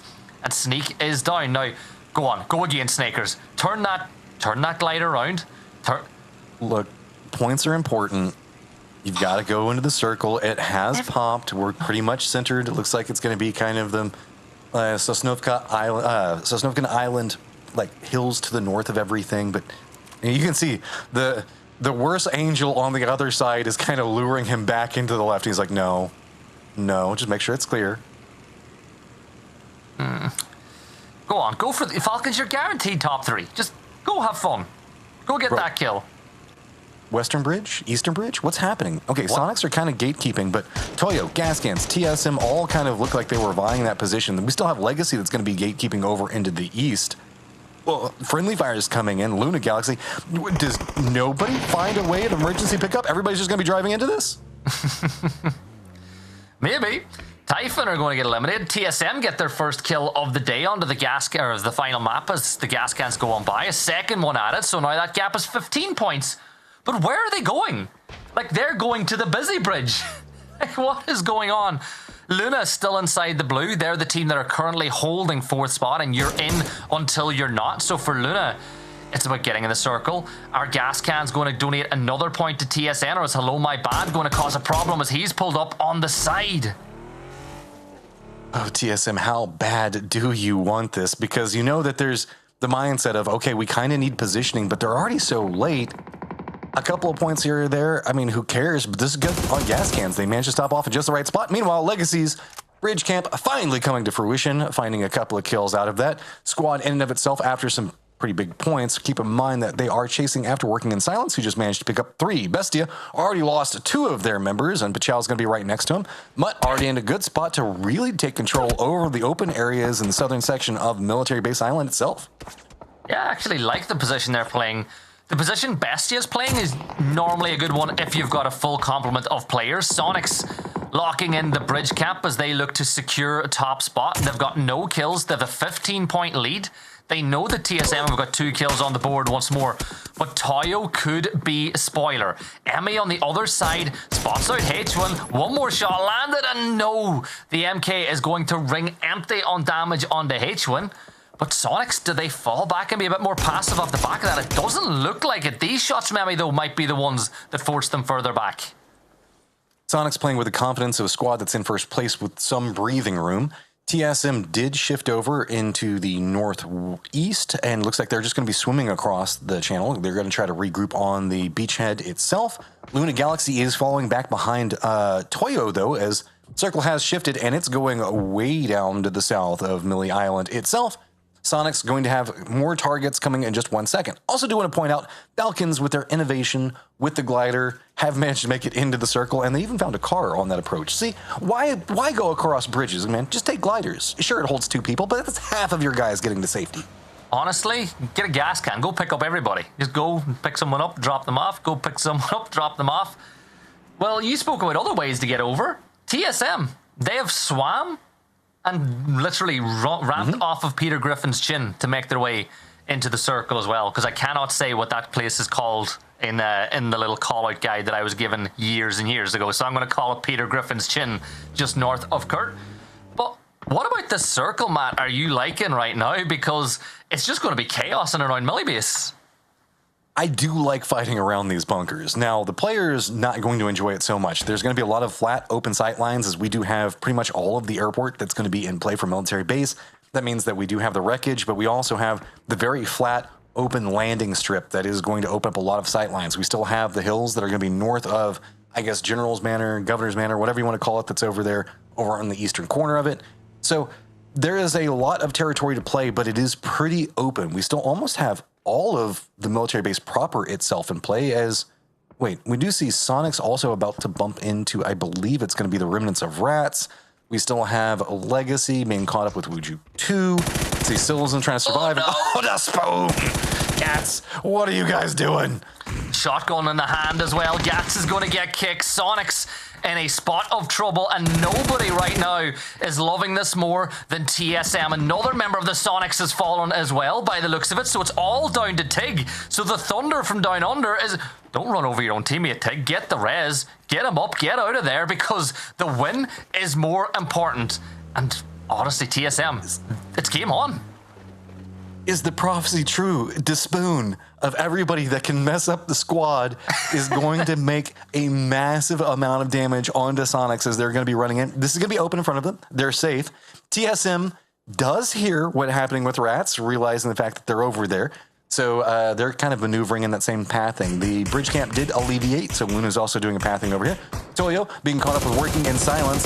Big game coming up from them as it is going to be Pippa that spots out Teknosh, gets the knock onto him. Binya also going to go ahead and get Fanya, and that's some trouble. Working in Silence was on the hunt trying to go after Typhon's positioning, but Toyo looks like they're shutting it down quick.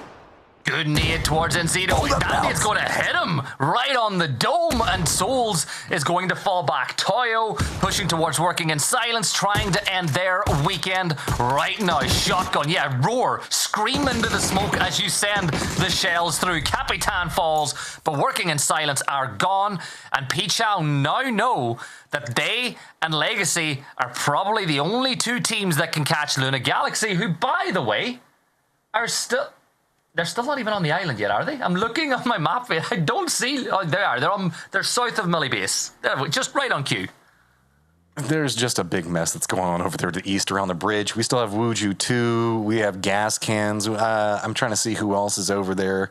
I mean, I think it's a Legacy player as well. Yeah, it's just bad. Legacy's going to go ahead and get eliminated from the bridge camp. Wuju 2 gas cans going to still be stuck over there as we are in circle 4. Bridge camping and blue zone is a problem. Despoon, stop messing with the teams above you in the leaderboard. Stop bullying TSM and Sonics. Kurt is down. He's in a mist of smoke, but Rats have the potential now to deal the same damage on the TSM that they've just done to Sonics. Sonics, you can see that they're having a look this way. They're reading the kill. Sparking, get yourself into cover. Alo's going to get a knock on the TIG. TSM fighting 2 battles at once. And winning both of them as it looks like Rats are retreating. Sonics are getting down. Finn's is trying to get something back. Kurt is going to go down and get flushed to the zone. So 3 members up, but look, first, second, and third all already taking casualties. Luna and Pachal sitting at 4 apiece right now. Luna's trying to path into the circle as they're just trying to path over the airport itself. They're going to spot out Toyo. Going to get some damage in on that one, so big surprise. And Rats, they just got to fight to pick with everybody, man. They've got goals this time around. There is no sneaking to be had. They want points, and they don't care who or what you're fighting for. They just want it. They've spotted out 2, and now in rotation. Balefrost's going to go for the spray, and he doesn't connect as much as he wants, and H-Win spins back around, gets the drop. Finn's going to be coming after him, but Balefrost is instantly flushed. Oh, Bale's just sold. He had the chance to take down Tig, but he turned his attention to H1 instead. H1's going to dance. No! H1's going to get the kill as well. Rats selling hard. Gats will get H1. It's all down to Tig, but does Tig push up to confirm these kills, knowing that it makes that task a little more? Because here come TSM. Alo, nades being thrown over the ridgeline. This is them pushing to make a real move. They know that H1 is down right here, and they steal 1 kill away from Sonic. Tiggleton, last Sonic standing. Another kill for TSM, down to a 3, a 15-point gap there to be usurped. Can they do it, or will Rats still have a lot of sayings to say? And there goes Sonics. Ooh. Now the hunt is really on. Rats have done the damage. They've got their 4 points. They're running off, skittering away into the safety. A new circle is about to pop in 3 seconds. TSM still has to slow down. They don't know where the Rats are. Circle does pop, pretty much goes center, so it is going to be Pachal having to regroup Falcons, Toyo, Luna Galaxy, Rats, and TSM. That means that we have a potentially dangerous Silzen, who's right in the middle of the circle, not too comfy, but at least happy to still be alive and not having to rotate, and Mutt, who are the beneficiaries of the circle. Luna Galaxy inside the top 10 now. 10 teams left alive. Its placement points will be easier to get. SPL pushing around, but will get the knock and flush onto Fakeson. So Pichao taking a casualty there. And they make their way inside the generator. Mug gets the angle off. Down goes Emmy as well as Mutt get another kill. And Luke, Mug is there. Luke 12, get yourself into cover, but Sparking has confirmed another kill. Rats will fall. Luna pick up that point, which extends their gap over Pichao, which is only 2 points. Okay, TSM, can you rise to the occasion? 14 points, 23 alive. We are moving into that territory where every single team that drops off is going to shift up placement points. Falcons trying to make sure that they get inside the circle. It's just them and TSM that need to make a move. Luna Galaxy's a bit pinned to do the shots coming up from Mutt right now. Toyo also going to be trying to creep in pretty close to them. Could be a distraction. TSM needs to get in the circle if they want to have any chance at the dream. Falcons going to be trying to creep through us. Here you go. Code is now popped up. It is our last one for PAS4. That is ZAJEFESSWQWJ. Zajafazujka is the code. Type it in. TSM, though, this is it. They know if they win this map, they are going to be your PAS champions. 3 players up, and they are sending it for the containers. They've already smoked their way in. Here comes Kraken on the side. A little bit of damage dealt, but they've managed to touch land. This is the important thing for them. They've breached the containers. Now you just got to stay alive. Here comes a bunch of defense. It bounces off the fence, and TSM have a 3rd life. Destiny looks like it's starting to favor TSM, creeping forward. Could they do the impossible? Can they steal first place from the Sonics, as they have at least managed to get into some form of cover? Potentially dangerous on one side of them is going to have Vision. They're going to have Luna on the other side of them. Luna wants every point that they can get. Pachao is nipping at their heels, still in the bunker just to the south of what we see going on right here. Is looks like Luna is going to make the push in. They realize that they need the points. TSM has got to defend this, and this is very hard to try to get cover around. Every single one of these things is round, so you don't have any firm cover. If you step in, you could be vulnerable from so many angles, and Luna is trying to exploit that. They've sent this Kraken up into the north. They're trying to find the angle in, but TSM is not giving it away. This is really tournament on the line for both of these teams. Luna Galaxy win this fight, and they get closer to qualification to PGS. Zone shift suits TSM. Silzen's still alive for Bestia, but they're not going to get enough points to break the top 4. If TSM managed to kill Luna, though, at this point, all Pichao got to do is stay alive, and Relo is going to rock all right up on top of the spot that we see Pichao playing as well. This is getting so condensed. Oh, shots are now starting to come out from Luna. They're making the concerted push now. It looks like it's going to be Haven trying to see if he can get more of a foothold into the position. Luna doesn't have a lot of options to work around, so with this, Falcons just going to kind of hunker down, defend in with what's going on. Chow, here comes a push on one side of it. Poza does a spot out sparking. He's going to go down. TSM in some trouble, potentially dangerous. Now going to hear this as well. Vinny just trying to breach in. 4 members up for Luna Galaxy. They've got the man advantage, but they're just hunting around. They don't know exactly where to look. Poza's going to go down, gets instantly flushed. Here come the shots. Luke's just dancing around, but he's going to go down. TSM in a world of hurt, but trying to pick up every point. They're going to go out. That is going to be all she wrote. Falcons now back behind this in 3rd place. Luna managed to pick up some points, managed to get some distance from Pachao, who's just having to listen while they've got a Falcon right on top of them. And Sonics are your PAS champions, and Luna were the team to confirm it. But still, 4th spot is up for grabs. Luna Galaxy with a 4-point lead now over Pichao with 8 teams left alive. There's still plenty of points that can be garnered by all these teams. However, it ain't done yet, and the problem that Pichao have is leaving this spot. Falcons will know that they're below, and Falcons could be the spoiler, and Snakers is preparing himself with the Groza to put the nail in the coffin for Pichao. But are they going to do an Undertaker? Are they going to pop back up? Okay, Nate's going to be prepped. This could be massive. It depends on how the balance is going to go. Snakers trying to put in work. Keep in mind, Luna Galaxy, while they did take down TSM, they're still in that uncomfortable position. It does not feel good to play from there. So Pachao has got to survive. They've got to get some points out of this one. That's what they were going for. They were hoping that this position would buy them the safety to really climb up on the leaderboard, get some placement points out of it. Can Falcons undo that strategy? Big nade coming out on both sides. BL does go down, and is going to be Falcons stepping away, now realizing who they're going to be going up against. Do they go for the follow-up? Nade's going to follow up yet again. Snakers doesn't take much. Molotov just to try to close it down. Snakers does go down. Fantastico defends whenever it is so necessary. Cue the gong. The Undertaker rise is about to happen for Pichao. They've just got to deal with Relo, and the hunt will get even stronger. Relo's throwing through the smoke, gets the nade in, finds splash damage, but not enough. Pichao really needs to get this res off. Relo will get the confirm onto BL though, and is he going to go for a res of his own? The blue zone is there. Relo is going to reposition. 8 damage a second. Pichao, you got to get out of there, buddies. You got to move if you want to have a chance of making your trip to PGS. Circle is popped. Silzen's in it. Potentially dangerous. That means that Luna Galaxy, Mutt, Toyo, Pachal, and Falcons all have to move. Pachal is now hunkered down. They have no vision on what's going on in front of them. They don't know if there's still a Falcon that is gatekeeping out in front of them. Just 2 members up. They are tailing in behind Luna right now, who's got 3 members, but is going to have to make a move of their own right into potentially dangerous sight line.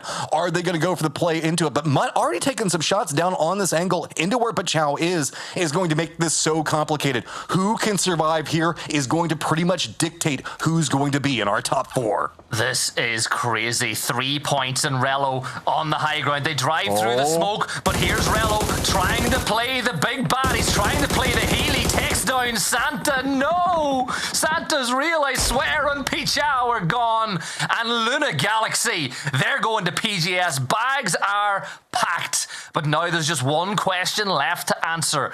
Who is going to win the final game of PAS?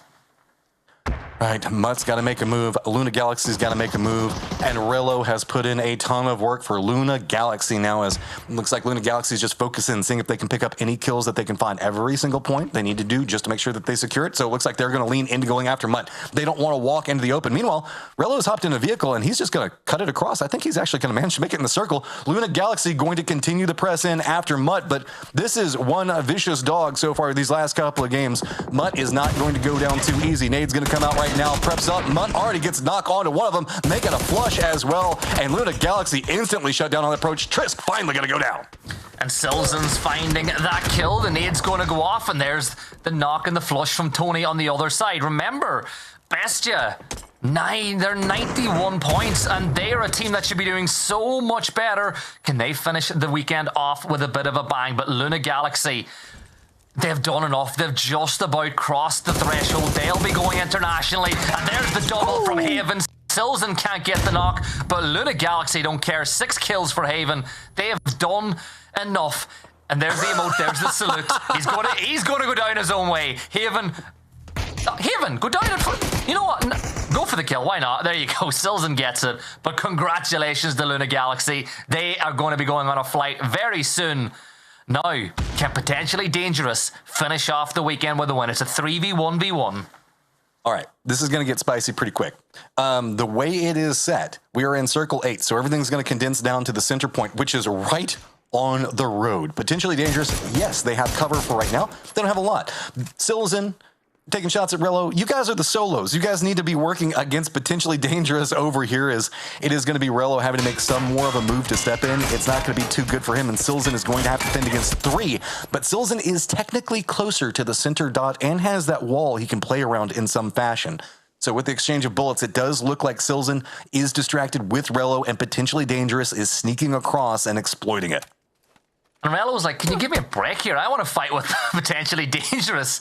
Theros will land a bolty shot onto him, though, as Rello will dip back into cover. But as you pointed out, the blue in 3 seconds' time is going to force his hand and force his move. The P90 fires towards Silzen. He dips into cover. Helmet almost gone. Vest hanging on by a thread. But you know where Glock is. Oh my God, Silzen, you're nuts. How?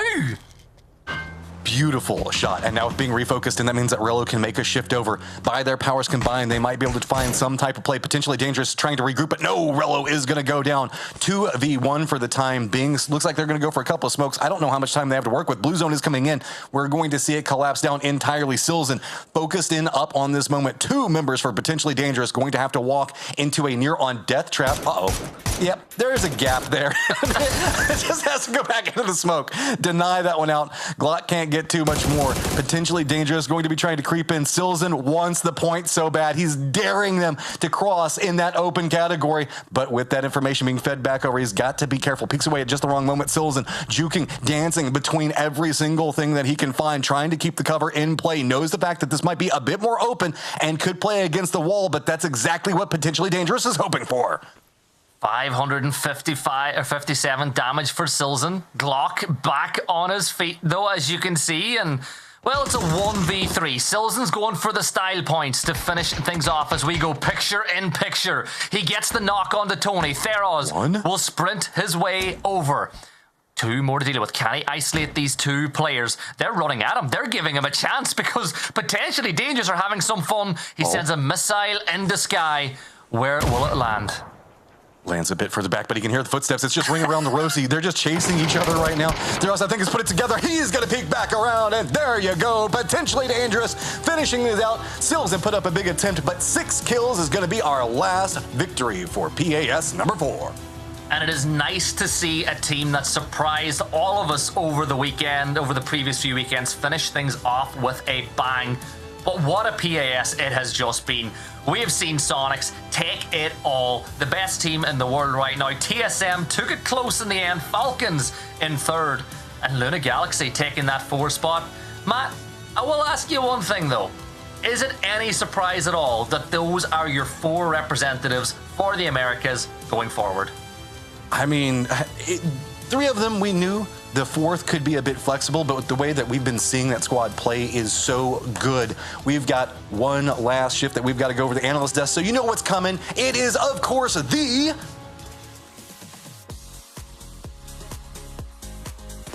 Highlights? Highlights! Or why did you take so long, bro? You left him hanging. Man. It was dramatic. It was a dramatic pause. Was it? Oh. It was a traumatic pause. It was a traumatic pause.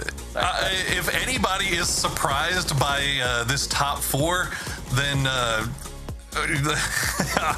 let me just say, you shouldn't be surprised by this top 4. PAS 3, top 4, Falcons, STK, Legacy, and Luna. EWC, top 4, Sonics, Falcons, TSM, Luna. PAS 4, top 4, Sonics, Falcons, TSM, wait, is it Luna? Oh, no way. That's wild. What? No, I was building hype to the Luna on the last one. I thought it was Luna. Exactly. It's always these 4. Yeah. It's that Harry Potter meme. Why is it always you 4? So is it possible that we still have a 3 Kings scenario with one of those, like the old one of them has emerged to like God Emperor status, and then the 3 Kings who like answer to them? I mean, we got to at least give Luna Galaxy Prince. They got to be there, right? Point. They got to be there. I mean, they've gotten 4th. They've gotten 4th in 3 straight events regionally. You got to give it to them. Well, yeah, you doing it? I mean, I think you might have. I don't know who came up with 3 Kings. I think it might have been you, Cameron. Do you crown them? Is it 4 aces? Is it 3 Kings and an Emperor? What's the story? Not quite. And I would even say that Falcons are kind of on thin ice with how inconsistent they are. They are in the top. They're here in 3rd place with a pretty good gap, but there were multiple times that we got worried about them in group stage. They barely qualified. They started off with a win and then struggled, and we're like, oh my god, maybe. I was worried, I think at the end of day 1, maybe yesterday, that they would be in the area that we see Luna and Pichao, which is barely qualifying, almost not qualifying, but we have to give it up to the singular best team, undisputed, the God Kings of the 3 Kings in North America, in the Americas region. It is the Sonics. First place in the world, grand final winners, uncontested, no challenge. They ran this event from start to finish when we got to these grand finals. It's the Sonics. Shrimsy with 31 kills to lead it. Kickstart, newest member of the team. We saw the emotion on the stage at EWC when they raised that trophy. Sometimes teams slow down after a major. This team has not let off the gas, and it feels like this is going to be a year that starts and ends with Sonics, Poro. No, it definitely feels that way, and that's going to come with a lot of expectation and a lot of weight and a lot of pressure when we get to PGS. So it's going to be interesting to see how these guys handle it. But given everything we've seen from each of the players, from the coach, I don't expect anything less than a great performance out of them. Yeah, I mean, everything that they have sets them up for a really good run this year. It's very, very exciting. Now, I do know, before we get to continue talking about the Sonics, I think we might be able to get an interview with them if we're lucky. We did want to still focus on a team in that match, Cameron. Right. There was one that we thought the dream might come true. They had a shot. They did. Give us the snapshot of Typhon. Yeah, so Typhon are a team that has turned a lot of heads. They qualified from group stage as a relatively new team, quite unknown roster-wise, full squad-wise, and they followed up on Sonic's success last round by getting the top of that hill again, and then I'm not quite sure what they were doing getting involved in a bunch of these fights. They left the strong central position to... This is, again, the balance of what we said with the Sonics. They know exactly how much land they can take safely. It looks like Typhon might have tried to hedge their bets with the circle shifts a bit too much, and they kind of fall apart from there.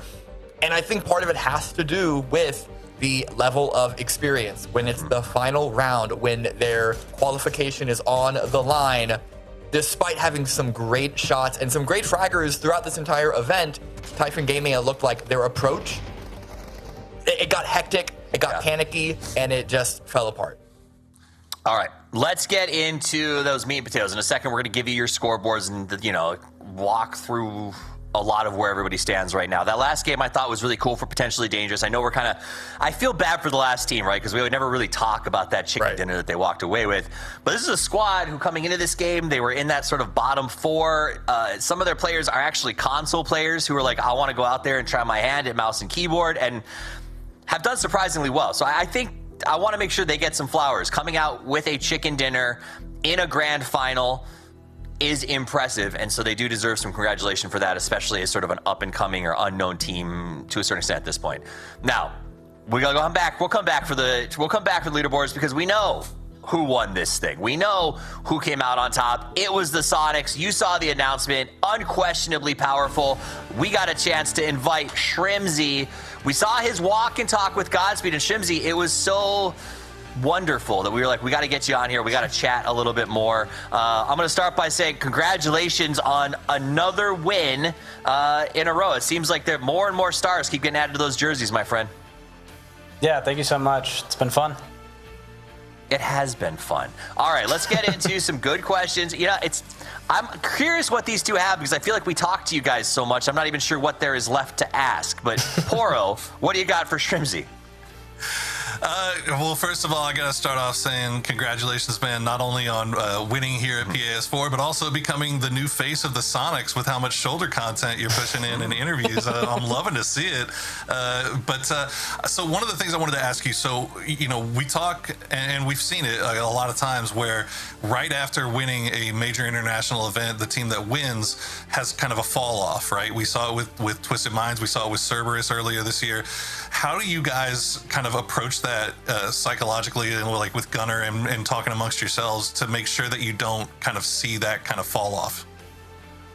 I think it's just something that we kind of all have within us. I don't think it's something that necessarily you can like work towards. I think you just kind of have to be wanting to work hard, and you have to want to be the best. I don't think it's like something that somebody could like teach you really. You just kind of have to want to be motivated. You gotta have to have discipline. So, you know, big shout out to Gunner that pushes us. You know, the boys always are streaming constantly. H1's constantly watching Twires and, you know, coming up with new rotates and new spots to play and how we can camp people. And there's just a lot of stuff that goes into it that people don't really see. So shout out to the boys, shout out Gunner for, you know, pushing. Cameron? Yeah, listen, so looking ahead at TGS, at the Globals, you guys have won so much. You're constantly punching up, looking for extra trophies. Is there anything that is going to be special going into this event as far as preparation or as far as focus on, like, how do you take the next step, or is it just business as usual? It's definitely business as usual, but we have to, you know, find out what our drop spots are going to be and what we can kind of secure for PGC since we're secured now. If we weren't already through PGS points, I think it's not mathematically impossible. So I think we, you know, just secured it now through PGS or PGC points. So figure out what our drop spots are, try to get those for PGC, and, you know, also try to win these events. So nothing different, but got to figure out what to do. Nice. All right, so I'm going to pivot us away from future talk, and I want to go back a little bit, because we talked yesterday to a Kickstart, and we heard a lot about that transition and the struggles that came with him sort of joining the team in a social media sense. I want to talk to you from a perspective of a player who is already on the roster. We don't often hear the challenges or the struggles or the things that maybe could have been stressors for you guys when you make a big move like that. So what does that first couple of weeks, is there a lot of stress that goes with it when you add a new player to a team? and there's so much on the line going forward. What does it look like for you guys, or how does it feel? It's not really stress, but we definitely know that there's going to be a learning curve.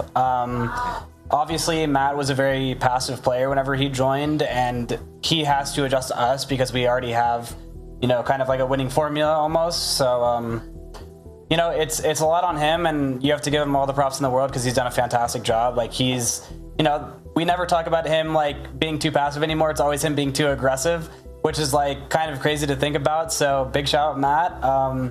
The first 2 weeks were pretty rough, I'll be honest. Like the first tournament that we played in, I think it was PAS, we got like 4th or 5th or something, and then we had to go straight into PGC, and I think we did pretty well in group stage, but there's a lot of like little things that we mess up on that cost us big games. So, you know, I just can't give enough props to Matt because honestly, it was all on him.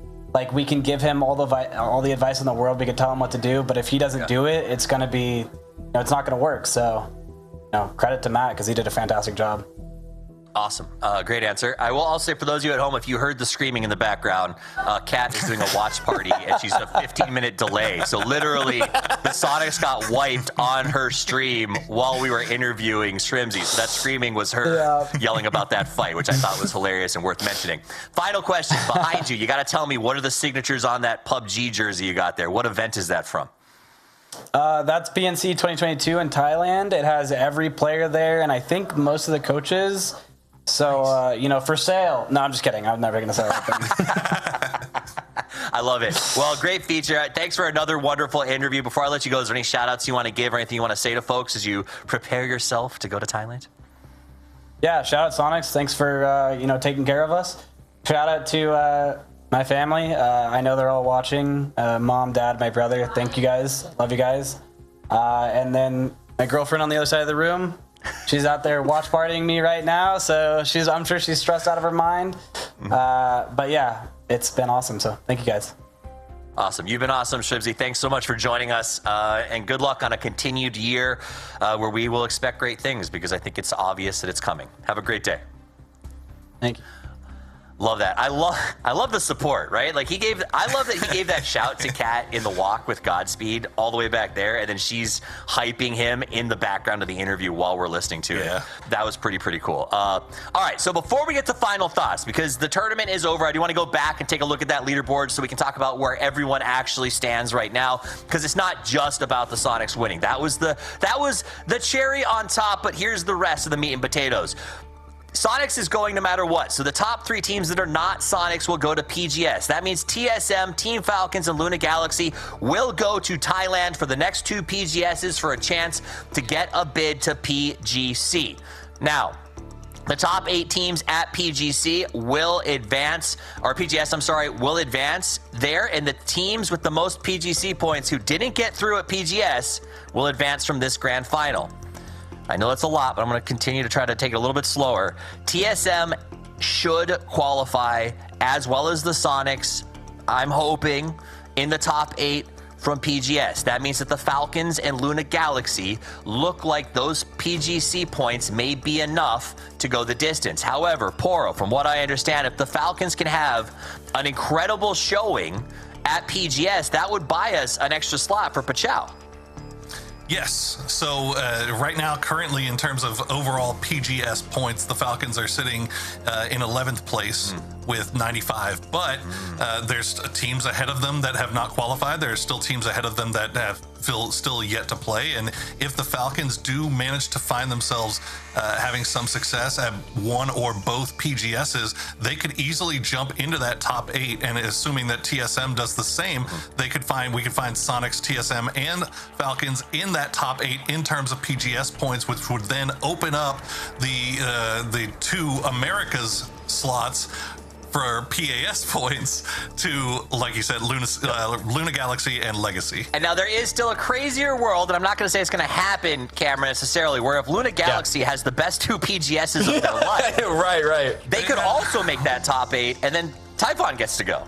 It is possible. No, it will be Pichau. It would be Pichau after. So it's Luna Galaxy, Legacy, and then Pichau would be the next team as far as PGC points. It's possible. Well, I'd say if Falcons and Luna both have incredible turnouts, then theoretically the next two. Yeah, which would be Legacy and Peach Out, which would be the That's right, you're right. Sorry, Legacy and Peach Out, my bad. Just as a reminder, Luna Galaxy at PGS 3 and 4, 1, they did not qualify for a final, and then 4, they did not get any points. So they are one of the few teams that managed to go to both PGSs 3 and 4, but came home with 0 points. But so it's unlikely. They learned a lot. Hopefully they learned a lot from that event, and as we've seen here consistently in regionals, when it comes to the final day, when everything's on the line, when their backs up against the wall and they need to get the thing done, they get the damn thing done. So hopefully they can find a way to translate that mentality that they have in regionals over into the international stage. Cameron, thank you for catching the Typhon Pichau thing. The way that was laid out got a little confused in my head. It is a lot, but I can also assure you, PGS just around the corner, and we are going to be there to help you understand exactly who's going where. We're not abandoning you. We got a whole half a year left of PUBG. I think it's half a year. A lot of PUBG ahead of us, maybe a quarter of a year, and it's going to be a blast. So we'll be here. We'll be working with you in the process. Make sure you follow PUBG Esports for all that information. Guys, final thoughts, last chance to sort of get your thoughts out there as we have a resoundingly awesome finish to PUBG Americas Series 4. I'll start with you, Cameron. Sonics.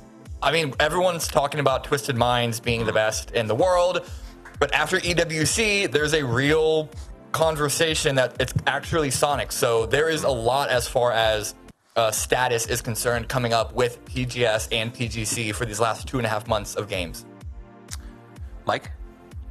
Yeah, it's going to be an absolute war when it comes to PGS 5 and 6. I mean, Twisted Minds is undeniably an amazing team, and Sonics is playing better than I've ever seen any team from our region play, and consistently across the entire year. So, and then you start throwing in teams from China, teams from Korea that have been successful, and then the wild card of APAC. Eventually, APAC is going to be there, guys. Like, they're not just group stage warriors. They're going to find it in the finals as well. We saw Cerberus do it not too long ago. So it's setting up to be just a really, really fun 2 events back to back. Yeah, APAC has become monsters, and I think the back-to-back nature of the event has actually been really a fun experiment to see teams evolving in such a short amount of time. So make sure you tune in. Though. I know it is the slog that being in another country for so long can be incredibly difficult, but those are problems for the next event. There are no problems here. We are done. We are dusted. We have seen it all. The Twitter contest is over. We will announce the winners over on X, so make sure that you're following for that information. You heard the final thoughts. Guys, I want to say thank you one last time from myself, from Porosaurus, from Cameron, from Matrim, from Gibson, from Godspeed, from the entire production team, and most of all from Craft. And thank you so much for spending your weekend with us. We really, it means the world to us, to be completely honest. And guys, until we see you next time, play more PUBG.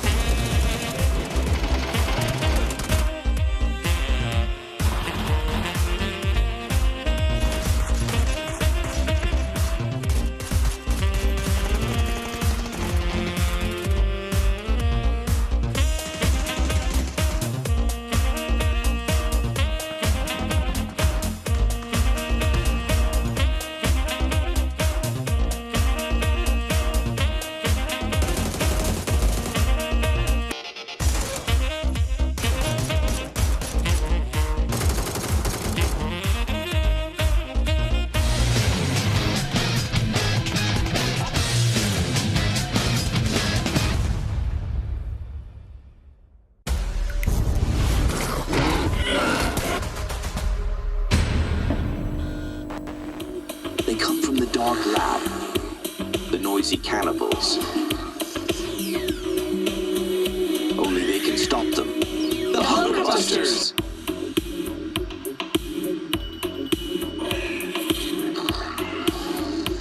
They're back and armed to kill.